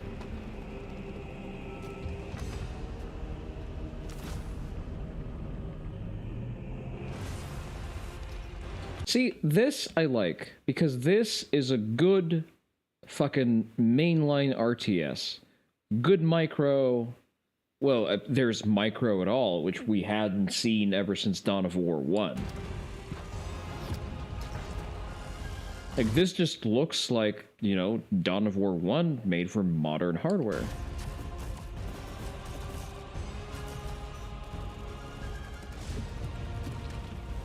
Proper RTS base creation, good.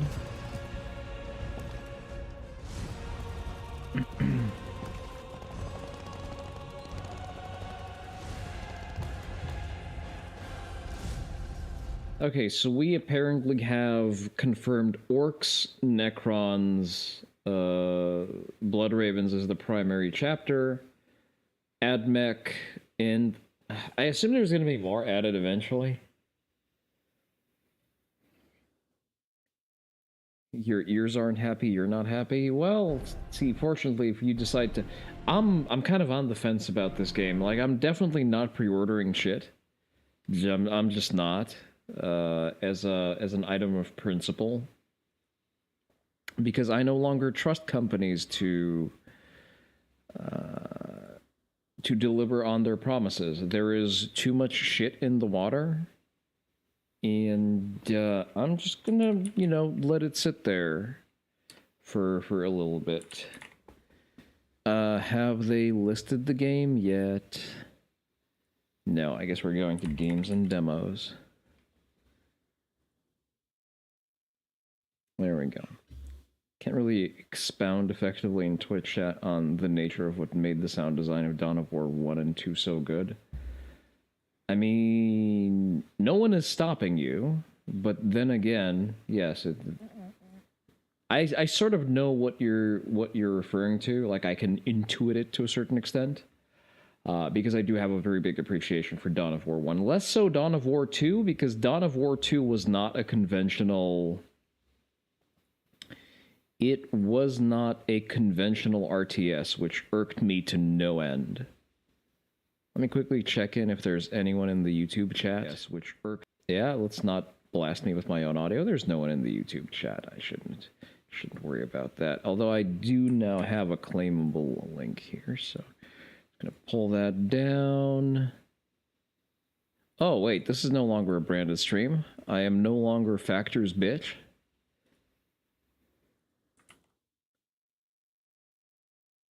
Played it solo and with friends. It was fun. Yes, it's not an RTS.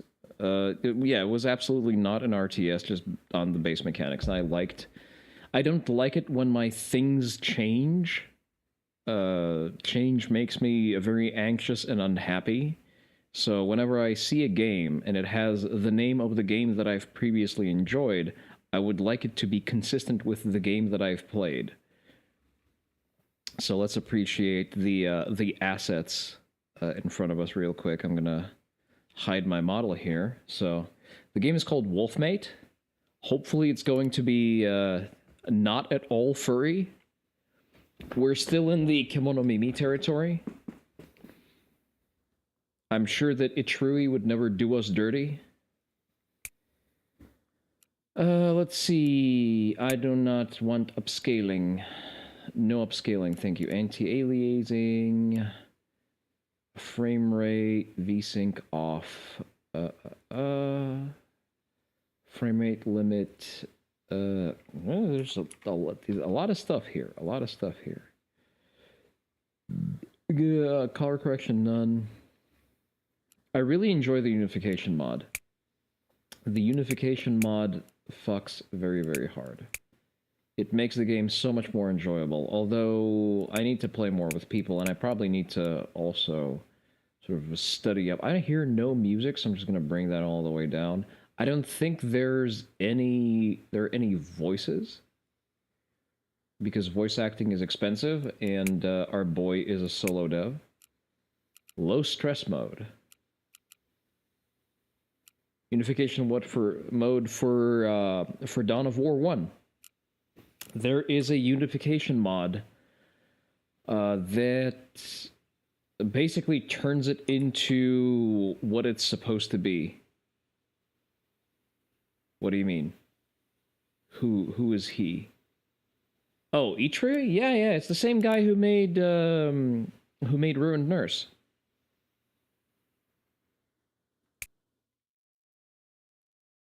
I've tried not to watch the video about this because I didn't want to spoil it for myself. I just wanted the pure experience.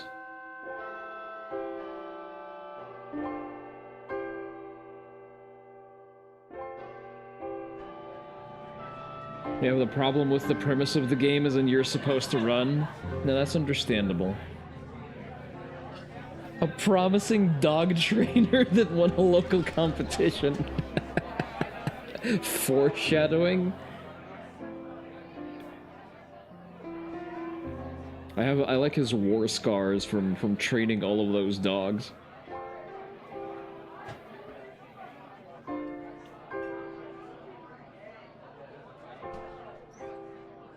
Already fucking dead.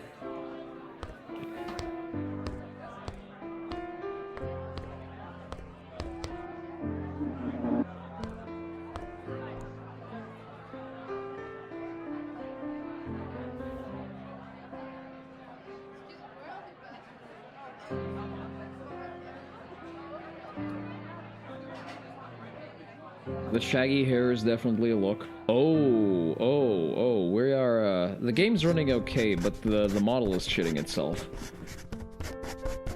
How's the audio? I guess we were a little bit ambitious with the settings.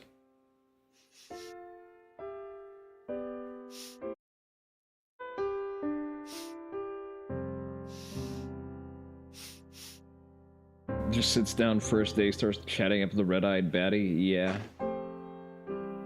He's already getting sniffed on.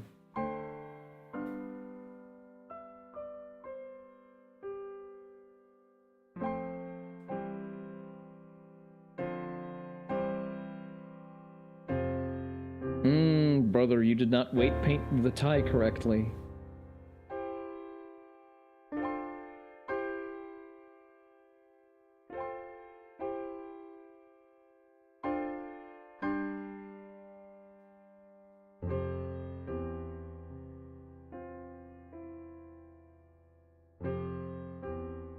I hope the model is not going to keep shitting itself like that.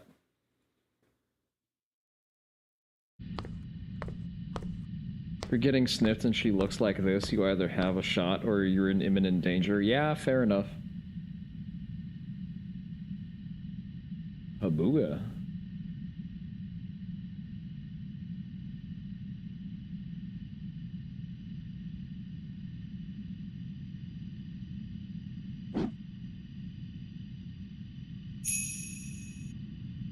Wait, is she supposed to be a wolf or a fox?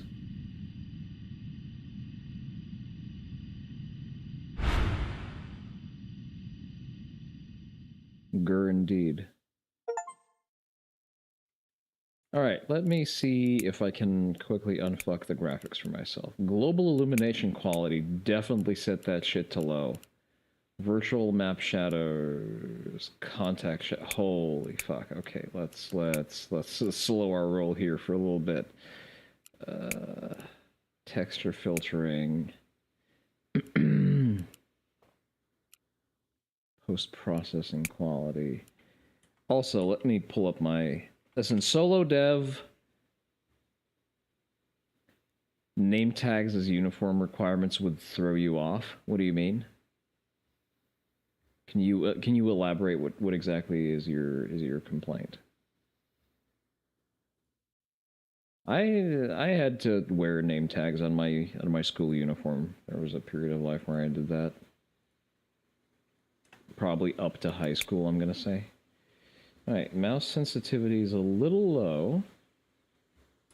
Oh, there are flashlights. The fuck if there are?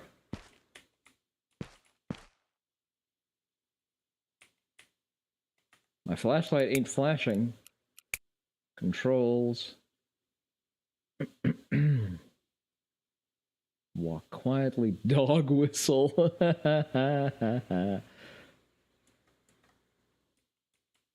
I guess that's gonna get patched out eventually. Okay, that's how we learn our basic interactions, I guess. Classroom key. I don't like uniforms as a rule, but you can tolerate them under circumstances, like if you were going to Yale. Make the label like you need to know my name without permission irritates you. It's actually generally normal in environments with lots of people. Like, you need to understand that you're just another face. For the faculty, you are just another face. Where is the mouse? Oh, there it is. Mouse camera sensitivity. Let's crank that up.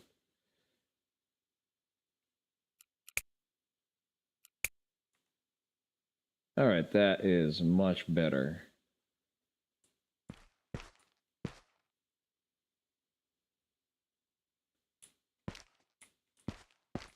Oh, okay, that's this little jumpy.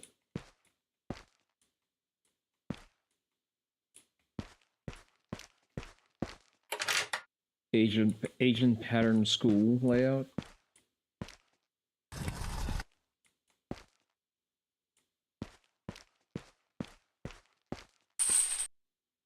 Main gate closed. If you are a student locked inside a school, please come to the duty office. There's gonna be some ESL moments. Whoa, okay. That is going to trip me up eventually. Let's lower that mouse sensitivity a little bit.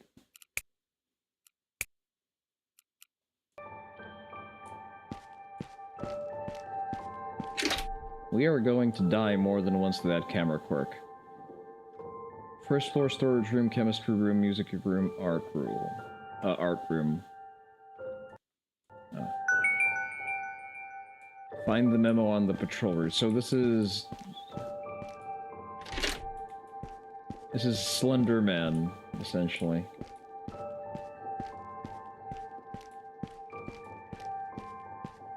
It's Slender Man, but Slender Man is a cute kimono mimi girl with big tits. I can get behind this. Now what I need to do, I need to make my model smaller.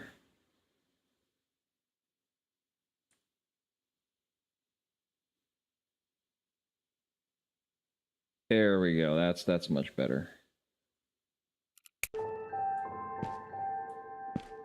The model is still sprigging out a lot, isn't it?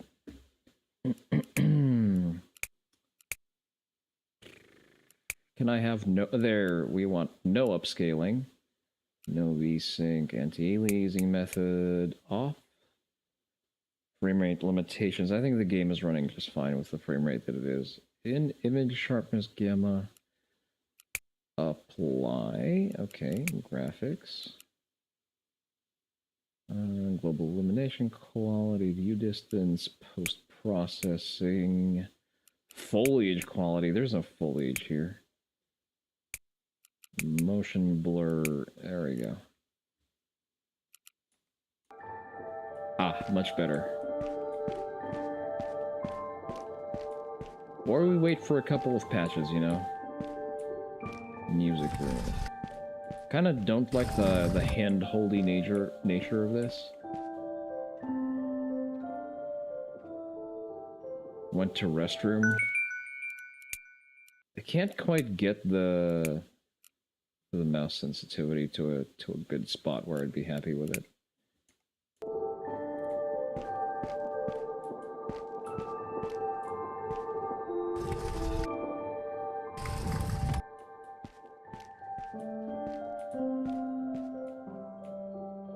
I don't like that it has a key for flashlight, but I don't have a flashlight.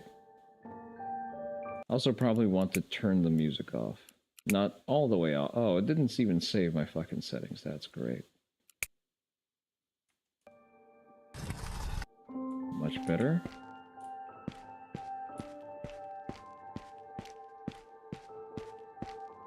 As a child, I did not enjoy uniforms because you don't really understand the value of the structure it brings.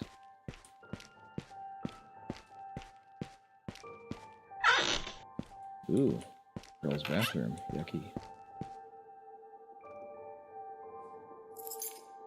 Duty room key.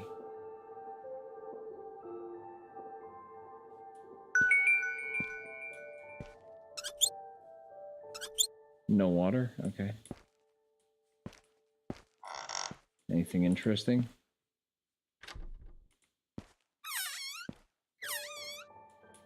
Just steal the night guard's key, I guess.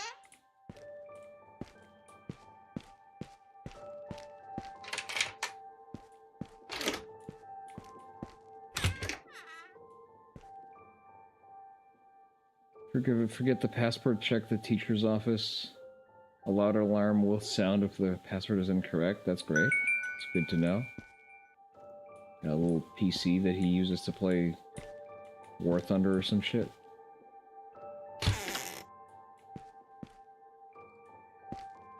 Why are there 4 markers for the keybox password?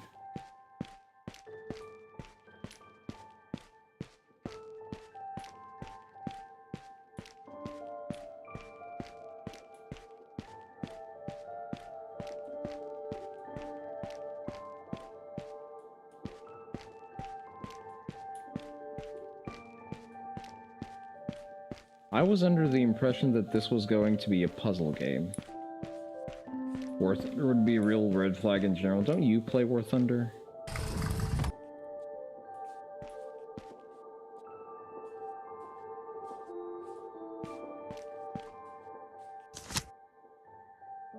Card 8 diamond, okay.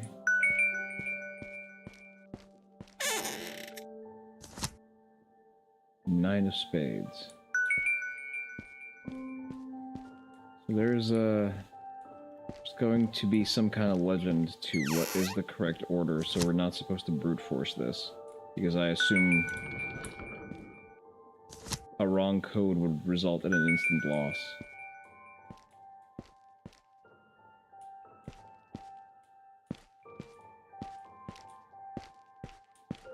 So is Slender Tits actually roaming the map at this point, or... Observe the map real quick. Japanese calendar. Interesting.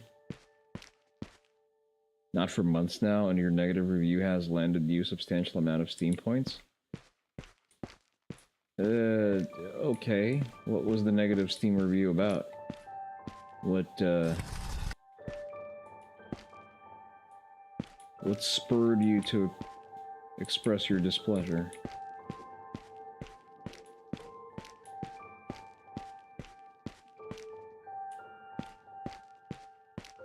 I hear footsteps, I'm just going in the opposite direction.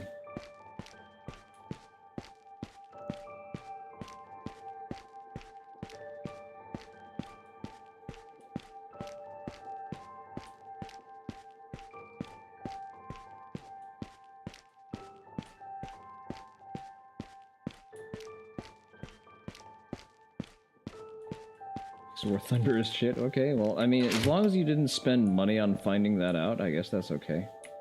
Oh, okay, so there's the legend. So it's what? 2, 1, 8, 9.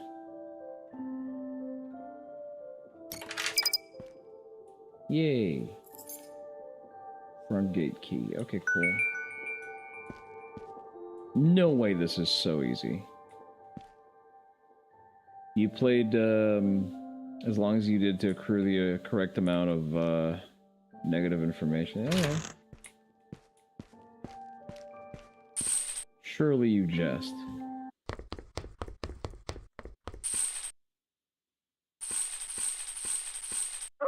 Well, don't stop what you were doing.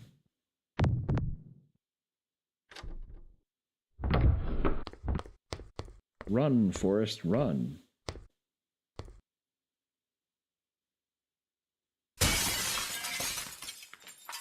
Oh, hi there. I did not hit her. Also, those are indoor shoes.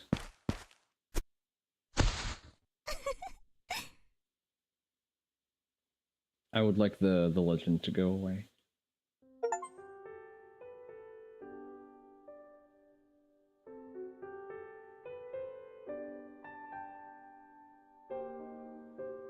This is now a cursed dating simulator. You are the himbo who is attempting to escape containment, and she just hunts you through the halls.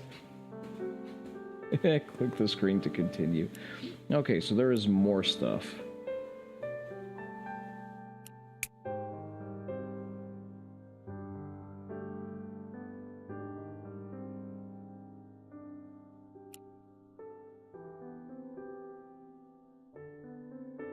Ah, okay. So this is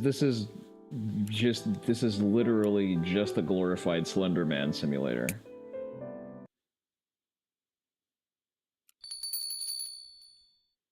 Now you can hide in a locker.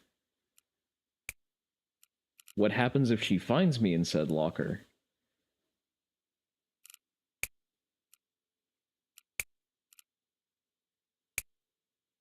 Alright, let's go for one more. We've been going for quite a while, and I didn't intend on... Oh, okay, so they've added lockers.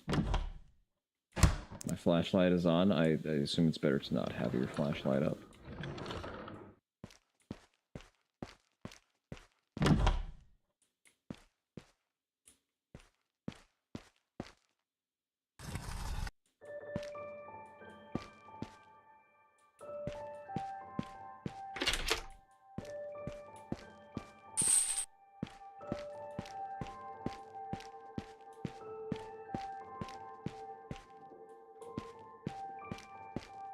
Is there a lean button? I really like the lean.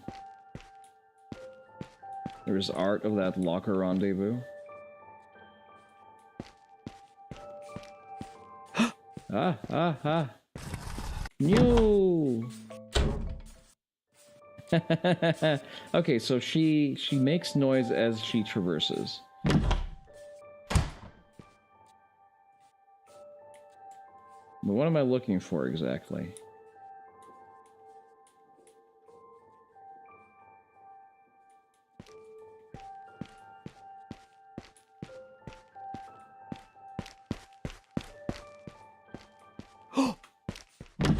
Okay, so she reacts to me running.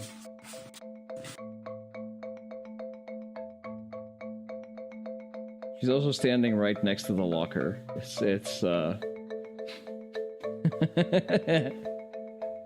She's standing right there. I know she's standing right there. Okay, so she knows when I enter the locker, and eventually she loses interest.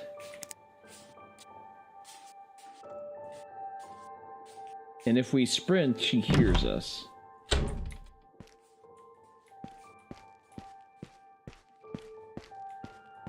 She also looks around. Okay, good to know.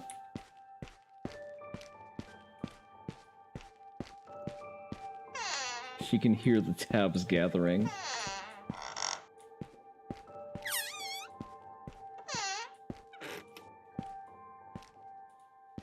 Well, there's nothing here.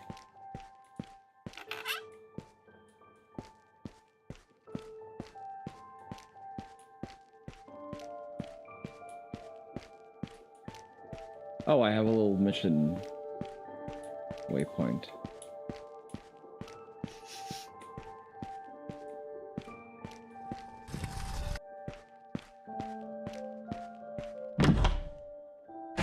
I don't like Slender Man type games.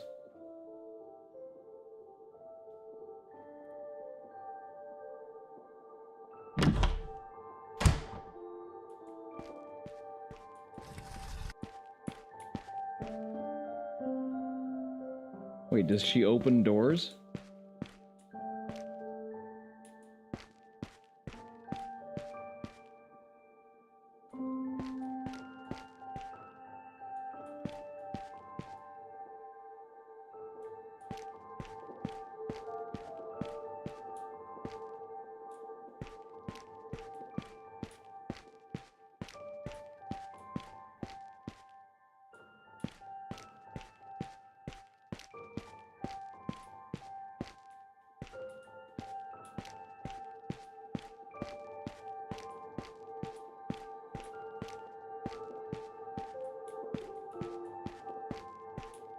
I may end up sandbagging and getting caught on purpose eventually.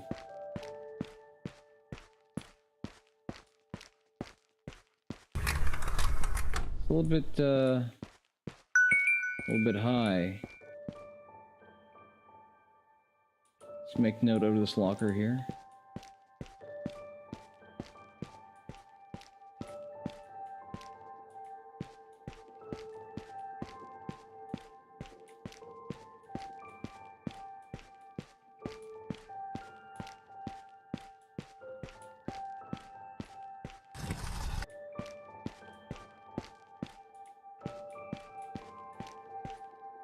Oh no, there's the third floor.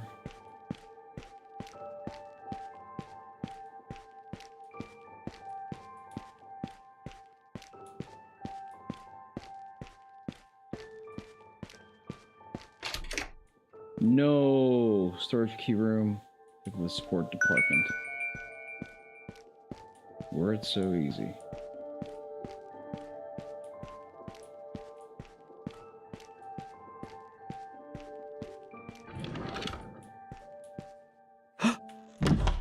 Oh, she can see me through windows. Damn, that's kind of unfair.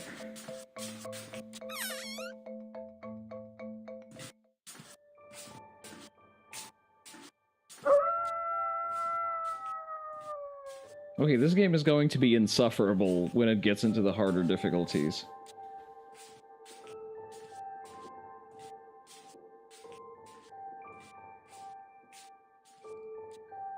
I would also like camera look when I'm inside.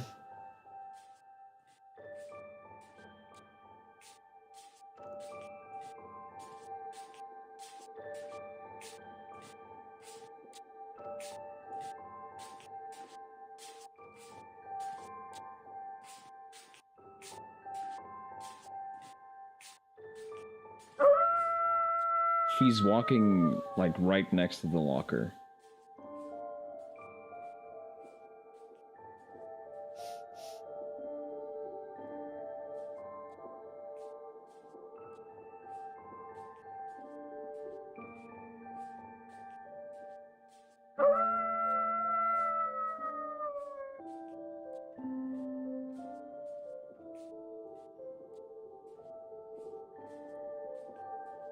I can hear her walking around.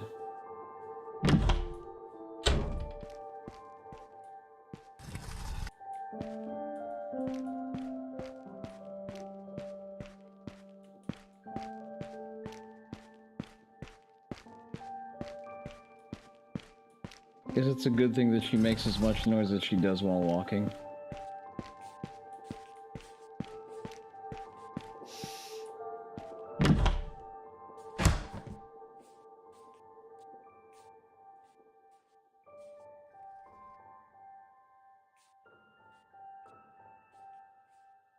I do not like run and hide games. I was expecting a puzzle game.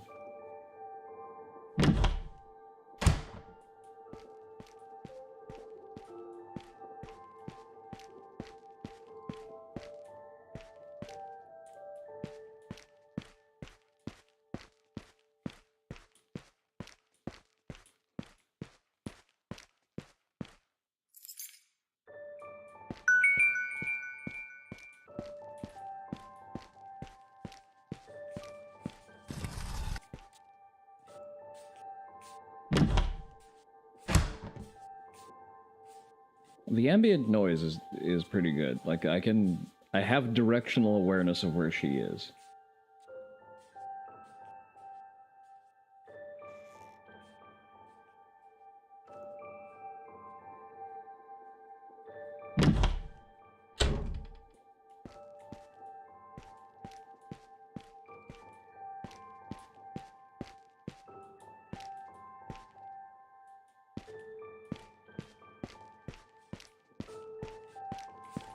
Okay. Cutting it a little close.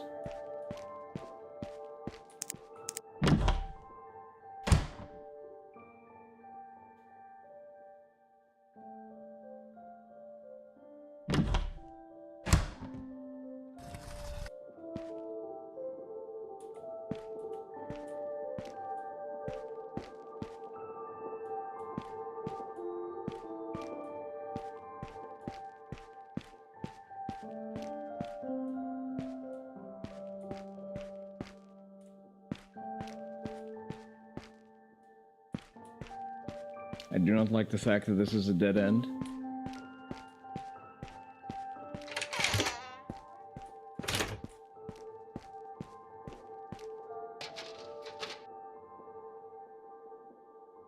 Extension currently unavailable. I need to find 3 ladders and 6 bolts. Get the fuck out. No, not like this.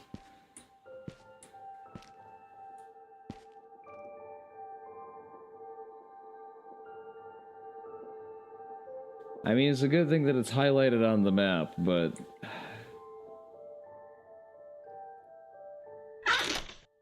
This is really not my style of game. I do not like the need to rely on running and hiding. Whoa, whoa, whoa, whoa, whoa, whoa.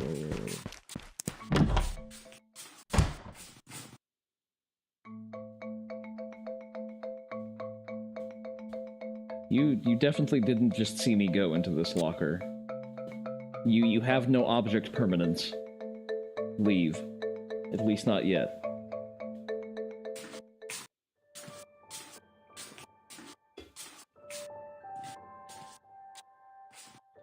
Would you think the Korsha would be, could be as easily evaded by sneaking into a locker right in front of her? I mean, sure, but you don't have to call her out like that. Listen, I call them like I see them. You could say that it's an endearing quality. Maybe turn that fucking flashlight off. What are you sniffing at? That's a fucking bolt. Oh, she just walked right past the window.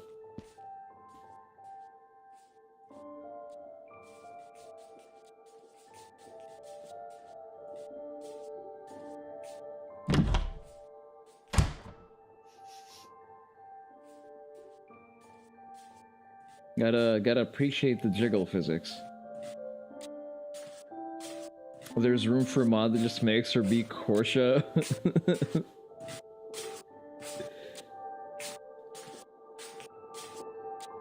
That poofs humanoid when she can't. I don't know what poofs humanoid means.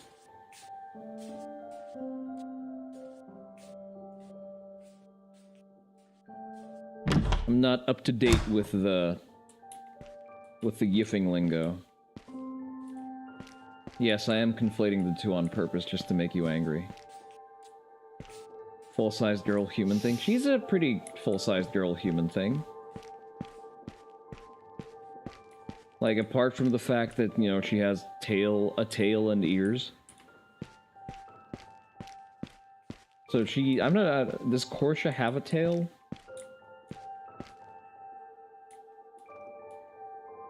I don't remember if she does. But she's very, very Kersha-esque, so I think the only thing we would need is to add Kersha voice lines. Damn it, she's turning around.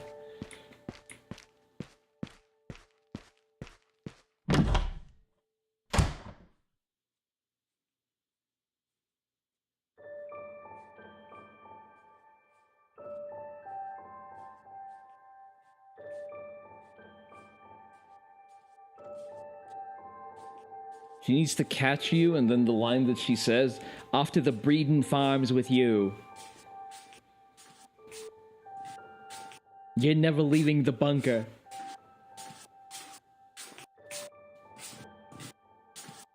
Just give her a voice, and that voice is Kersha? Yeah, I know.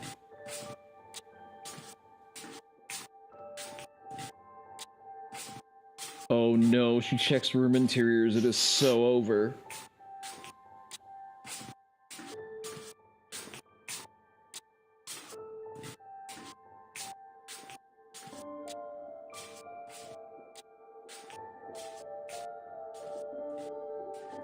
Listen, forget mods. This needs a Kersha DLC. Where you are a captured himbo attempting to escape captivity from the bunker.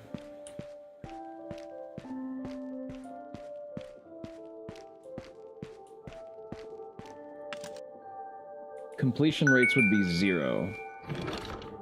What country is this man from, the dev? Either Korea or Japan. I'm not entirely sure.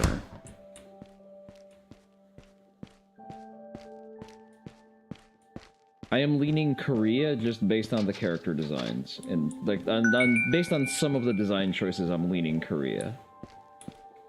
But Kersha did get a mention in the Shinkansen Zero game, courtesy of one of her Oilers, who just donated enough money to the Patreon. Okay, very densely placed.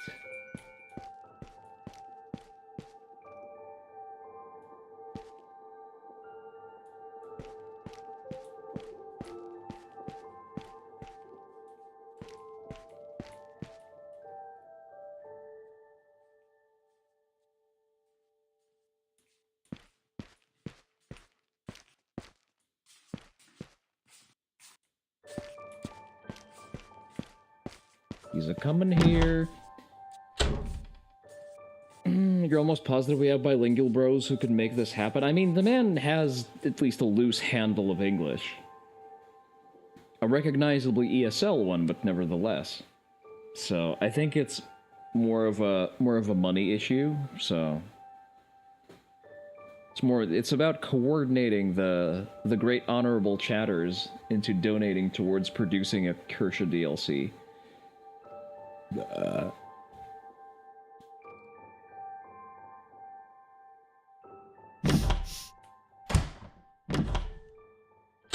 Okay, so she's an ambush hunter. Noted.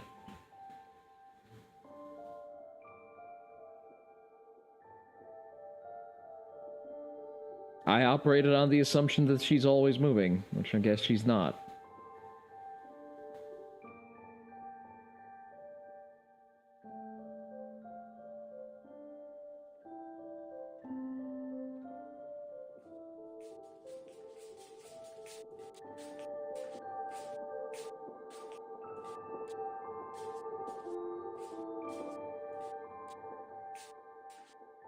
I think she's going up on the second floor right where I need to be.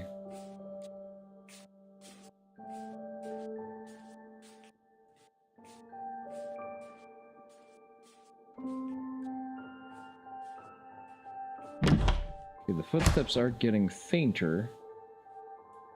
It's still generally in my vicinity. So she probably is on the second floor.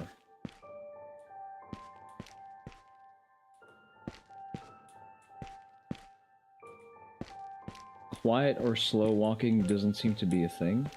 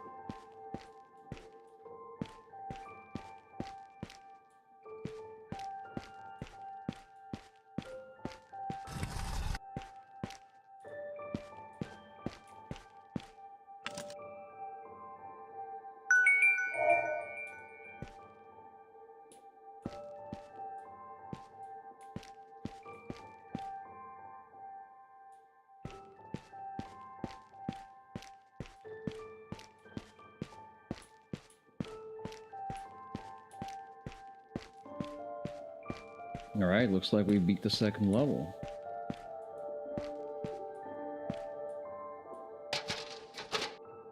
Yay.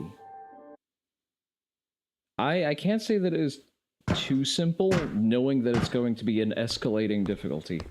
Why, hello there.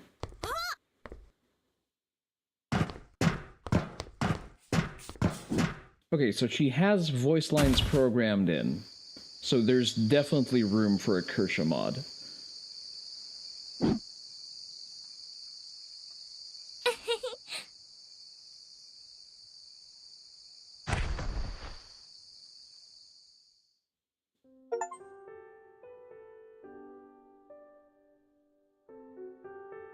Okay, but why are we running, is the real question.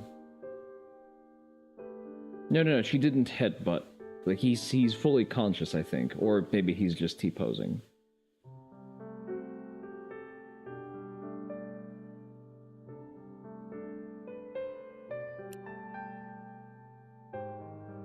Dominance asserted.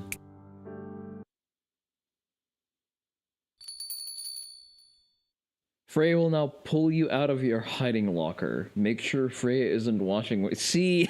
Oh no. She has gained object permanence. It is so over. There is a low stress mode. I will consider using it if I fail too badly. Also, you know, real-time physics on the hair, I guess. Ability unlock record. Ending collection. View Freya's status. Open lockers active. Expand field of view. Look back. Hide. Detect flashlight. Why would I need a flashlight? Break locker classroom door. Oh no. Listen carefully. Place metal buckets. Go berserk. She sniffs. I guess the sniff doesn't give her a lot of information right now. This is going to be hell to play on escalating difficulties. Like, I am the kind that is very used to brute forcing my problems, and this is a game that very deliberately doesn't let you do that. So, I can't promise that I will be... Oh, that's cool. Yeah, different little scenes. Does she do a little hide? It's like a little jump scare.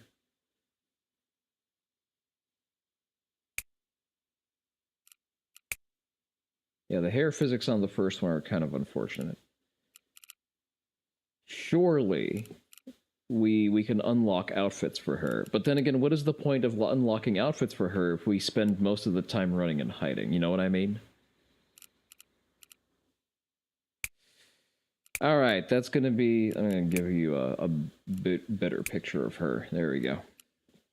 That's going to be it for today. You know what? I think that's the other problem that I've had with my with my graphics today. I have, oh boy, I have a lot of Chrome tabs open for not a lot of good reasons.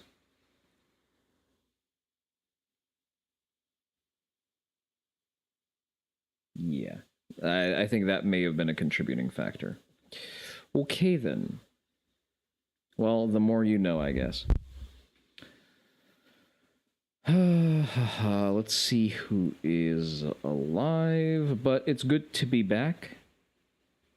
It is definitely good to be back. And we're just back to our regular schedule, more or less.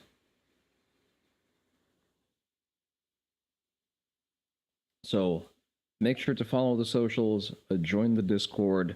I cannot promise that we're going to be playing more of this game, just because, I don't know, I don't like Slender Man games. The Slender Tits angle is barely holding my attention. It's a very brief respite to the frustration of these games. So what we're going to do is, we are going to look for a raid target. Who haven't we... You know what? Let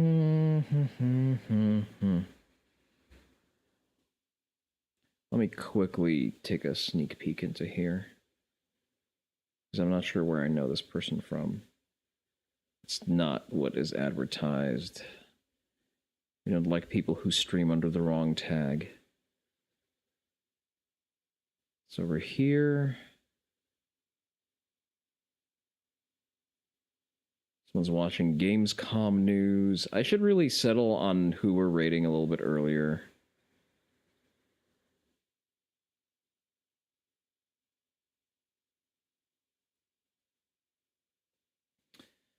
Okay, you know what? We're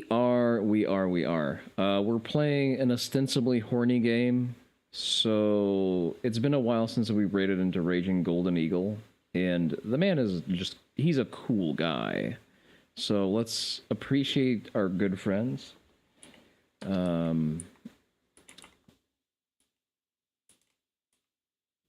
And he is playing Senran Kagura, which, you know, sort of a very good topical fit for us.